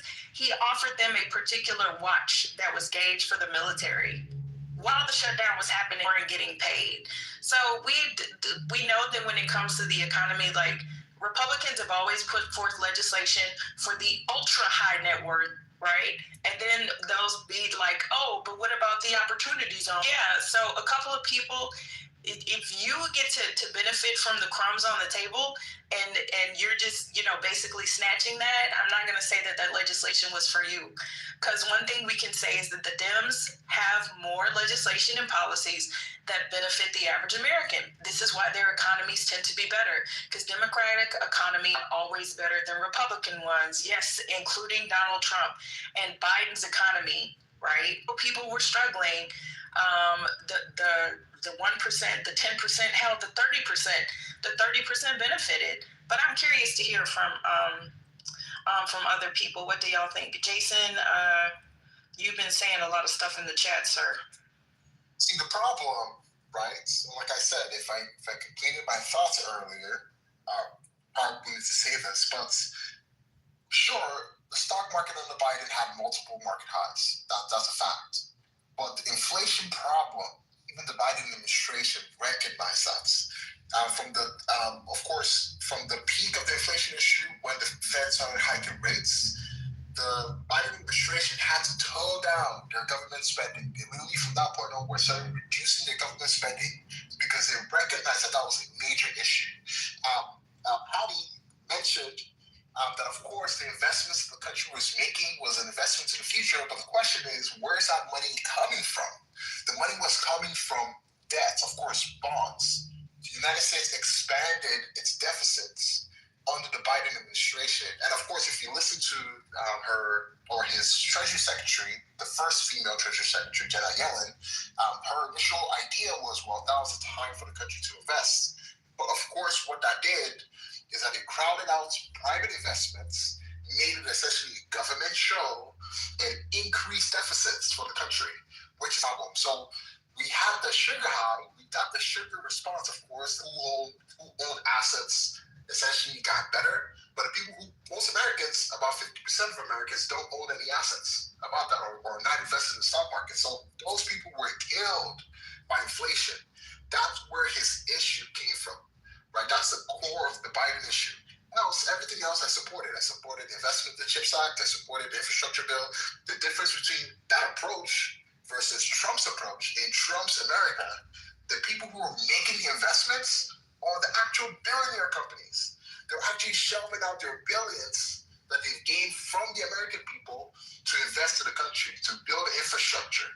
And that's what we need. We don't need more debt. We don't need more bonds. We don't need the deficit to keep expanding, because that's overall worse off for the average person, for the average American. Yeah, Janet Yellen is actually one of the strongest performers when we talk about the economy and some of the decisions she helped make when it came to economic policy. Yes, I agree. No hate on her.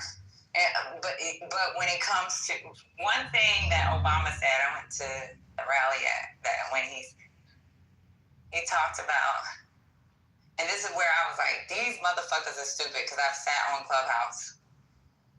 He talked about grocery prices and people not really understanding the economy. So he said, I know your groceries are high. So he had to dumb down the performance so that people that's in the audience say, yeah, they're high, but this is what we're trying to do. And it's crazy because I know mentally when he was saying that shit, I was like, that's not going to help grocery prices, but it may. There's no guarantee. But saying price gouging, okay, so what's next? You got Kroger with some freaking, was it Kroger? With some freaking digital shit that they may change at the last moment and people don't realize it. Like, it was just little shit, like that shit, it was not going to change the price of eggs because there was a whole different issue. That shit wasn't going to change the price of food because farmers trying to make up for their losses because China went and bought some fucking where else. Instead of like, and that's the problem with Democrats, like they're not honest because they're just like Republicans, but their honesty, you can actually say that they are honest because they're not actually like engaging in the blatant bullshit lies that fucking a lot of these Republicans have done. And I even argued with Cindy Stumpo. She's making $1 million homes, but she had to admit that every one of her real estate friends that actually are in construction make money during Democrats. Their money is coming from Democrats. Whether it's them building freaking low-cost homes. What do you call it again? It's my TBI. Actually, but when they're building these homes for certain thresholds. Affordable housing. Yep. Affordable housing. There you go. Affordable housing. Whether they're building homes with affordable housing because of some of the tax breaks they get, or the access to freaking the stuff that they need to make these homes affordable and still make a profit. She admitted, like, yeah, you're right. Because I was like, y'all make the most fucking money. Hey, you? Because your ass making fucking marble bathrooms. But I'm talking about people that are making mass homes that we need for people in the community. And she was like, okay, so yeah, some of my friends make money. Well, most of my friends make money. But, you know, it's like, I don't give a fuck about the but. Like, why the fuck do we have to keep recovering or taking care of policies because you guys want to deregulate shit and motherfuckers are dying eating boar's head meat? Like, why in the fuck we gotta keep making policies to fucking fix shit and then go right back into the bullshit? No, you're right, Patty. Just like how you know, for melanated people, how Barack Obama was a president that tried to get away from the use of private prison, and then Donald Trump was like, nope, back to private prisons. And then Biden was like, nope, let's get away from private prisons. And then guess what happened? Here comes Donald Trump. Yep, let's go back to private prisons. Like, you just can't make this shit up. And what I think is crazy, because it almost reminds me of the Gilded Age, right? It literally reminds me of, which, by the way, that was the man who gave $130 supposedly to the military.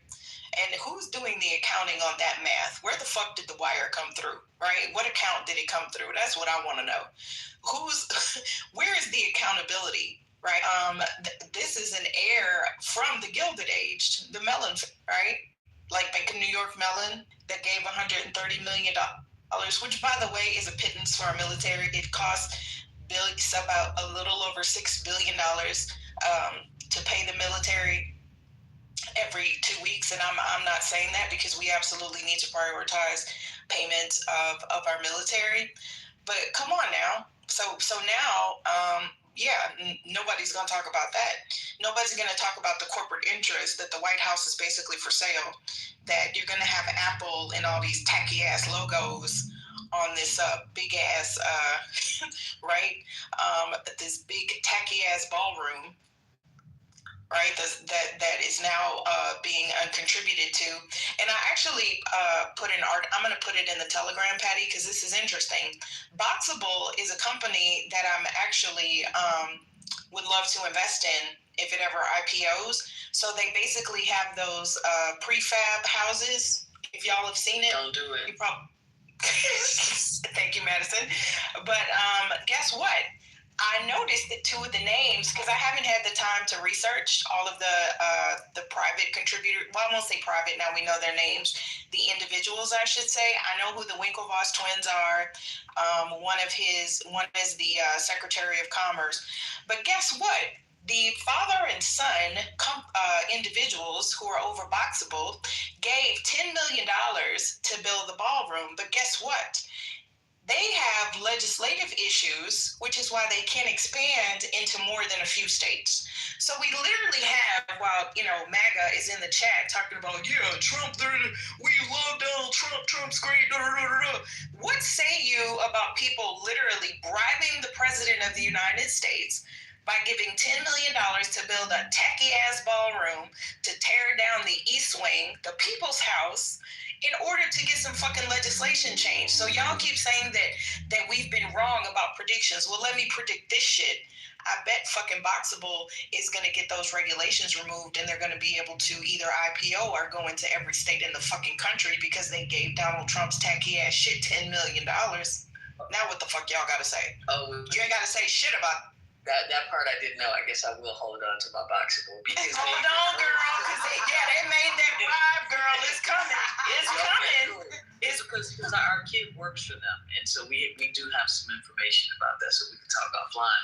But yeah, that's for sure, Madison. For sure. I don't think that people have an issue with it. That's just it, Mickey. This is who we are as a country. This is what we wanted, and that's why instead of dragging all this pain out for the next 4 years, that's why I feel the pain now. I mean, everybody's gonna feel it anyway. Like, let victim of their own fucking policies and stop rescuing them. And so let the farmers feel it, let the people who are gonna lose their health care feel it, the hospitals, all of that. At some point, I mean, like I said, it's gonna be painful across the board anyway. So let's just it's like ripping the Band-Aid off, right? So let's stop helping them with policy. Let them fucking have at it and just fucking destroy every fucking thing so that we can get past. Exactly. I mean, that's why the Democrats should reopen the government so we can actually let the people who voted Trump in feel that pain. Instead of them just coming around and saving the day, because if they succeed in saving the day, Trump would claim credits. So I think what should happen is reopen the government and let Americans feel that pain. Let the ACA tax credits expire. Let's see what happens. Yeah, that's a terrible idea. Just truly an astonishingly terrible idea. The pain is already here for a lot of people, and it's going to continue getting worse. And it's for obvious reasons, right? Like the kind of corruption that Miki was just describing. It's bad for everyone except for the people on either end of the transaction of the corruption. It's bad for the rest of us. It makes the economy not run well. It's literally them stealing from us, by the way, right? Like when you use government funds, that comes from tax dollars. That's us. The social safety net that's been demolished, the fact that they're prioritizing what they're going to pay for during the shutdown, and one of the things they decided not to pay for is literally food for the hungry. Like, there's political ramifications for that. Like, in addition to just the fact that there's people, which is morally abhorrent, economically disastrous, and just otherwise terrible. Like, it's something that shouldn't happen. So, like, the pain is built in. Like, the way he's running the government, it's not like Trump is innovating how to be an authoritarian.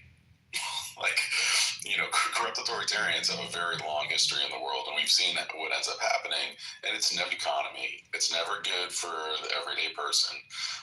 And eventually, it's not even people who, you know, suck up and try to, you know, stay in the good favor. They almost always find themselves on the wrong side of history. Both in terms of how they're viewed after the fact, but also just during the period of that authoritarian rule, they often end up on the wrong side of it too. So all these people who are trying to pretend like we can just kind of like, you know, go along to get along or whatever, they comeuppance is absolutely coming. It's going to hurt them in their pocketbook. It's going to hurt them in their reputation. And, you know, this idea that we're still in some kind of normalcy where, you know, this is within the normal range, you know, the kind of shit like Matt Cool just said in the chat about how Miki just woke up to how the world works, that basically it's how whoever can get away with being the most corrupt is the winner. That's exactly what we should be fighting. And as it turns out, American people probably don't like that shit. The one thing that is universally detested, or near universally detested, is corruption. And that's going to be one of the ways that, assuming we have free and fair elections, Democrats are going to win. And if we don't have free or fair elections, it's going to be at the core of the counter movement, the resistance to MAGA. Well, I'll tell you what, if they fold, that's some bullshit. Because if they're going to hold it and you're not going to open it back up, hold the fucking line. Don't bluff. And from now, capitulate. Because that's the problem. That's been the problem for a while now. It's like, if you're going to hold the line. But I would hate to see them fold a month from now. I'm sorry, what's a better winning strategy for Democrats? To say, well, we shut down the government for a month to try and help you fight for your healthcare needs and get the ACA tax credits expanded, but we failed, and now your premiums have gone up like 100%, 50%. the next midterms, vote for me so we can fix this. Isn't that a winning strategy? And that's why they're going to have to hold out until something changes. So if something changes, it means, if it changes, it means Americans wouldn't feel the pain of the big, beautiful bill. It means everything Trump reversed that's supposed to hit the hospitals, that's supposed to hit the healthcare system, essentially would be reverted. So essentially nothing would have happened. And to the average American, to them, it would just been, okay, maybe there was a shutdown and nothing changed, right? Because life would keep going on and nothing happens. But if they reopen the government and actually let those tax credits expire, then it's actually middle America that will feel the most pain. These are Trump, because I'm a life and health agent. I've worked with the ACA directly. I actually don't like the ACA, to be honest with you. But most people I helped were in Mississippi, were in Alabama. These were really poor people that needed those tax credits. Without those tax credits, they were not getting their health insurance, I promise you. So if they let it expire, I think that's a really good campaign. Yeah, I mean, I agree with you completely, but since they didn't, all I'm saying is don't fold now. You don't want to vote for it, then hold the line. Don't do the shit that they always. Yeah, one of the things that the Democrats actually did well here, and I've got a lot of critique for how Democrats execute the politics. But one thing they did really well in this one is they chose an issue that's going to become more true and more pressing over time. So one of the things that happened is when they first were like, this is the line we're drawing. We want to make sure that we're going to see their premiums go up, maintain the subsidies that they had so they can actually afford to get health care. Every week that's passed, there's another state now or multiple states that are sending out the notices to people in those states that says, hey, your premiums are way up from where they were before. Which means that they have a rolling positive news story, particularly state by state and the local news outlets where a lot of people, really feel it the most. And that's going to keep happening. So it's not over. So they're going to keep winning news cycles because they're going to be proven right. And instead of it just sounding like political rhetoric, there's going to be actual outcomes that people feel very directly. And not only are they going to feel them directly, like those people have friends and family who are going to be hearing from them. We're going to go, oh my God, I used to, before the Republicans, have healthcare I could afford. Maybe it was expensive, maybe it wasn't everything I wanted, but at least I had it. And now they're going to go, now I'm basically thinking I should just not have it at all because I can't afford it, period. And that fundamentally is going to be putting more and more pressure on Donald Trump and the Republicans, particularly in the states that are going to feel it the worst. And those people ultimately, especially in Congress where they're up for re-election every 2 years, those people are going to start to wonder, am I really willing to sacrifice myself to not give health care to my people and lose my job because Donald Trump said so? Yeah, okay, but those are the people with health care. What about the government workers then? The more and more they don't get paid, don't you think Democrats are losing voters on that law? The government workers, the federal government workers who've been cut and have had all their coworkers mistreated by the Trump administration, those federal workers. I guess you have a point. I mean, I don't know what Donald Trump has done to federal workers that would make them loyal to him. You have a point there. That's a really good point, but we'll see. I just don't think government should be shut down, honestly. Yeah, them federal workers pissed off. They got whole Facebook fucking groups that said, I voted for this clown in chief. Like, I've seen so much shit. Even with some of the people that work where I'm working, the ones that got laid off, I was like, fuck them. At this point, like, federal workers are pissed off with Trump.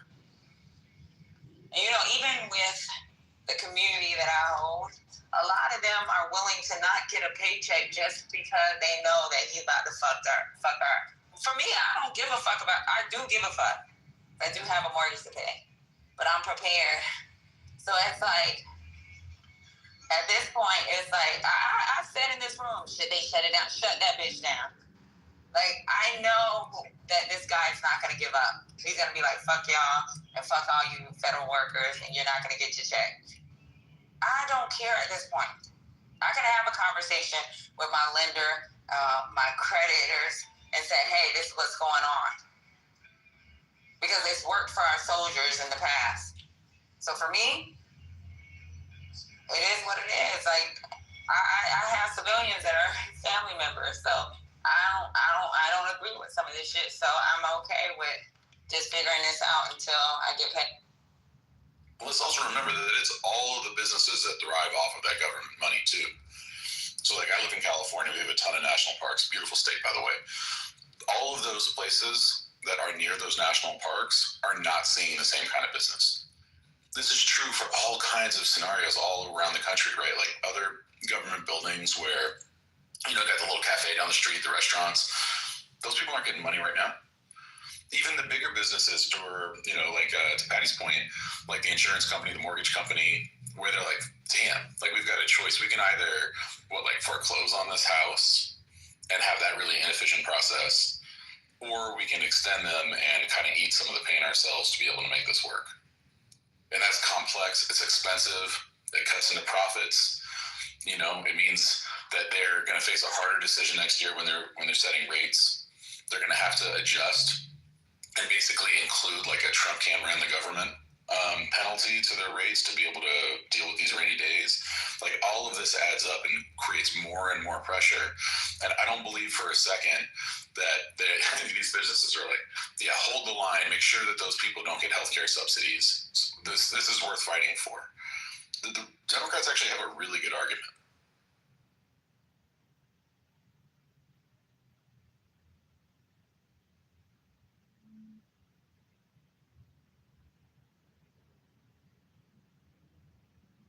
Serious mic drop. I didn't even think of that, you know, the effects of people that spend money locally that are not going to get paid, right? And we have to also think about travel, TSA. Some of them are working out, not knowing when they will be paid. I brought it up a few days ago. I heard if you have direct deposit, some bank is actually saying, look, we'll continue to process your payroll. We know how much you get paid, and we'll lend you the money until this is over, which is, you know, shout out to them for doing that. But this thing, I just put it in the chat, trickle down destruction. It's causing so much damage by stopping people from getting paid. It's crazy. Yeah, man, it's all the trickle down effects. I had a family friend who was like, man, my seventh grader, super upset. They had their DC trip and they couldn't go to anything. This was all closed. Even little stories like that, multiplying by a million, you know, like, because they're happening a lot for a lot of different people in all kinds of different ways. And like, all of that really adds up when they see trashed, you know, national parks, which for a lot of us, including, and probably especially Republicans, are a point of national pride. That doesn't feel good. Like if you're a Utah, you love your national parks. You've got some of the most beautiful places on earth in the whole country, like Zion and Bryce, so on and so forth, a whole bunch of them. You want to see those places trashed? And for what? To not give health care to people in need? Come on. Well, let me ask you this. How do you feel about them, like I said, folding, you know, a month from now when people are feeling the pain and the Democrats saying, okay, you know, now is the time. I would lose my mind if they folded. Exactly. That's where I am. You know, I'd rather like have a conversation with my creditor than to fucking like let them fold. This is like ridiculous. They better fucking hold out. Yeah, I agree. I mean, I think that if you look at the negotiation and you're like, on one side, you have people who aren't willing to come to the table at all. On the other, you've got people saying that we should make sure that healthcare is affordable. That's a really hard fight for Republicans to win.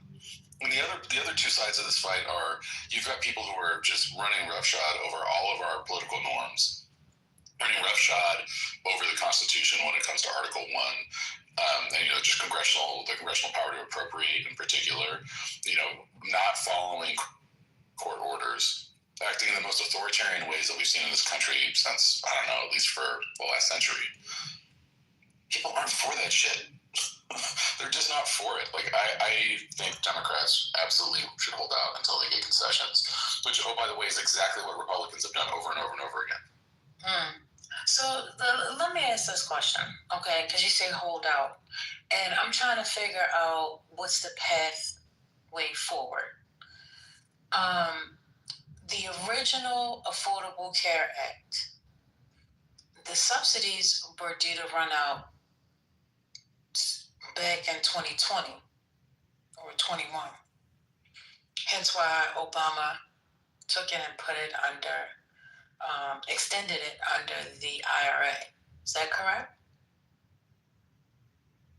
I believe so, but it was set to expire by Democrats this December as well. But, well, the expiration would be from the IRA expiring in December of 2025. Right, 21, 2025, that's 4 years. So my thing is, they've already begun to dismantle the Affordable Care Act when they stop making it mandatory and people not having to or not getting the penalties because you don't have health insurance. So that, to me, I could be wrong, but that is suggesting we're done with this. We're just taking it away piece by piece. So if that's the case and you're asking these people to bring it back, I don't see a way forward. Where are you thinking they're gonna pull the money from? Because the big beautiful bill has already cut the dollars for this already. So I'm just trying to figure out, like, what path is the way forward and what they've already begun to do. What are we arguing right now? Go ahead. But under a Trump administration, because they're all in this nationalist, populist bullshit, right? America first, and we're not trying to fight anybody wars. We're not even trying to invest into other countries. Like, they could, I'm going to be honest with you with it, I don't want them to cut, because I do know that somebody's going to come back and say, hey, but they could have cut the Department of Defense budget. I'm just being honest. If you don't want to engage in wars, you want to let motherfuckers die, knowing that we depend on other countries to have access to the breadbasket or energy, and you don't give a fuck about your allies, and you just want to be on this protectionist type policy, cut the Department of Defense budget. We also could take some money from that $170 billion that was given to ICE. Are you kidding me? Yeah, we don't need custom, and we don't need ICE to have that much money, and it's a fraction of that's needed.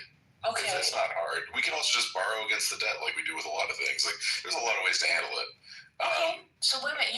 You gave me 3 suggestions. Patty said, possibly could come from cutting the Department of the Defense. They just renamed this place the Department of War.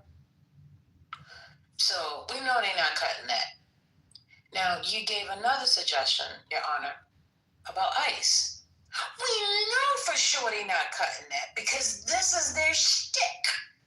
So give me something else.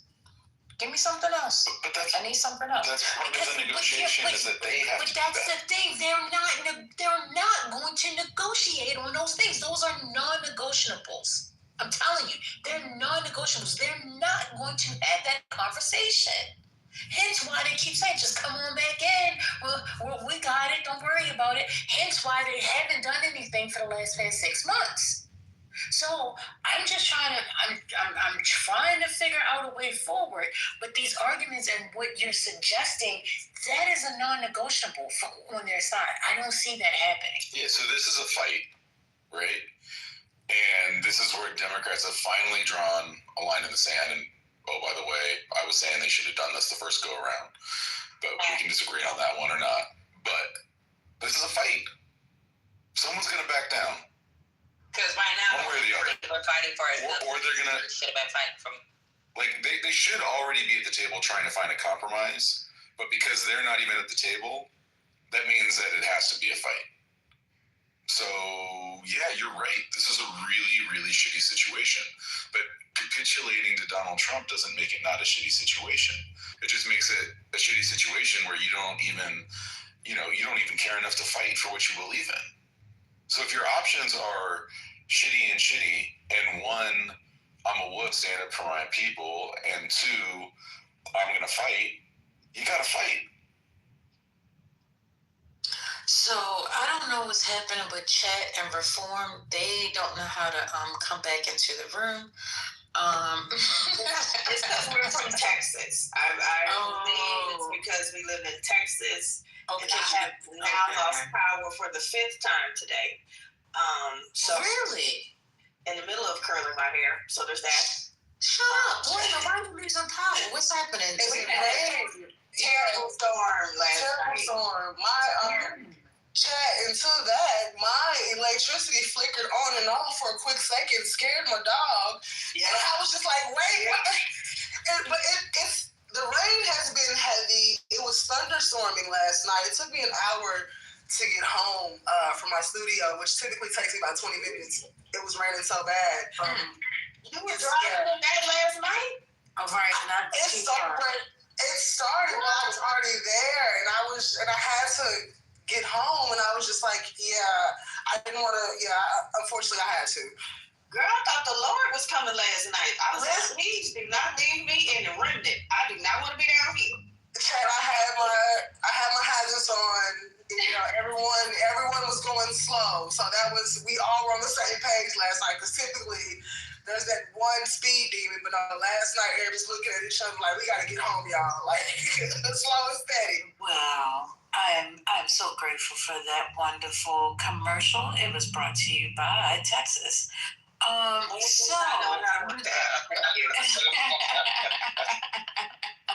So anyway, getting back to this healthcare thing. Can we just begin to start just for a minute? In order for me, like when I'm strategizing, I have to see how my opponent is thinking. I think that they want to get rid of healthcare. If you got the money, you got the money to keep it. If you don't have the money to keep it, then you don't have healthcare. That's ultimately where I'm thinking these people are going. I could be wrong, but that's where I'm thinking. Because you heard the man. He said he was paying $1,800, and come next year he's going to be paying $4,000 some dollars. We heard young ass Marshall say that he's going from $180 to $800. Yeah. Listen, I think they're gonna figure this out soon. Okay. It's not. Listen, for those people that are going crazy about the subsidies and that type of thing, and how much their rate is going to go up, that it's impossible. It's difficult. When you say it's impossible, what do you mean it's impossible? What part is impossible? Because I personally, the way I pay my health insurance is I pay my health insurance. I pay the full amount, and then at the end of the year, when my accountant does my taxes, I get a refund from the amount that I paid less the subsidies. So you're talking about insurance for a fucking company, or like? No. I'm talking about personal. Individuals don't get what's going on. Yeah. If you don't pay the subsidy, yes. If you pay the full amount, you get the subsidy returned to you, refunded to you at the end of the year. That's true, but no one does that. That's if you qualify. Privileged ass when I'm talking about paying the whole year. How many people in this room pay the whole year for any goddamn insurance? Exactly. So the point that I'm trying to make here is, if people have to start paying, I know it's difficult, but if people have to start paying and then they renew the subsidies, they'll get a refund at the end of the year.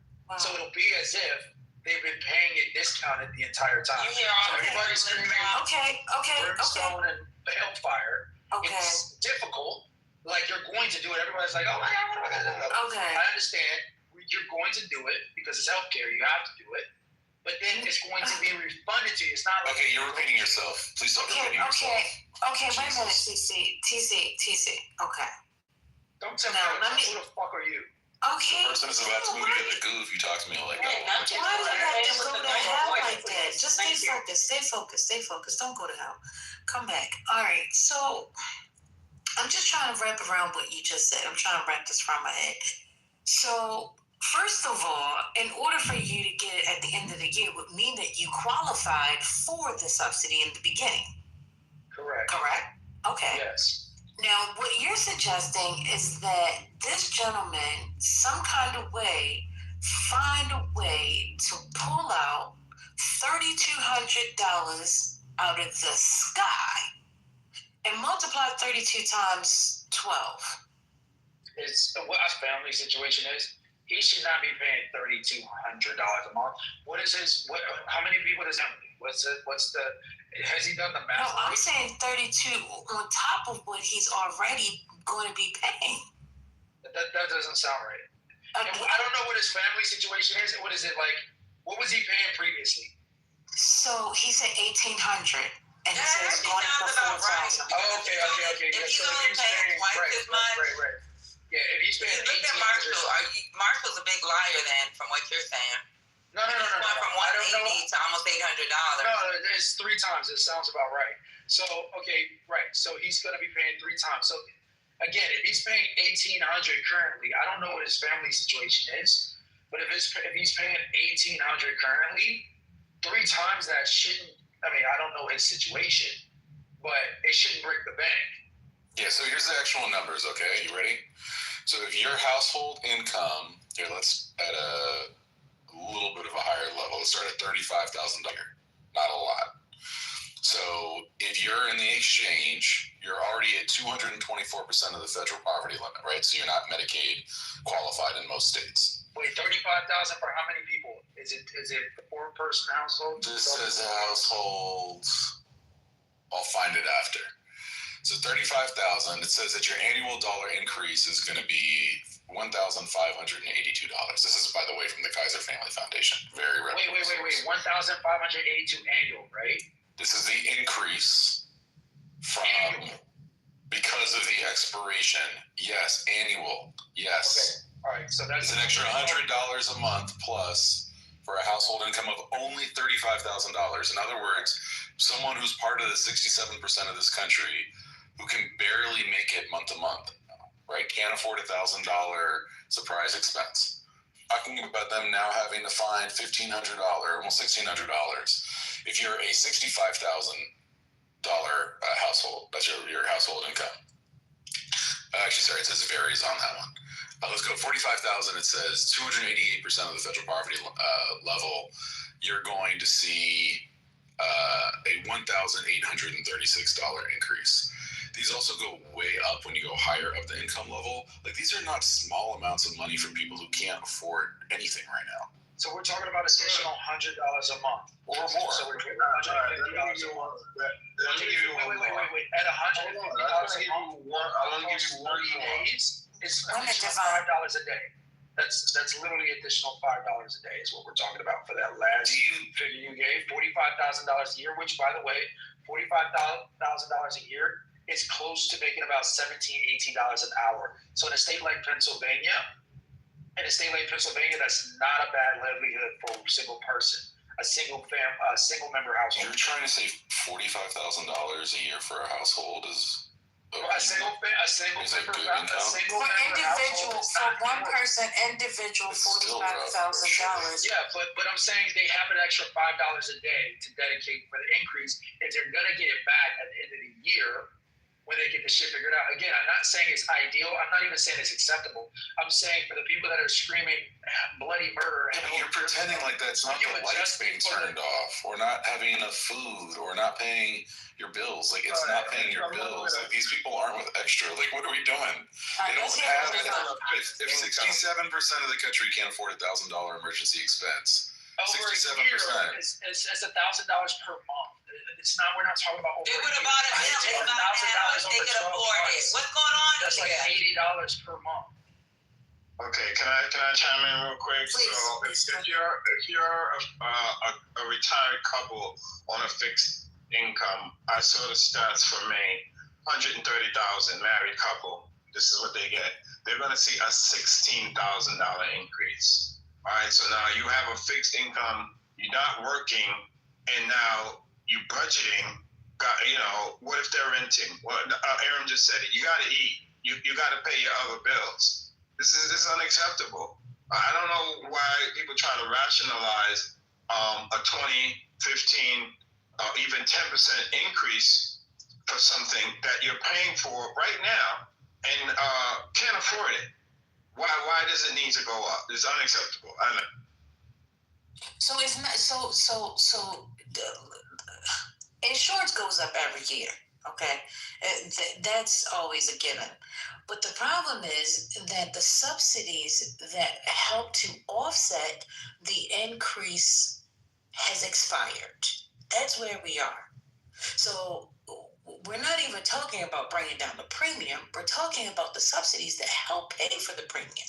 So, TC's suggestion is, hey, listen, guys, once they get it all straightened out, you'll get a tax credit at the end of the year, if in fact that's where they land at. Yes.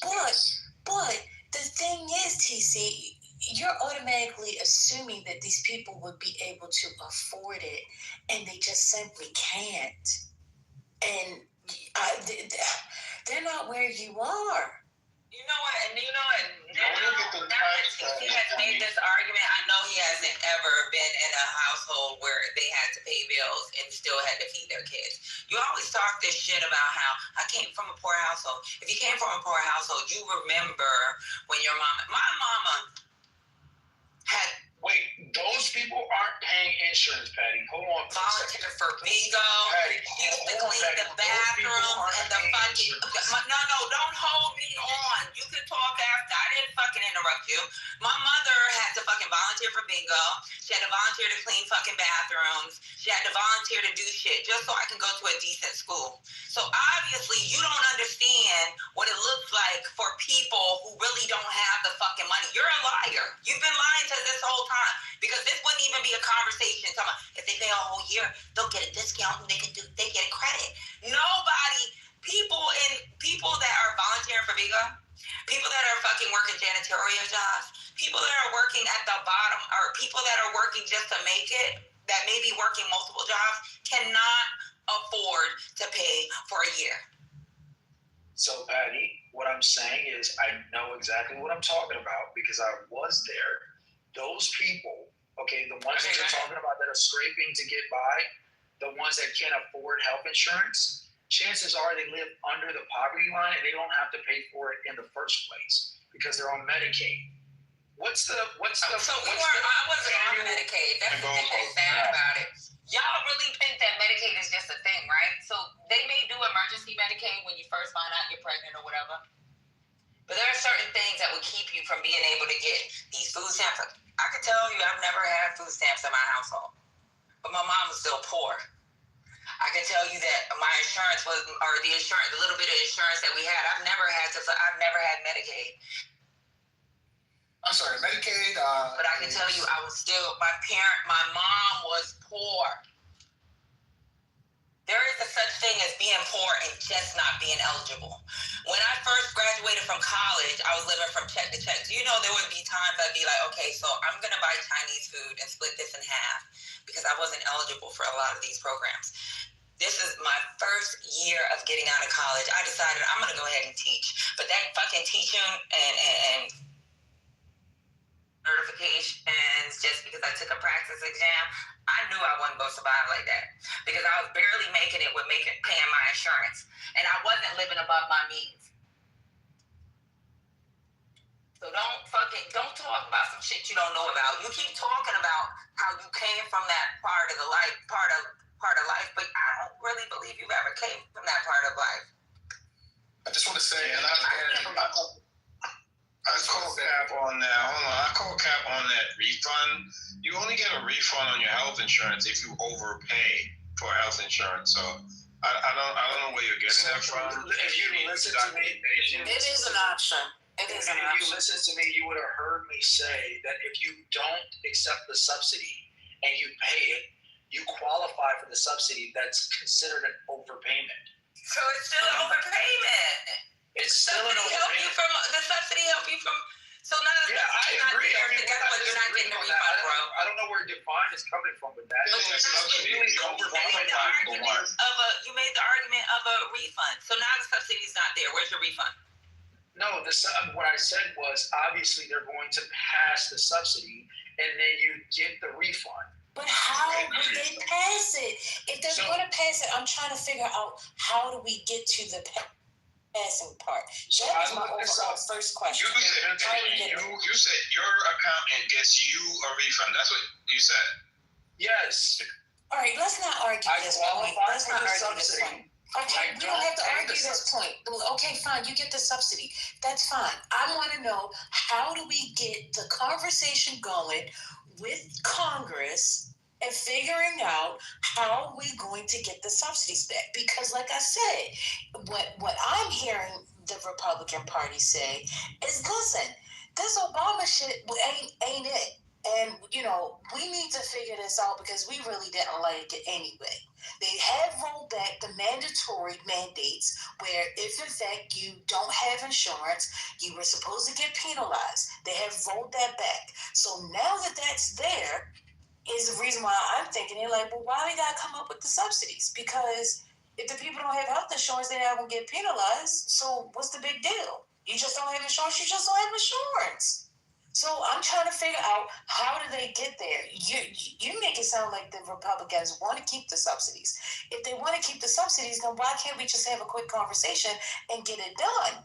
Ask the Democrats. Yeah, they didn't want to. Okay, you don't have to answer every single time. Oh my God. Yeah, add confusion and say the same thing over and over and over again. Nobody knows what you're talking about. Okay, well, I'm going to make it really easy for them. Don't worry. There's lots of smart people here. You should take notes. You sound smart to dumb people. Okay. Awesome. That's great. You just called people dumb. That's great. Okay. The point is, first off, you don't even understand that the people we're talking about aren't under the federal poverty line. Like, what are we doing? Okay. The point of what's going on here, if you interrupt me again, I will put you down. The point of what is going on here is that Republicans do not want to expand the subsidies. We know that for a fact because they just passed a bill. If they wanted to extend the subsidies, they could have included that in the bill. They didn't include it in the bill. It's not a priority for them. It is a priority for Democrats. It's such a priority that they're willing to shut down the government, which is not a thing that Democrats like to do, so that they can try to extend these subsidies, because it is going to create very, very real pain for real people who are not going to get the health coverage that they need. That is a problem for Democrats. It is apparently not a problem for Republicans. That's why they didn't extend these. So when it comes to how do you get people to come to the table, well, in normal times, when a president wins by 200,000 combined votes across 3 states, wins one of the narrowest margins in the House that we've seen in living memory, they go, oh, we won by a little. That's how that's normally looked at. And because we won by a little, we're going to definitely push our agenda, but we're not going to just run roughshod over the other party. We're going to maintain some level of political norms. We're going to come to the table and negotiate when we need to do things. And they're refusing to do that. They're not even coming to the table. There's no negotiation. There's no respect for the fact that not only are these Democrats, they're representatives of nearly half of the country. They represent people, Americans, right, who in a republic are represented. That representation deserves to be heard, at least negotiated with. And they're not even doing that. And so what Democrats have to do is to try to create some normalcy again in how our democratic republic functions, so that we can actually solve problems together and have our governmental system function some way other than Donald Trump gets whatever the fuck Donald Trump wants. That can't be the way that this works. They have to draw a line in the sand, because the Republicans aren't paying any attention to any of the norms that lead to good governance in this country. So until that happens, they need to hold out. Abram, I got a question. I have a question for you, Abram. Can I ask you? Run it, Verse, because we was having to go back and forth. Go ahead, TJ. Yeah, all of that kumbaya, we are the world bullshit doesn't work in politics. The Democrats are doing what the Democrats does best, which is anarchy. They could stop this transparency. No, let's stop. That's exactly what they're doing. Okay, listen. Democrat a little bit ago, but go ahead. Stay focused with me, TC. Before you go off. No, why are y'all doing this? this because I need to hear from the Republicans or the MAGA party and try to understand what's going to happen with this health care. Are they going to get rid of it? Because I want the people to understand what's getting ready to happen. And the answer is, First Lady, no. The Republicans are not getting rid of the subsidies. It is popular amongst the Republicans to preserve and extend these subsidies. That's a lie. Well, then why wasn't That's not a lie. Just go to a... Wait a minute. If that is true, then why didn't they make it happen in the big, beautiful bill? Why didn't they make it happen? We keep going back to this, First Lady. Congress typically goes to the cliff. They go directly to the deadline before they negotiate on anything. They've done this on CRs. They've done this on the big, beautiful bill with the tax cuts. They do this routinely. They wait until it's about to expire, and then they negotiate on it. I don't know why they do that. It's very inefficient. Okay, are you talking about the House? He doesn't know what he's talking about, because if he knew what he was talking about, he would understand that we already hit the cliff. The letters are already going out to people where they have to commit to paying the exactly. They're already in the enrollment. Many states are over the cliff. Yeah, we're already in the open enrollment. He doesn't know what he's talking about. Already in open enrollment. Democrats, how can? Okay, but let me just make sense of this. You said it's up to the Democrats to do what now? You don't. Okay, so. If the Democrats, okay, listen, y'all, why y'all gotta argue? It's just Saturday. We're just having a conversation. If this is true, right, and you say they're going up against the cliff, what they're saying is correct because people have begun to receive how much their premiums are going to be.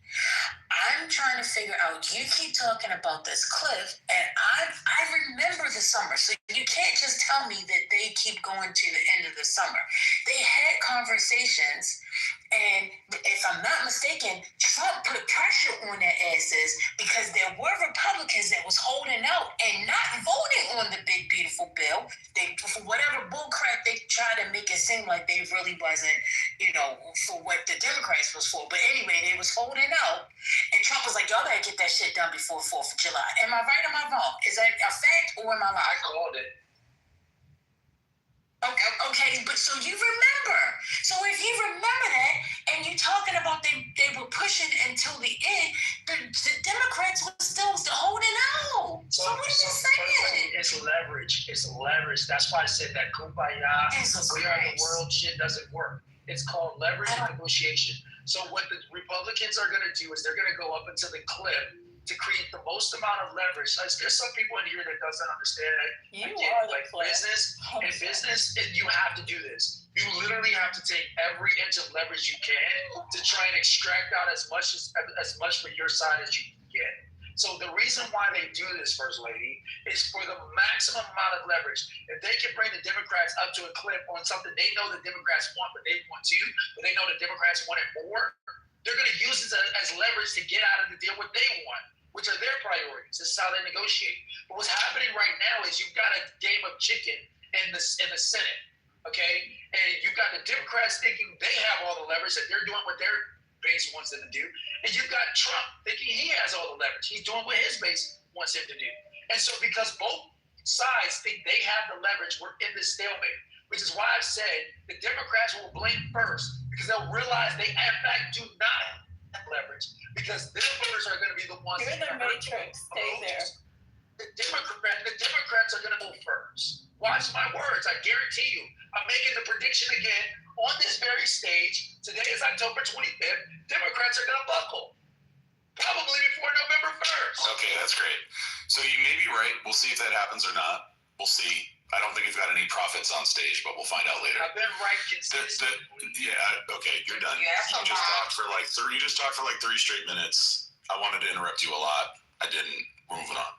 So the problem with this is, like, first off, the idea that describing a hard-fought negotiation or a hard-fought fight, which is what we're in right now, as kumbaya is crazy. The idea that coming to the table to compromise to keep the government open is kumbaya is also crazy. We are already over the cliff. If I went to the cell phone store right now and they told me it's going to be $300 a month, but there's probably going to be a discount that we'll give you after the fact where we're going to give you $150 a month off, I'm not buying that cell phone plan. Like, what are we doing? That is what people are facing right now. To the store, right? They're going to the exchange where they buy things. And the price in many states is as much as like double what it was before because the subsidies have expired. That's what I was trying to say. And they are committing to paying that over time, right? This is the plan they're going to have for the next year. We are over the cliff. This is the feeling that one has when you slipped at the edge of the cliff and you're falling. That's where we are. There are many states that haven't quite gotten to the cliff yet, but they're right around the corner, which means we're already there. We are at the crisis moment. So there's only two choices here. You either are someone who believes that if you don't have the money, you don't deserve the health care, them's the breaks, you should have been born rich or made other decisions or however the hell you want to look at it, and that just sucks for you, them's the breaks. Or you're someone who thinks that we really should make sure that everyone has health care because A, I care about my fellow human beings, and B, oh, by the way, it's also good for me as well and everyone in society when everyone is healthy because they don't get other people sick and the economy runs better and everything else. Those are the only two options right now because we are already over the cliff. We're not waiting to get there. Open enrollment. I just want to say, open enrollment season starts next week. That's what I was trying to add to this is to say that open enrollment season starts next week for next year. So you have to start the selections for next year, next week, and we're already. I'm adding to what Abram is saying. We're over the cliff. We there's no looking back. So once these premiums are locked in, it's going to be hard. And hard choices come with hard decisions, and it's now going to be a matter of whether I eat or whether I have insurance. This is not a good situation, no matter how you want to look at it. You can smack it, flip it, rub it down, however you want to look at it. But this is not good. And the numbers that are... Yeah, you want to look at the numbers that are coming out and the projections that the states have made. The projections that the states have made are not good. They just aren't. I'm sorry. Okay, so here's the thing. You know, I know some people do that jibber jabber math where they be like adding 3 points and then plus and minus and subtract. I need straight math. And TC, what you're giving me is a bunch of fluff. And then you got all these, you know, my MAGA friends over here, they support TC's cooking. But what you're going off of is a bunch of hypotheticals. And you're telling me this is what the Dems do. When I'm sitting here and again, I'm recanting what actually has happened up until today. You're explaining to me a bunch of hypotheticals about, oh, this is what they do. This is what they do. Okay, fine. This is what they do. Again, I'm trying to figure out that if in fact this big, beautiful bill, because that's what Schumer was holding out, because the Senate didn't want to do this. And everybody's like, oh no, Schumer, you gotta keep the House, the government open. You gotta keep it open. So he did that. And during this period of time, they were supposed to be negotiating. They didn't do it. They never came and sat at the table. So now you want the people, you know, the Dems, to trust again and say, okay, fine, yeah, we'll do the clean resolution.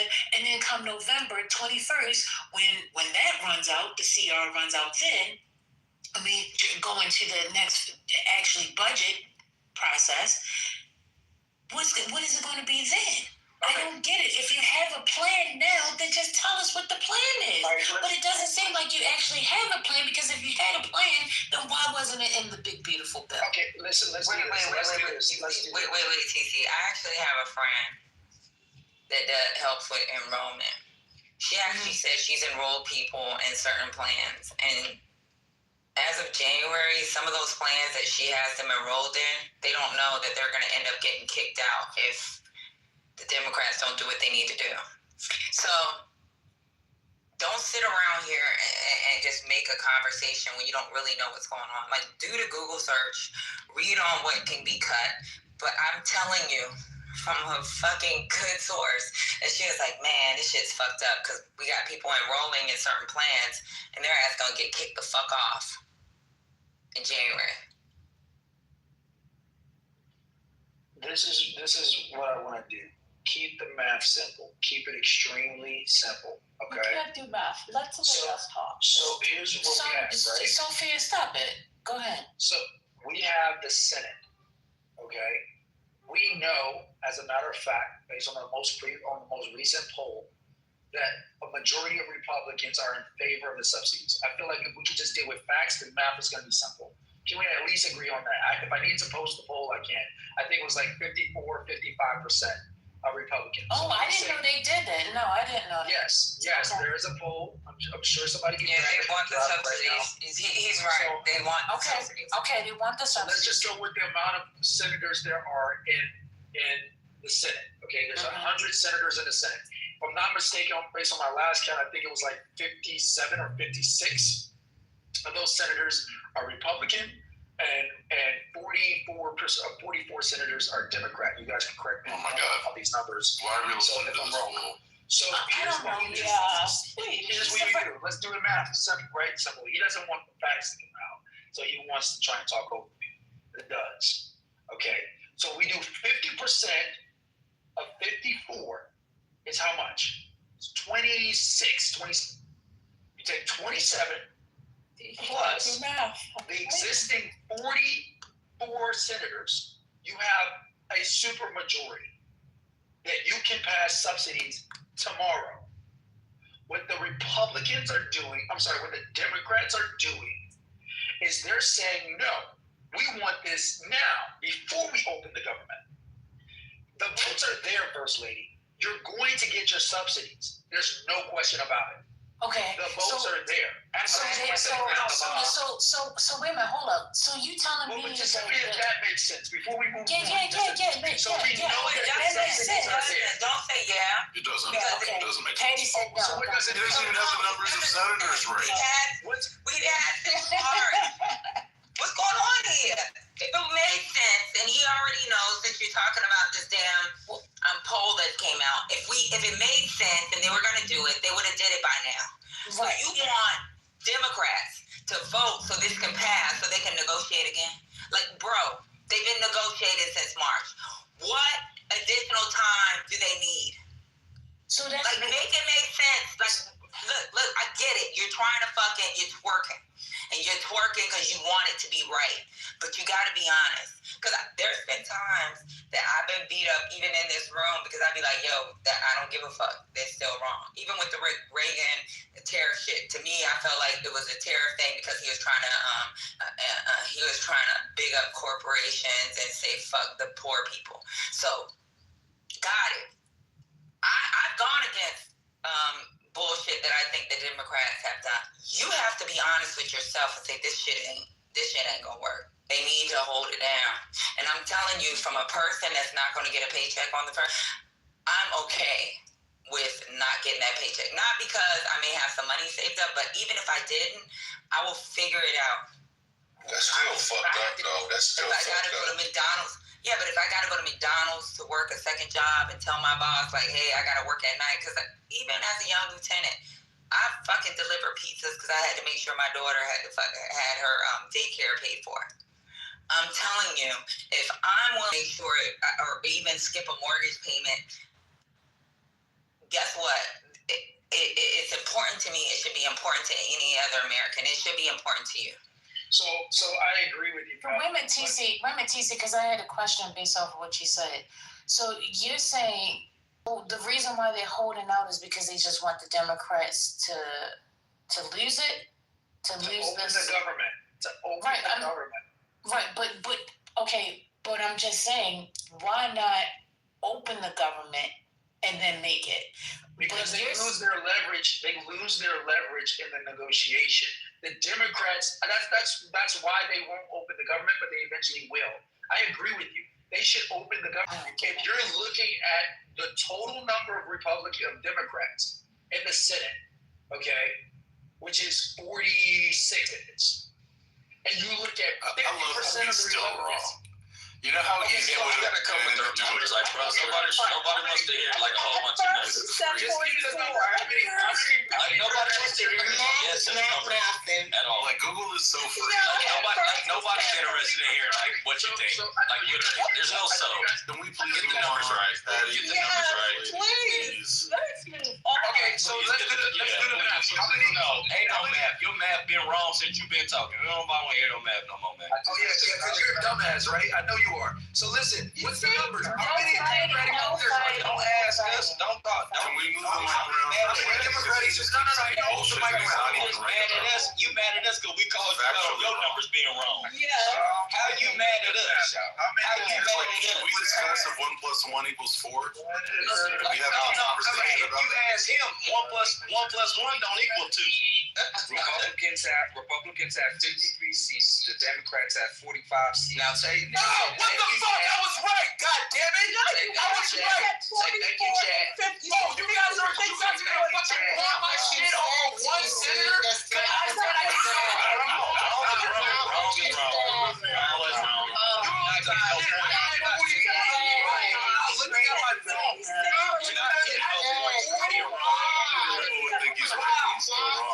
Right. He's still wrong. He's like, oh, I went to Google. He said, I said 40. I went to Google and Google said I'm wrong, but I was 45. I was off by 1. No.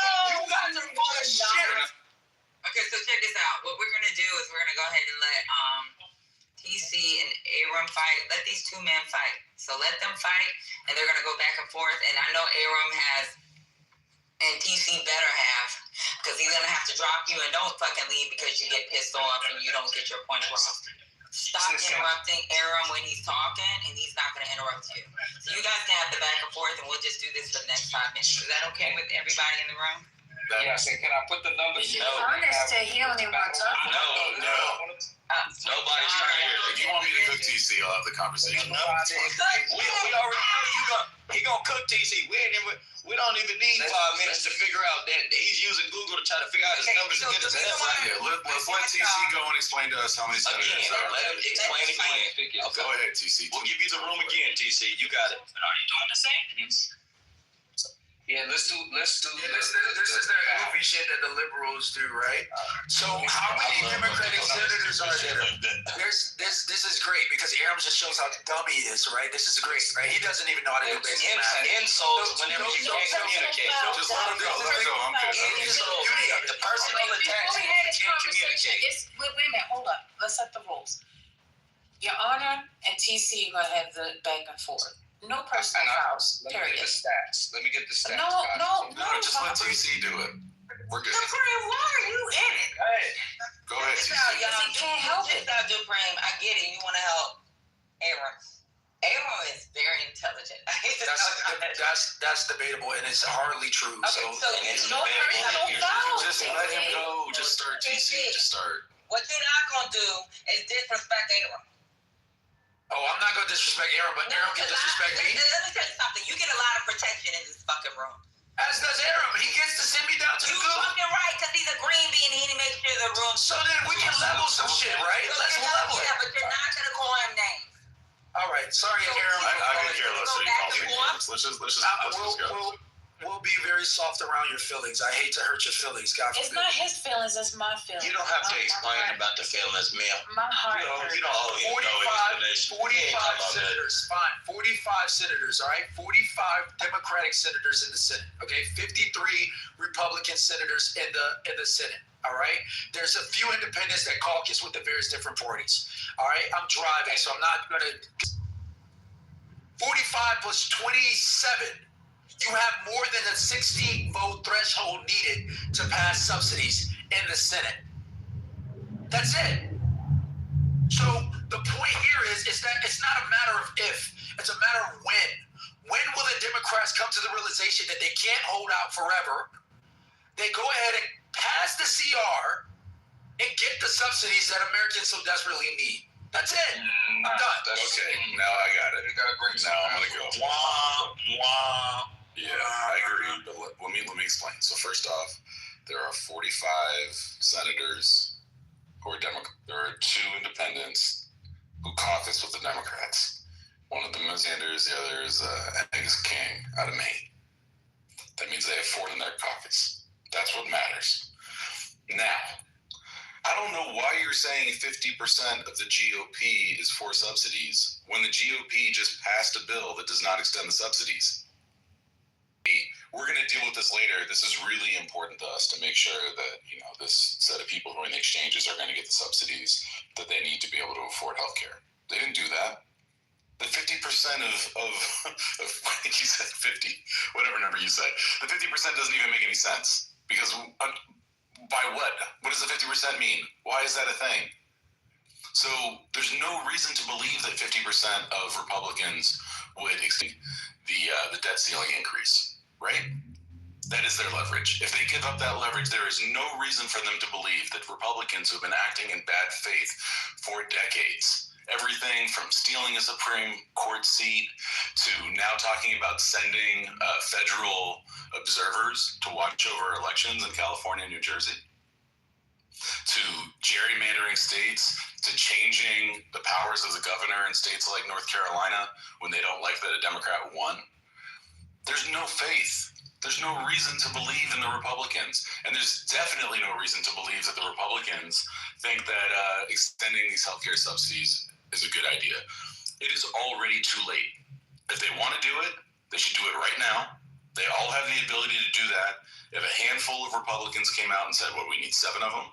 If 7 Republicans came out and said, we're tired of this shutdown, we think these people should have the subsidies anyway, this would be over. It would be done right now. They have that power. So stop bullshitting the people. So let's go with Aaron's math. He literally just said if 7 Republicans were to side with the Democrats, we'd be out of this conundrum. And he's talking about my math. This should be 8. He's talking about my math. You don't get to clown somebody on math when your math was wrong, 7 brother. Republicans is what's brother. No, this is between me and you. You've been talking too much. No, sir. No, sir. Patty, so He's right. I should have said 8. No, he's right. No. Patty, where's Patty? Where's First Lady? Where's any of these people? You're gonna talk about my math when you have the numbers and you don't know how to do basic math? Stop. So I when it comes to the majority, I've done it too. So just saying the numbers, you can't. Oh my God, this is rich. And guess what? This is what's so crazy. You're not even arguing the point. Let him go, Patty. Yeah, let him out of Florida. That feeds him. Let him just talk. That feeds him. Why am I by a factor of 4? Go ahead. You said the Democrats need 7. How many are in the Senate? Democrats are you tell me. You just said 47. You said 45 and 2 caucus with the Democrats makes 47, correct? Now you add 7 to 47. How much do you get? 54. I'll do the math for you. You don't need to take out a calculator. Like you had to do when your numbers were wrong. 60, Aram? What's 54 minus 60, Aram? We're not depending on your math. So I'm going to use my calculator. 6, Aram, is 6. You don't need 7 Republican senators. You know how much you need? 13 senators, Aram. 13 senators. So before you come for me, I suggest you use your calculator because you don't know how to do basic math, sir. And I'm doing this shit from the top of my head while I'm driving. You're derailing. Just go to our I'm not. Be on the same page because you can't just yell. This You is can't not. just yell and everybody Aram was going to be dumb and my numbers were right. Y'all wasn't doing the whole numbers were shit. right. So now, give me a break. You liberals are a joke. You're a joke. You don't value important information. You're not doing the math right You don't value facts. What you value is this performative bullshit. This is good. No, I'm not doing math wrong. It would be 14 by what you're saying, dude. It would be 14, not 13. Wrong. It would be 14 by the way you're doing the math. It's 13. Okay, let him respond. It's 14, TC. Oh my God, you guys are dumb. I'm sorry. You call me dumb, you call me all things, but then when your math was up and my math was correct, your math was not correct. This is horrible. Your math was incorrect. I think you have completely smeared your reputation as being an informed arbiter in these conversations. You call me. I'm gonna milk this for all it's worth till you kick me off the stage, Patty. Because this motherfucker. You should try to milk this for all it's worth, because it's basically all you've got. Let me be clear about what you got wrong, TC. This is a big win for conservatives. This is a big win for Republicans. Explain what your 50% of the 53 Your champion just got packed the fuck up. Because he got to know how to do 50%. Wants to move on. I want you to explain your 50%. Explain your 50%. I ain't nobody's motherfucking mammy. Patty, why don't you correct Aaron then? I'm a mother. I'm not a mammy. Clearly stop using fucking racial ass fucking slurs to fucking comment on who the fuck I am. I'm a black woman with a child. I'm a mother. I'm not nobody's fucking mammy. Okay? Maybe you have a mammy. That's why you fucking talking this bullshit that you talking. So you might want to fucking pull that shit back. I ain't the motherfucker to be playing with, calling me a mammy. You got me fucked up. So can he? Oh, he's gone. He did deserve to get moved down for that. But regardless of that, the 50% thing makes absolutely no sense. There is not 50%. There is not 50% of Republicans DC who want to vote for subsidies. Tell me the 50%. Tell me the 27, as you said, who want to vote to extend subsidies, TC. That is the most batshit crazy thing I've ever heard. Can you name 27 Republican senators? Name one. Who's the one who wants to extend subsidies? Move the mic around. I didn't pack up Aaron. He's trying to say. Yeah, now you got nothing to say. He's going to end. Now you got nothing to say. On this is incredible. Sorry, I'm not going to say this is incredible. You have nothing to say. You can't explain why there's 0 Republicans who are actually publicly on the record saying that they want to extend the subsidies. None.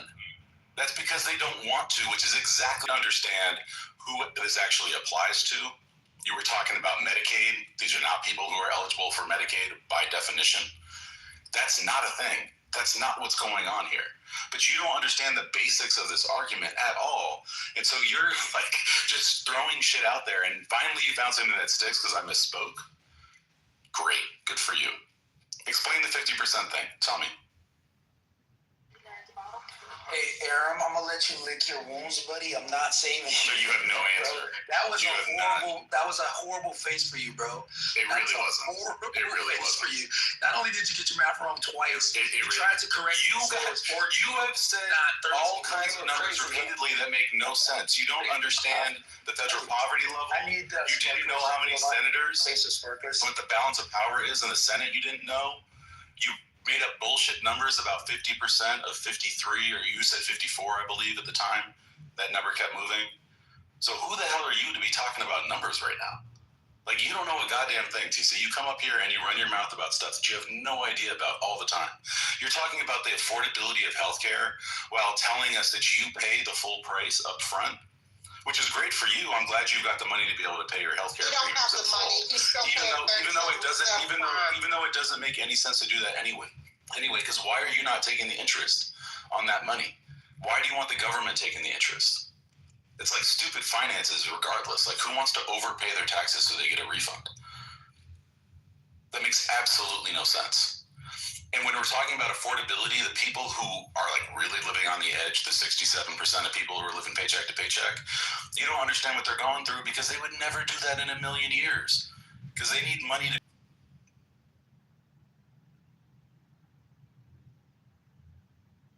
And he's real quiet now. That's a win by my book. Want to keep it moving? I guess we keep it moving.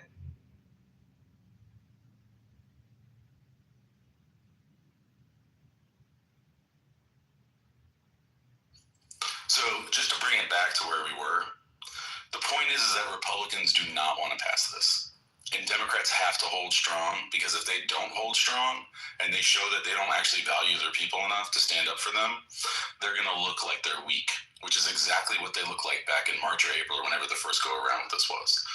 And they're just going to keep getting beaten up by the bully who's sitting in the White House over and over and over and over again. They're going to keep getting punked, and it's going to look like crap, and no one's going to want to fight for them because they don't even want to fight for you.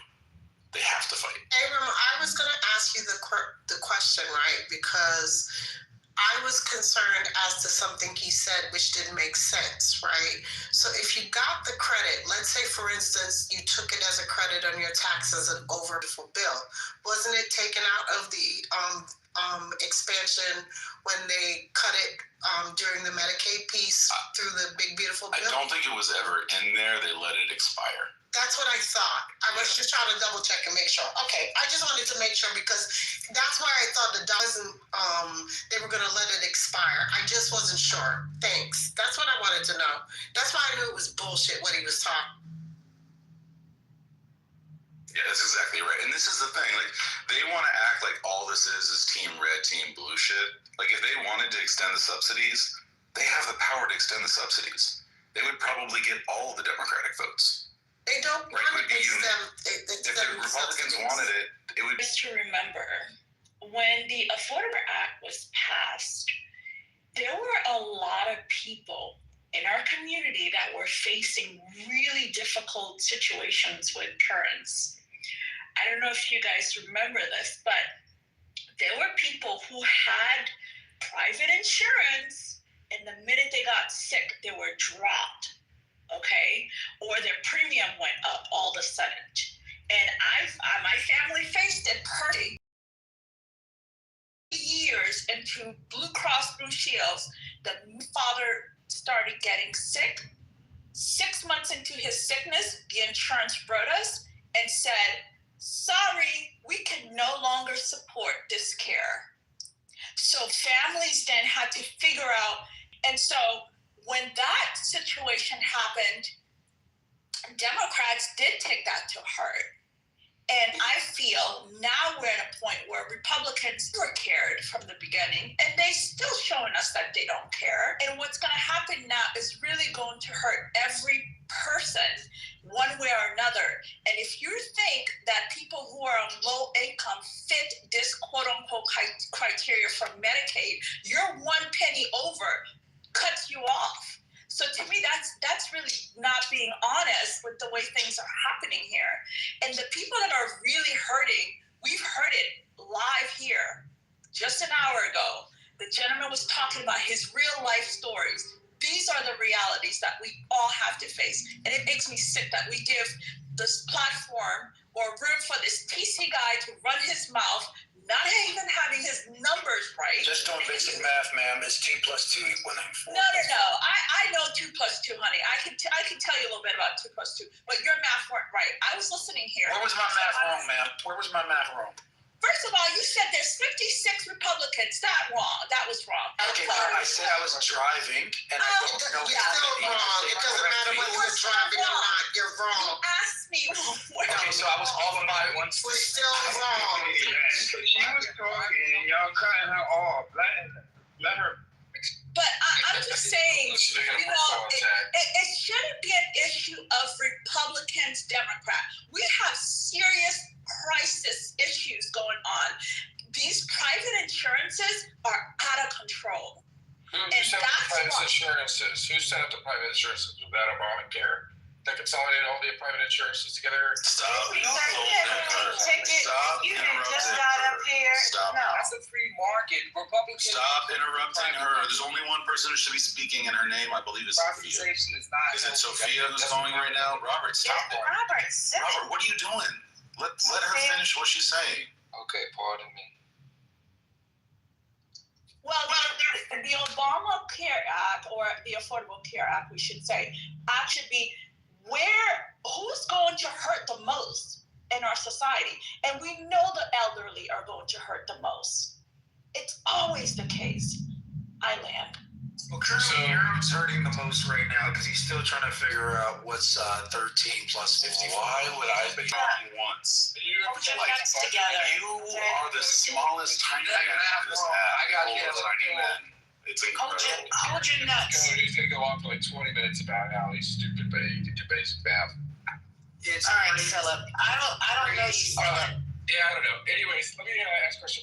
Why are the insurance companies consolidating it? Are you smoking? What's wrong with your nose? Yes, he is. Insurance companies are consolidating, and I'm just wondering who put the regulations in place for what's going on with the actual premiums we're looking at right now.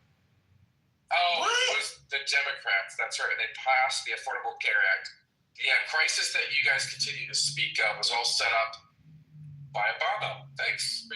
Hey, BT. Happy Saturday. What's going on? Good evening. I want to respond to Sophia. BT, did you catch that massacre that just happened on the stage a minute ago? DC! It was pretty good. I'm not listening to no man that has a 37% prime rate for his business. Hello?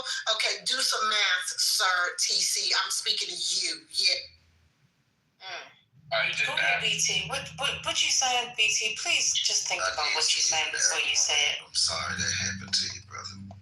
BT, stay focused. I love it. Pretty bad. Get him, BT. We really got Clubhouse's fast up here right now. BT, We got Philip and BT and TC.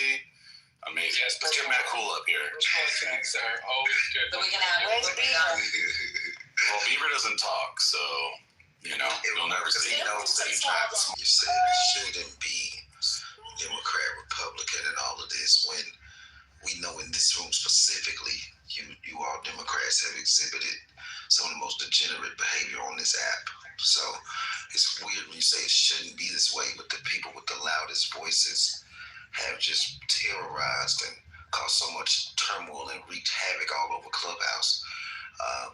Specifically, Patty and Lisa. That's the head model. So why are you here? Why are you here? Why are you here? Now you're blocked. Because what you're not going to do is play with me. Just because we try to teach people policy doesn't mean that we're fucking terrorists. Now you're fucking blocked, bitch. Maybe if we spend more time on arithmetic and reading, it might. Yeah, maybe if you'd have read that contract, you wouldn't have paid 37% interest. How about that? Ugh, degenerate. Maybe if you knew how taxes work, you wouldn't overpay. Hold on. Let me respond to Aaron, please. Aaron, you don't understand how business works, okay? I don't believe you. Some years. No. Let me explain. I'm not dumb enough like you to put taxes and then get a refund at the end of the year. I don't overpay my taxes, okay? I overpay my insurance because there's a possibility that my income. I don't file my taxes on time. Makes no sense. I don't file my taxes on time. I delay them. You understand? Yeah, because my income adjusts. Well, then maybe you should start a business and you might understand. Okay, maybe Patty can help you understand how this works with business owners. Okay, so not every business owner pays their taxes on time. If you look, there's a lot of business owners. Yeah, but maybe I don't know. She's considered a medium-sized business because she employs 50 people, but she pays her taxes on time. Most businesses pay their taxes on time, unlike your dumbass. Most business owners are not because you're degenerate. Because you're a degenerate. I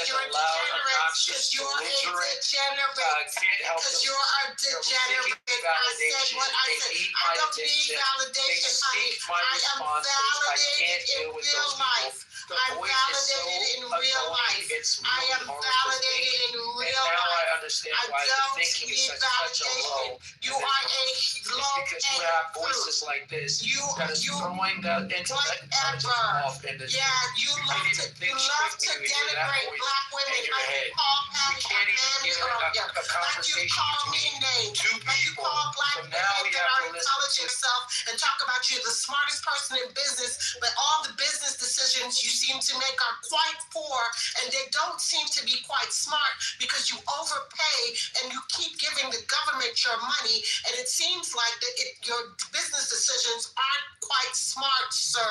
So don't come giving people business advice when you're not making smart decisions in business. Thank you. Right. Also, the wild thing about what he said is that he actually. Aren't you guys actually centering him because you talked about What he actually said earlier was he was talking about his personal insurance, because that actually isn't the same thing as what he was talking about. Philip, I'm going to move you down. We'll talk about DC. Oh no, my finger slipped. Okay, so again, TC was talking about personal insurance earlier because we were all talking about personal insurance earlier. You know how I know that?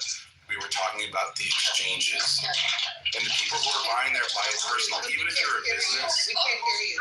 Come on mute. He has his mic open. Yeah, he has his mic. If you're a business and you have your people go to the exchange, they're still buying it personally. Right? So what TC was talking about getting a refund back against health insurance when it comes to the exchanges is something that happens on your personal taxes. Do you understand that, TC, or do you want to explain to me how I'm wrong? Overpaying, so you have to get a health care refund at the end of the year. It means that you didn't get interest off of that money. To get a health care refund at the end of the year, it means that you didn't get interest off of that money over the course of the year. And even though that's not a lot of money. And if so, what are the percentages? Tell us that. Tell us the real truth. Give us concrete numbers that really applies to you. Okay, so you don't have Sophia, I'm going to answer that make up question. some numbers. Sophia, I'm going to answer the question. Okay. It starts with 47 and then it ends with 60. Ask Aaron what's in between. What? It's amazing. Because it's not 14. It's not 14, Aaron. It's not 14. It's amazing. You can't answer the basic question. Okay, then let's do this. It's amazing. It's amazing how I missed 47 plus 7. And you got it wrong repeatedly before when it comes to math. No, it's not the same. 44, you said 46, and the only two possible answers were 45 and 40. I was driving. I wasn't looking at my phone. Yeah, absolutely. You got that wrong. Absolutely, you got that wrong. And then you talked about 50. That's not a thing that actually this or is real or you can substantiate. Because you're talking out of the wrong. Always do. Because you're not an intelligent person. What did I say half of 54 was? You said half of 53. You said 56. Or are you saying 54 now? Because 54 is the wrong number. You said 56. No, I said 54 because which is the wrong number. 56. No, don't lie.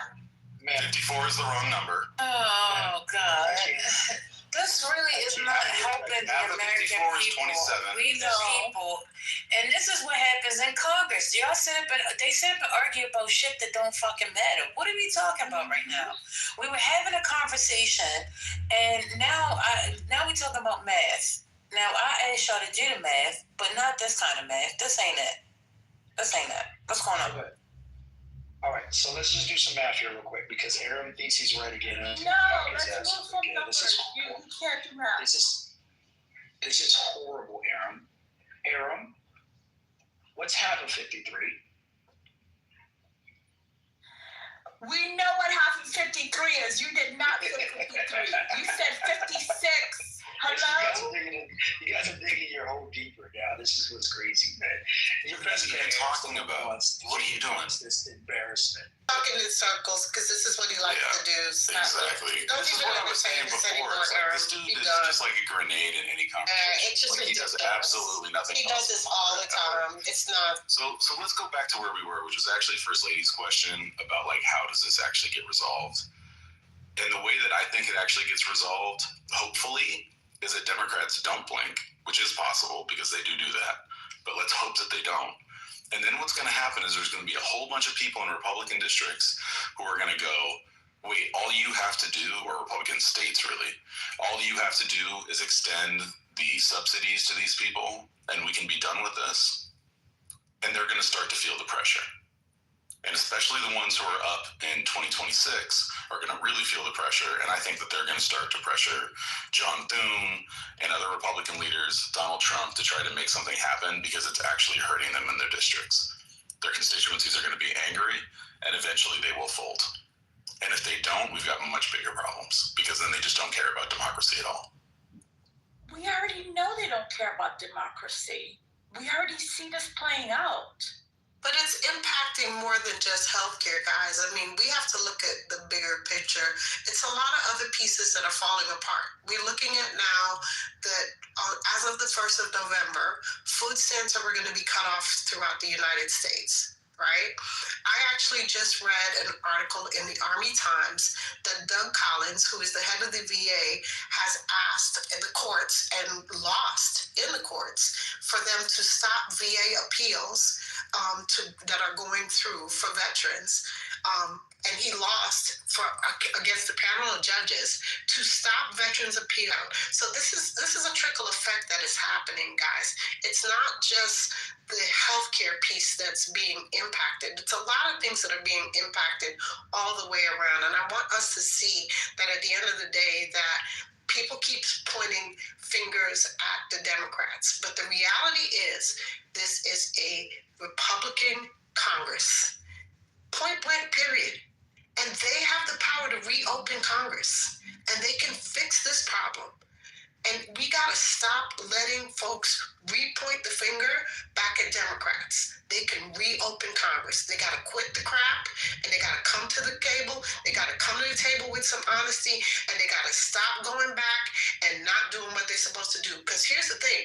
They're not holding town halls with their citizens. Every time they go back home, they're going back home, and they're sitting around, and they're smoking cigars, but they're not meeting with their citizens.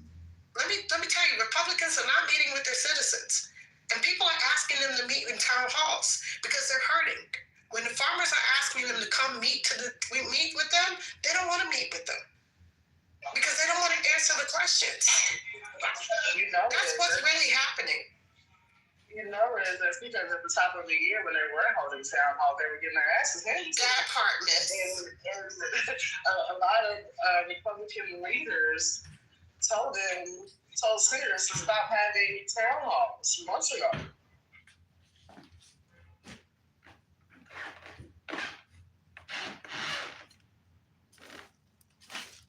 Yeah, but people don't want to talk about that. People don't want to talk about the reality is this is a Republican frigging shutdown. Own it.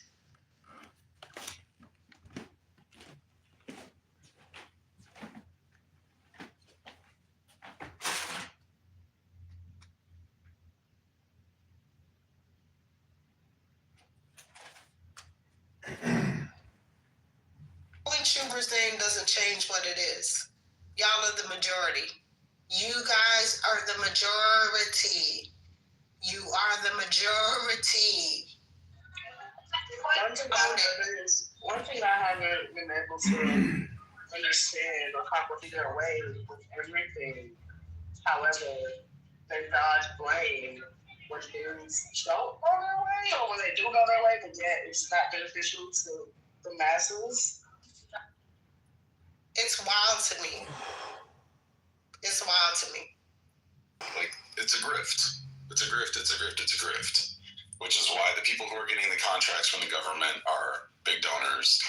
It's why, they're extorting money from businesses so that they, get lawsuits from DOJ waived. So shit.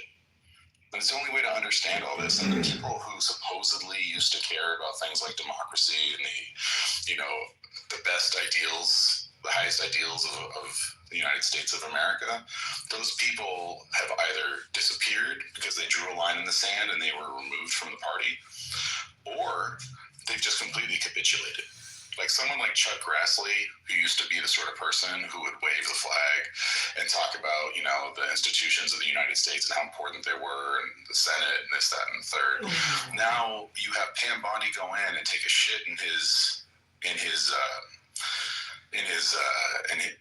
hearing room, and he does nothing about it. It's just a big grift. They don't care about the people. And the most important thing that the Democrats can do is to demonstrate that to the American people that one party is just a bunch of crooks. And they're not serving the interest of the people. And the more they can expose that, the more they should do it. It's that point, Carl. Well, that sector of American people care because they voted for it. Well, crooks will stick together. Crooks, pedophiles, all you pedophiles, you crooks, you rapists, you bunch of losers, you bunch of folks who talk about women, talk down to women. That's all y'all do. Telling women that they gotta have bass in their voice when they talk and all kinds of bullshit. That's what y'all about. I'm gonna go. The problem, Aram, is that they don't